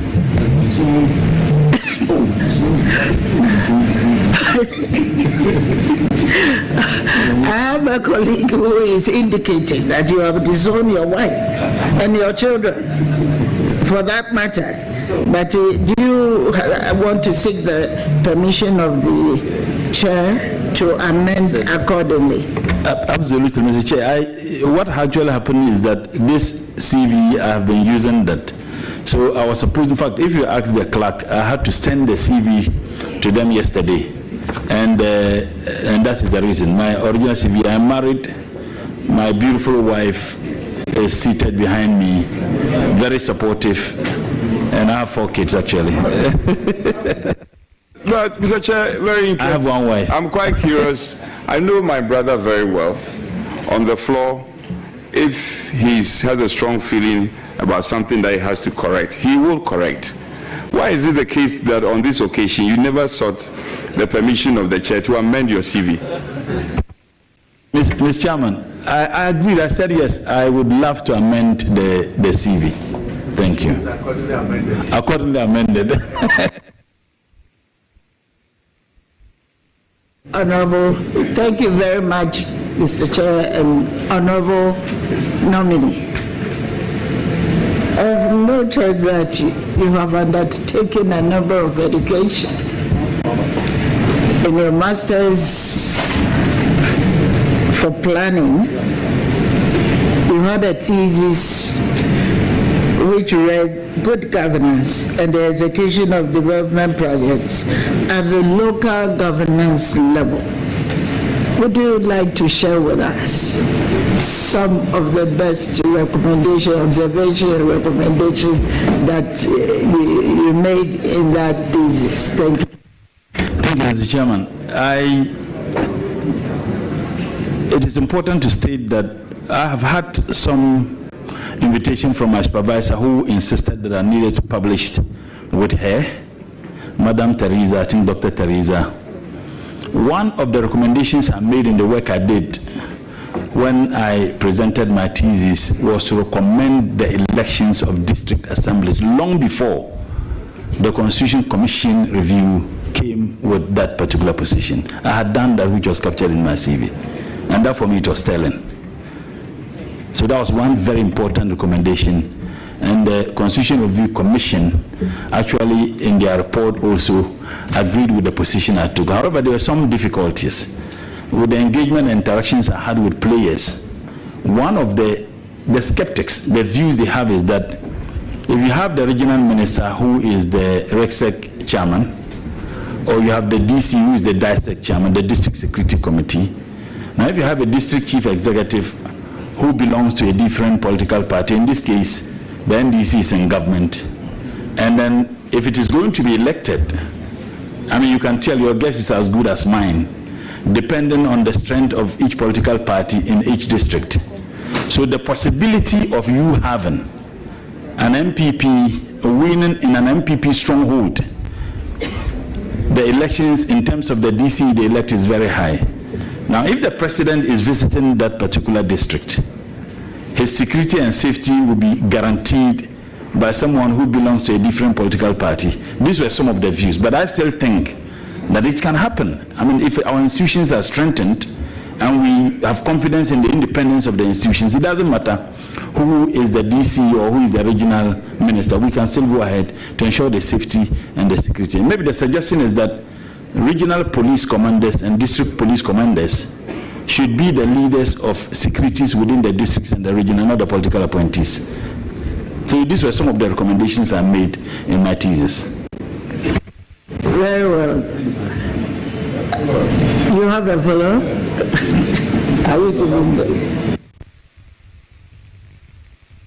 I commend you highly, not just for the idea, but to also publicly stand by it. I think it's a point of commendation for me. However, you do know that I think a while ago your party took a position against that. If I'm wrong, you may correct me, but your party took a position against that when the president, former president, was pushing for the election. You can put matters in context. Would you still stand by that at this time, that we should go ahead as a country and elect our MMDCs? Thank you, Mr. Chairman. My party never took a position against it. My party's position was informed by the position your party took in Parliament on the matter. Because I remember at that time, we had no problem going ahead, but you were demanding certain things to be done. I can't specifically remember, but I remember in Parliament, I stand to be corrected, I remember in Parliament, I wasn't in the 7th Parliament, and those who are there can confirm this. But whatever the case is, Mr. Chairman, whatever the case is, Mr. Chairman, you asked me what I added to knowledge, the recommendations I made. And I said that my academic work, some of the recommendations I made was ABCD. It is completely insulated from the position my party took. Granted that was even the position my party took. So if you are now asking me my view, I'm saying that I subscribe to the view that we can have it elected. But there are some conditions that must be met. And I did indicate the concerns certain people raise. And I'm saying that when we reach a stage where we can all have confidence in the independence of the institutions, and agree that the DC and the regional minister should not be the head of either the district security or the regional security, we have confidence in the security agencies, maybe from that time we can be looking at its feasibility or its viability, if you like. So that is my position. Mr. Chair, not to litigate further on this matter. It's not to litigate further. But Chief Whip, be tolerant a bit. This is a conversation with our own brother. I'm just to put on record. The SYL NPP government did everything, Mr. Chair, that the election of MMDCs will be done. And my colleague can confirm that. However, he says there were some conditions. I don't want this matter to take the shine out of you. You have performed so well. You've performed so well. However, this matter of there were conditions and we didn't fulfill those conditions is not a statement of fact. And I just want to put that on record. It is not a statement of fact. We did our part. You failed to help us.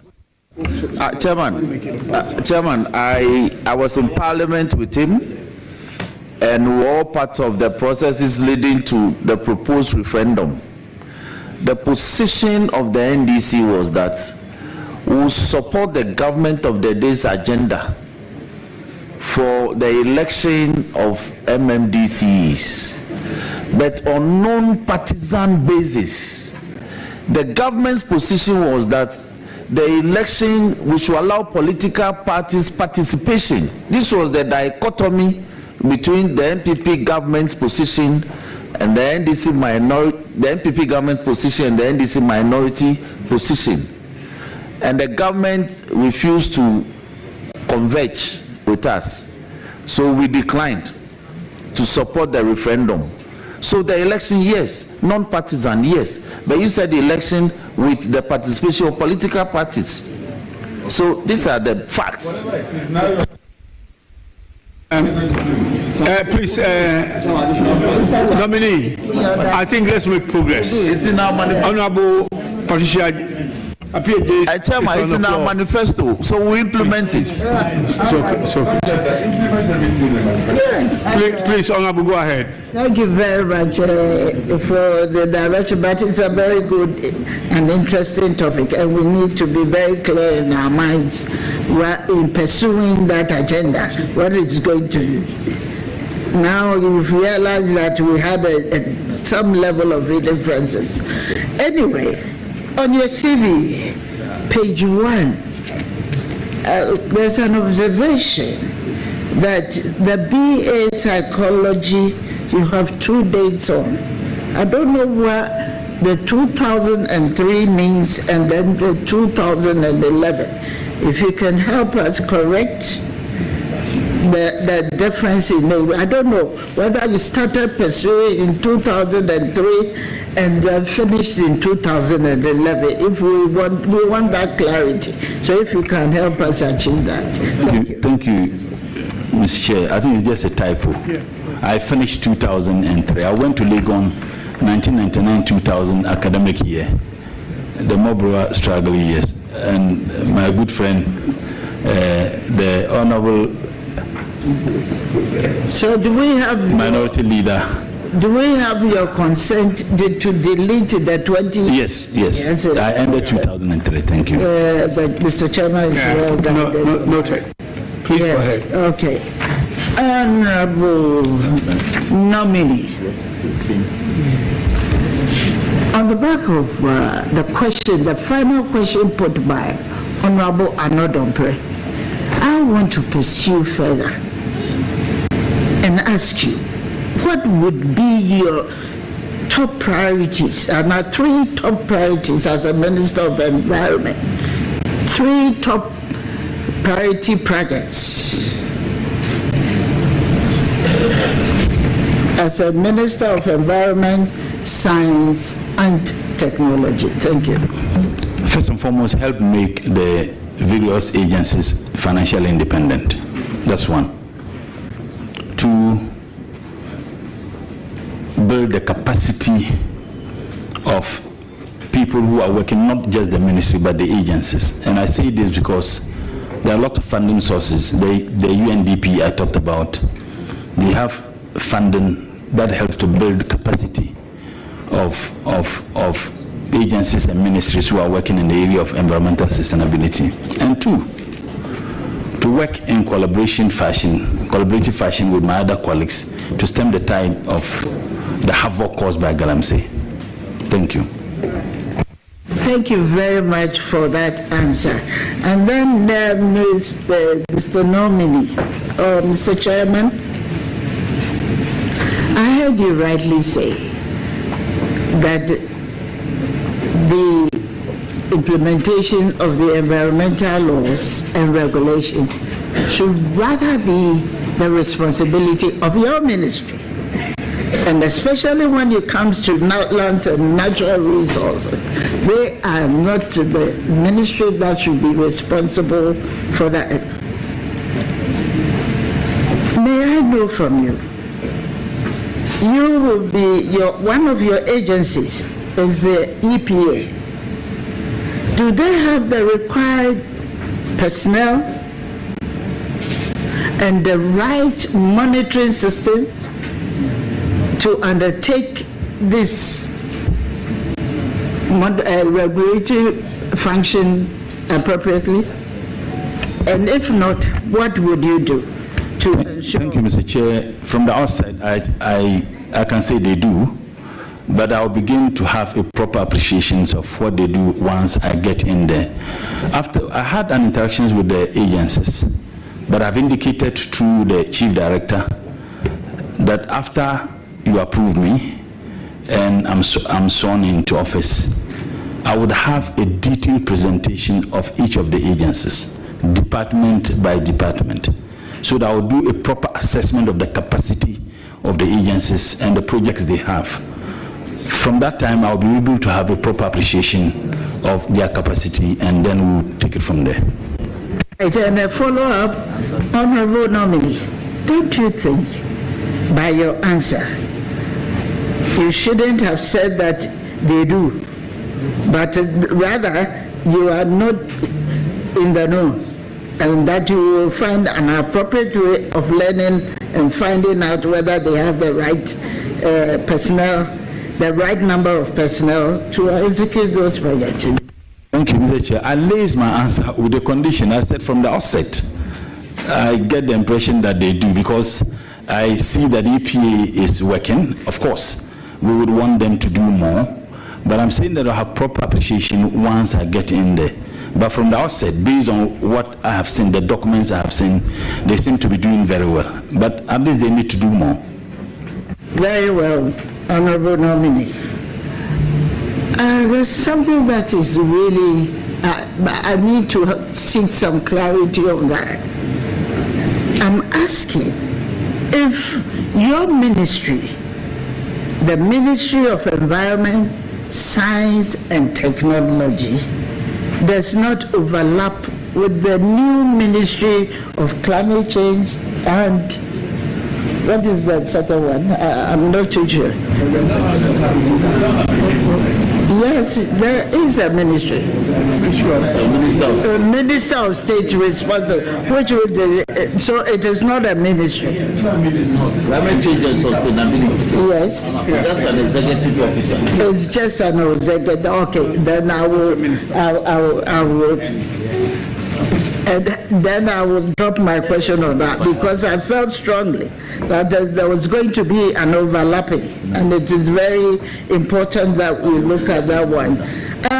I've heard you severally mention about funding. Funding is a very critical need in the ministry of which you are going to be responsible for. And one area that I believe that we need to look at is to define and ensure that we set aside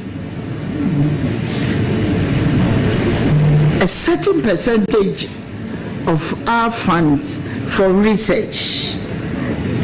I want to find out from you if you agree with this assertion, and if not, what would be your alternative plan? Because work still has to be undertaken by that ministry.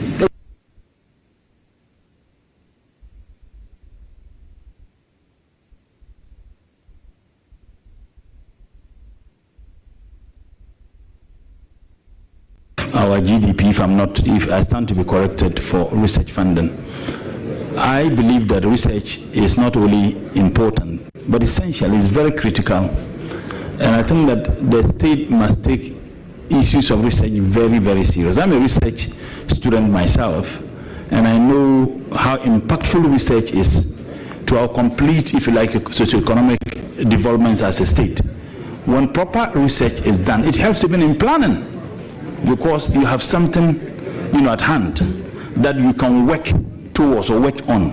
But when you have research institutions that are bereft of the basic resource funding that is supposed to be given to them to be able to execute their project, you have a problem. So I think that we need to take the issue of research serious, and President Mahama is committed. If you read the NDC manifesto and statements he even made when he engaged some of research institutions, that he's more than willing to give them the needed funding for the purposes of their research work. My direct question was whether we are setting a research fund, we're setting that fund aside to there is already a fund for research. In fact, the act was passed in 2020, and like I said, the government was committed or promised to put a seed capital of 50 million Ghana cedis. Unfortunately, for 4 years, my understanding is that not a dime was put in it, because there was a debate, or if you like, a conflict between Ministry of Ministry of Education and Ministry of Health, Ministry of Environment, Science and Technology, as to which ministry handles it. So I'm saying that if the monies were put in it as a seed capital, maybe by now we would have generated more than the 50 million. Yes, I would support any decision or move to put in the necessary money into that seed capital. I would support that. And you think there will still not be that kind of controversy between the ministries? And I want you to also tell us what percentage of research funding per year GDP should we apply into this particular, if it's possible, when you are giving the note? Currently, we are doing less than 1%. Less than 1%. I mean, currently. I'm saying a beggar has no choice, but at least let's start somewhere. I'm happy my senior brother is the former Minister for Finance. If I had the opportunity, I would have asked him why they didn't give the 1% which was requested. I mean, if we have more than 1%, that would be encouraging. Honorable, Mr. Chairman, we are relating it to. Mr. Chairman, yes. I came to solidarize with him, but it appears he's inviting me into the discussion. You're nominee. And I do not want to accept that invitation. You are not invited. You are not invited. I don't want to accept it.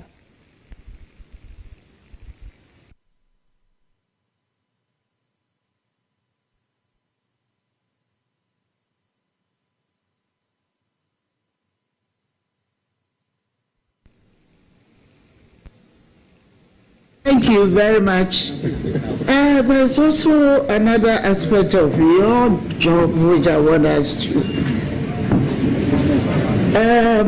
What plans do you have to promote the use of natural resources such as minerals, forests, and water bodies if given the nod? Thank you, Mr. I want to say the use, if you could expatiate on that. Yes, you know, we have a very big challenge. We have a very big challenge when it comes to the promotion of our natural resources. You are in charge of technology. You are also in charge of science. And you're also in charge of the environment. And you have to factor all these aspects of our life to ensure that in trying to promote the use of our natural resources, there is a very responsible way of doing it. So that is where I am looking at. That is where my question relates to. Thank you. Thank you, Mr. Chair. Initially, in one of my responses, I talked about the already laws that we have enacted to preserve the environment, if you like, to conserve and sustain the environment. And the Hazardous and Electronic Waste Control and Management Act I talked about, and the fact that we now have the e-waste recycling, at Agbobulushi, reclamation and of degraded lands.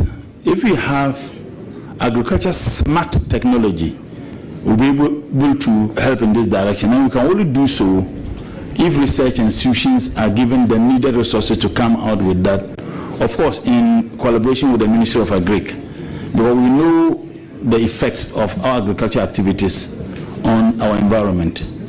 Again, we fight galamsey. I see that as a moral duty and a responsibility. I don't know what I mean. My earlier, answers, I said, look, the idea of helping to sustain the environment is anchored on scripture. And I made reference to Genesis 2:15. I also made reference to Quran chapter 2, verse 30, where the Lord, and in this case I'm referring to God, and treat all of us to do everything possible to take care of the environment. It's a moral duty. Maybe perhaps our religious groupings, the pastors, the imams, should incorporate in their sermons, their preachings, the need for us all to play a role in sustaining the environment in which we live. And I think that is one way. So there will be so much education and sensitization that will go a long way to help. Thank you. Right, thank you very much. My sister Aja Ladi touched on how you can deploy our women to assist with waste management. But I see a much broader area. You recollect that our women are often disproportionately impacted by climate change, especially in low-income countries where they may be more susceptible to harm due to poverty, lack of education, and limited decision-making power. Women may have limited access to resources such as land, credit, and technology, which can limit their ability to adapt to climate change and mitigate its impact. Honorable Nominee, what specific policies does government plan to implement to address the climate change and environmental sustainability, especially as regards to women? Thank you. Thank you, Mr. Chair. His Excellency President Mahama made history by nominating a running mate as a woman of substance, a woman, I say, who is more than 1,000 men in terms of her achievement. And I think that it is not for nothing that she was made the runner, and the good people of this country actually, endorse that. Women have a significant role to play in all aspects of our life, whether environment or agriculture. And I can tell you that I'll do everything possible as far as the ministry is concerned to give women a lead role. You were a deputy minister there, and the information I get there, you perform outstandingly. So when women are given the chance, they deliver. And we would ensure that we make women play a lead role in this journey. Thank you. Thank you very much. Honorable Minister, I have a challenge. And the challenge situates directly in my constituency. In Accra and Kumasi. But in Kumasi, my constituency is where we have the abattoir. Responsible disposal of waste is very much required when you have abattoirs situated in the middle of the town. There is a technology that can be used, and at the same time, the output will be commercially useful as a society,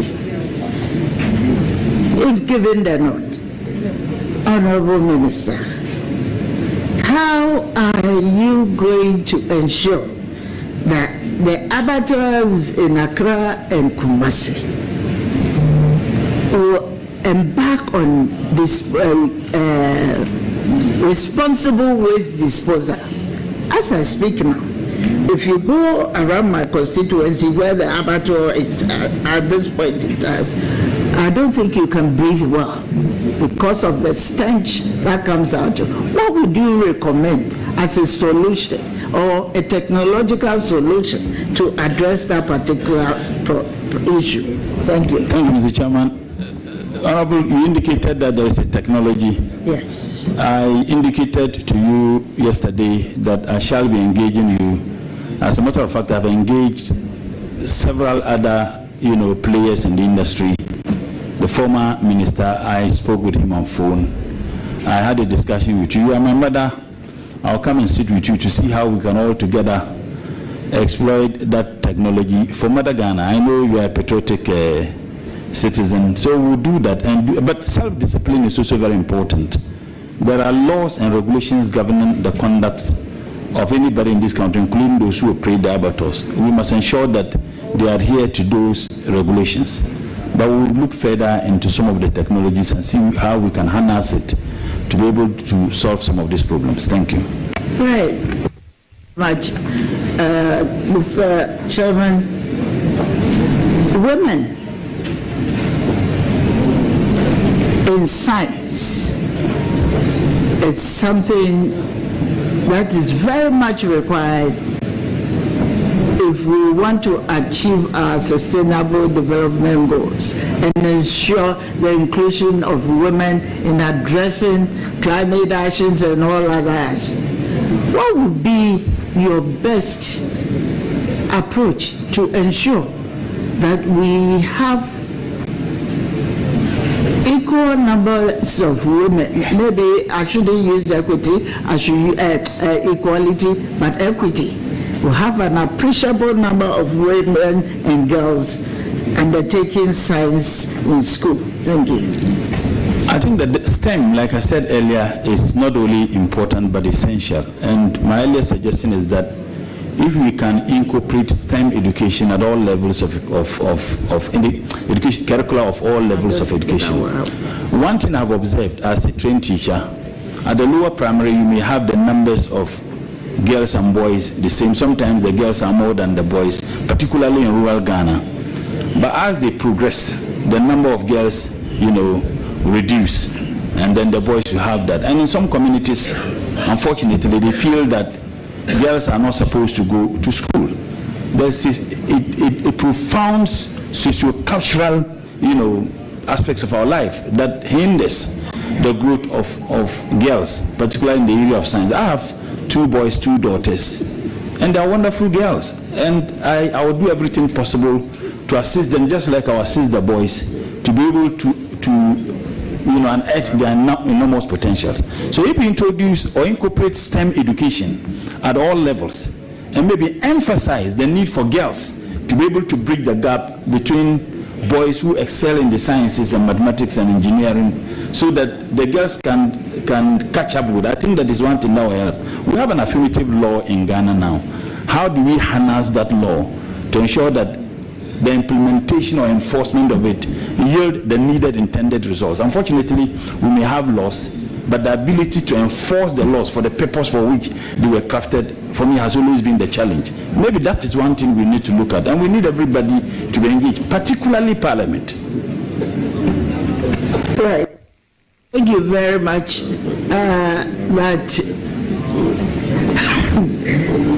brought the issue of affirmative action. And I don't think anybody has to implement that, apart from you, the sector ministries that are being put in place to do that. And it will require special funding to be able to also implement these things effectively. But one of the areas that I want us to look at is the promotion of science.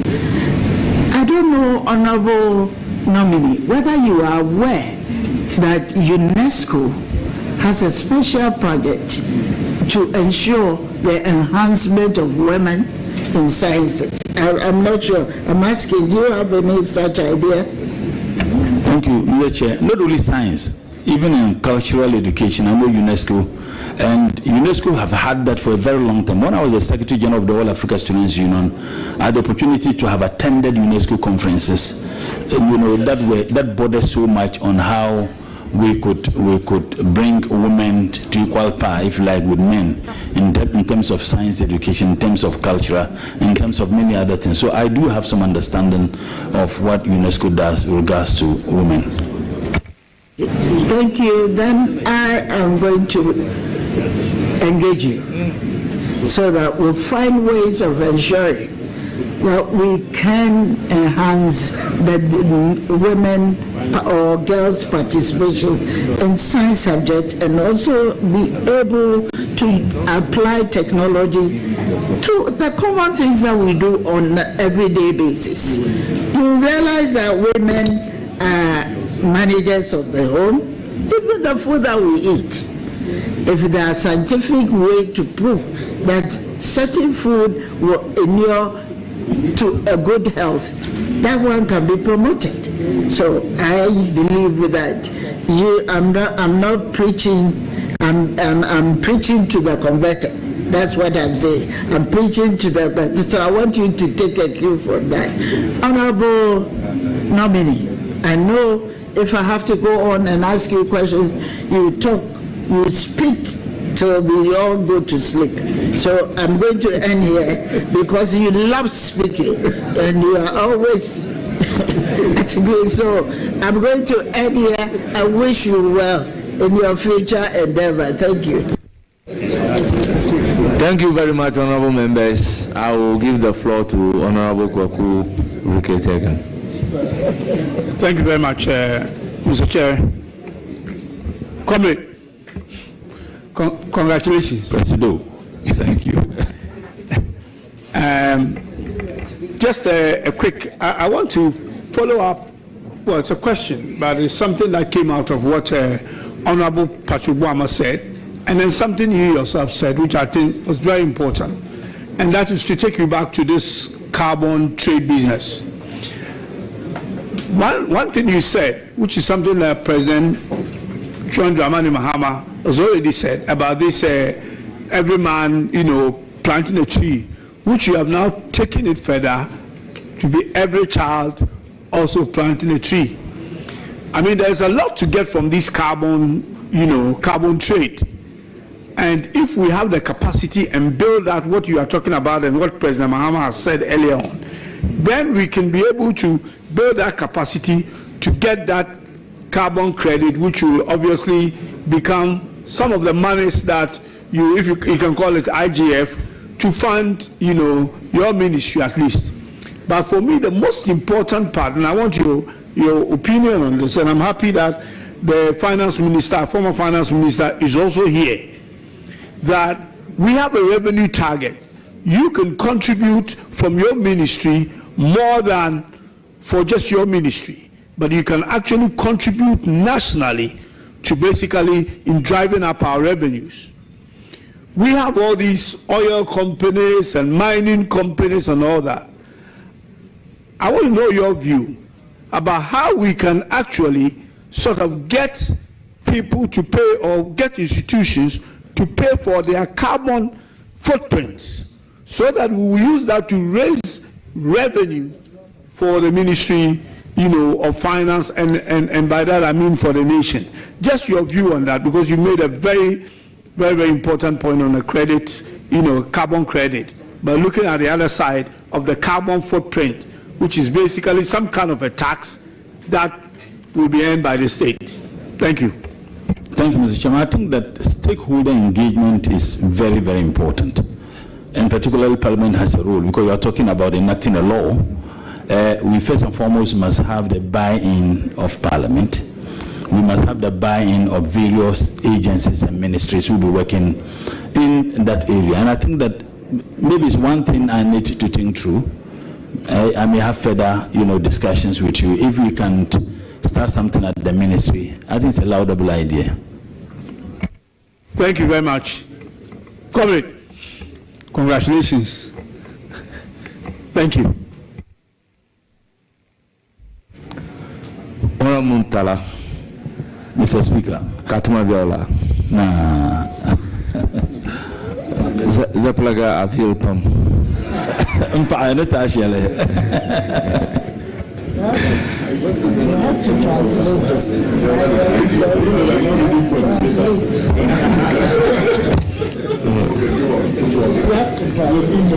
Honorable Muntala, they said I should go 2 more sentences. And you know what I'm likely to say? You to say it.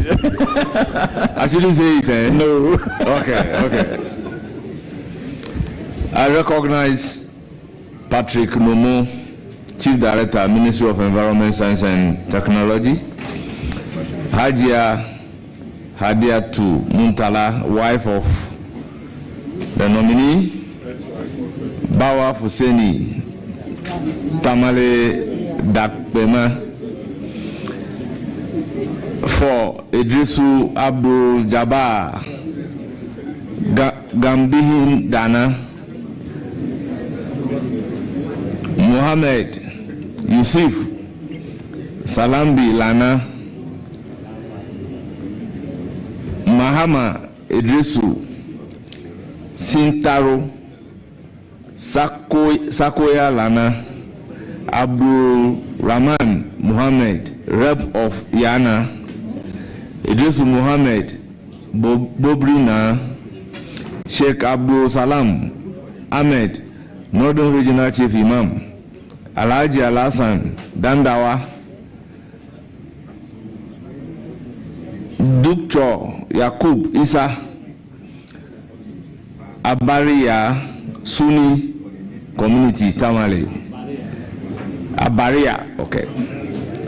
Sheikh Mashoud Ahmed Yakubu, Abaria Sunni Community Tamale, Alhaji Baba Ibrahim, brother of Honorable Muntala Mohammed, the nominee, Ishaku Umar Farouk, Constituency Chairman, Abdul Mumin Al-Hassan, Northern Regional Vice Chairman, NDC, Alhaji Bewa, Northern Regional Vice Chairman, NDC, Alhaji Michelle, Northern Regional Imam of NDC, Chief Dudu Sufo Azoka, Vice Chairman,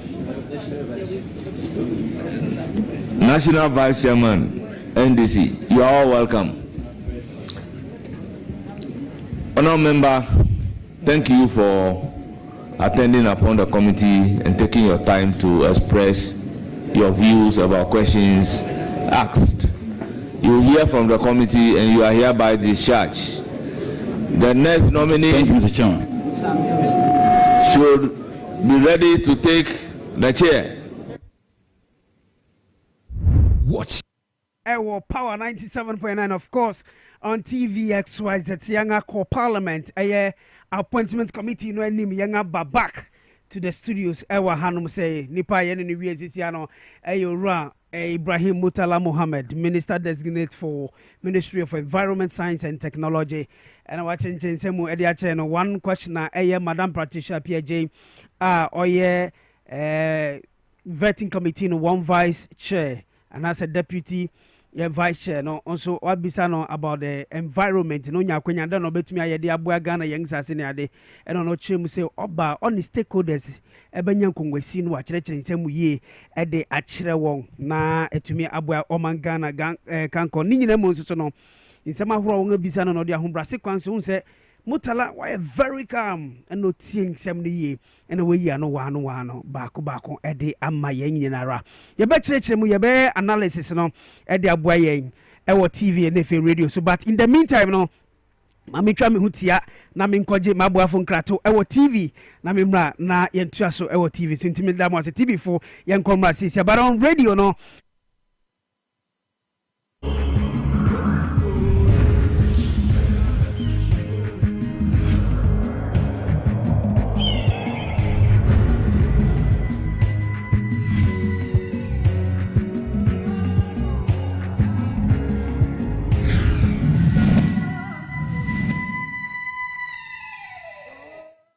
'24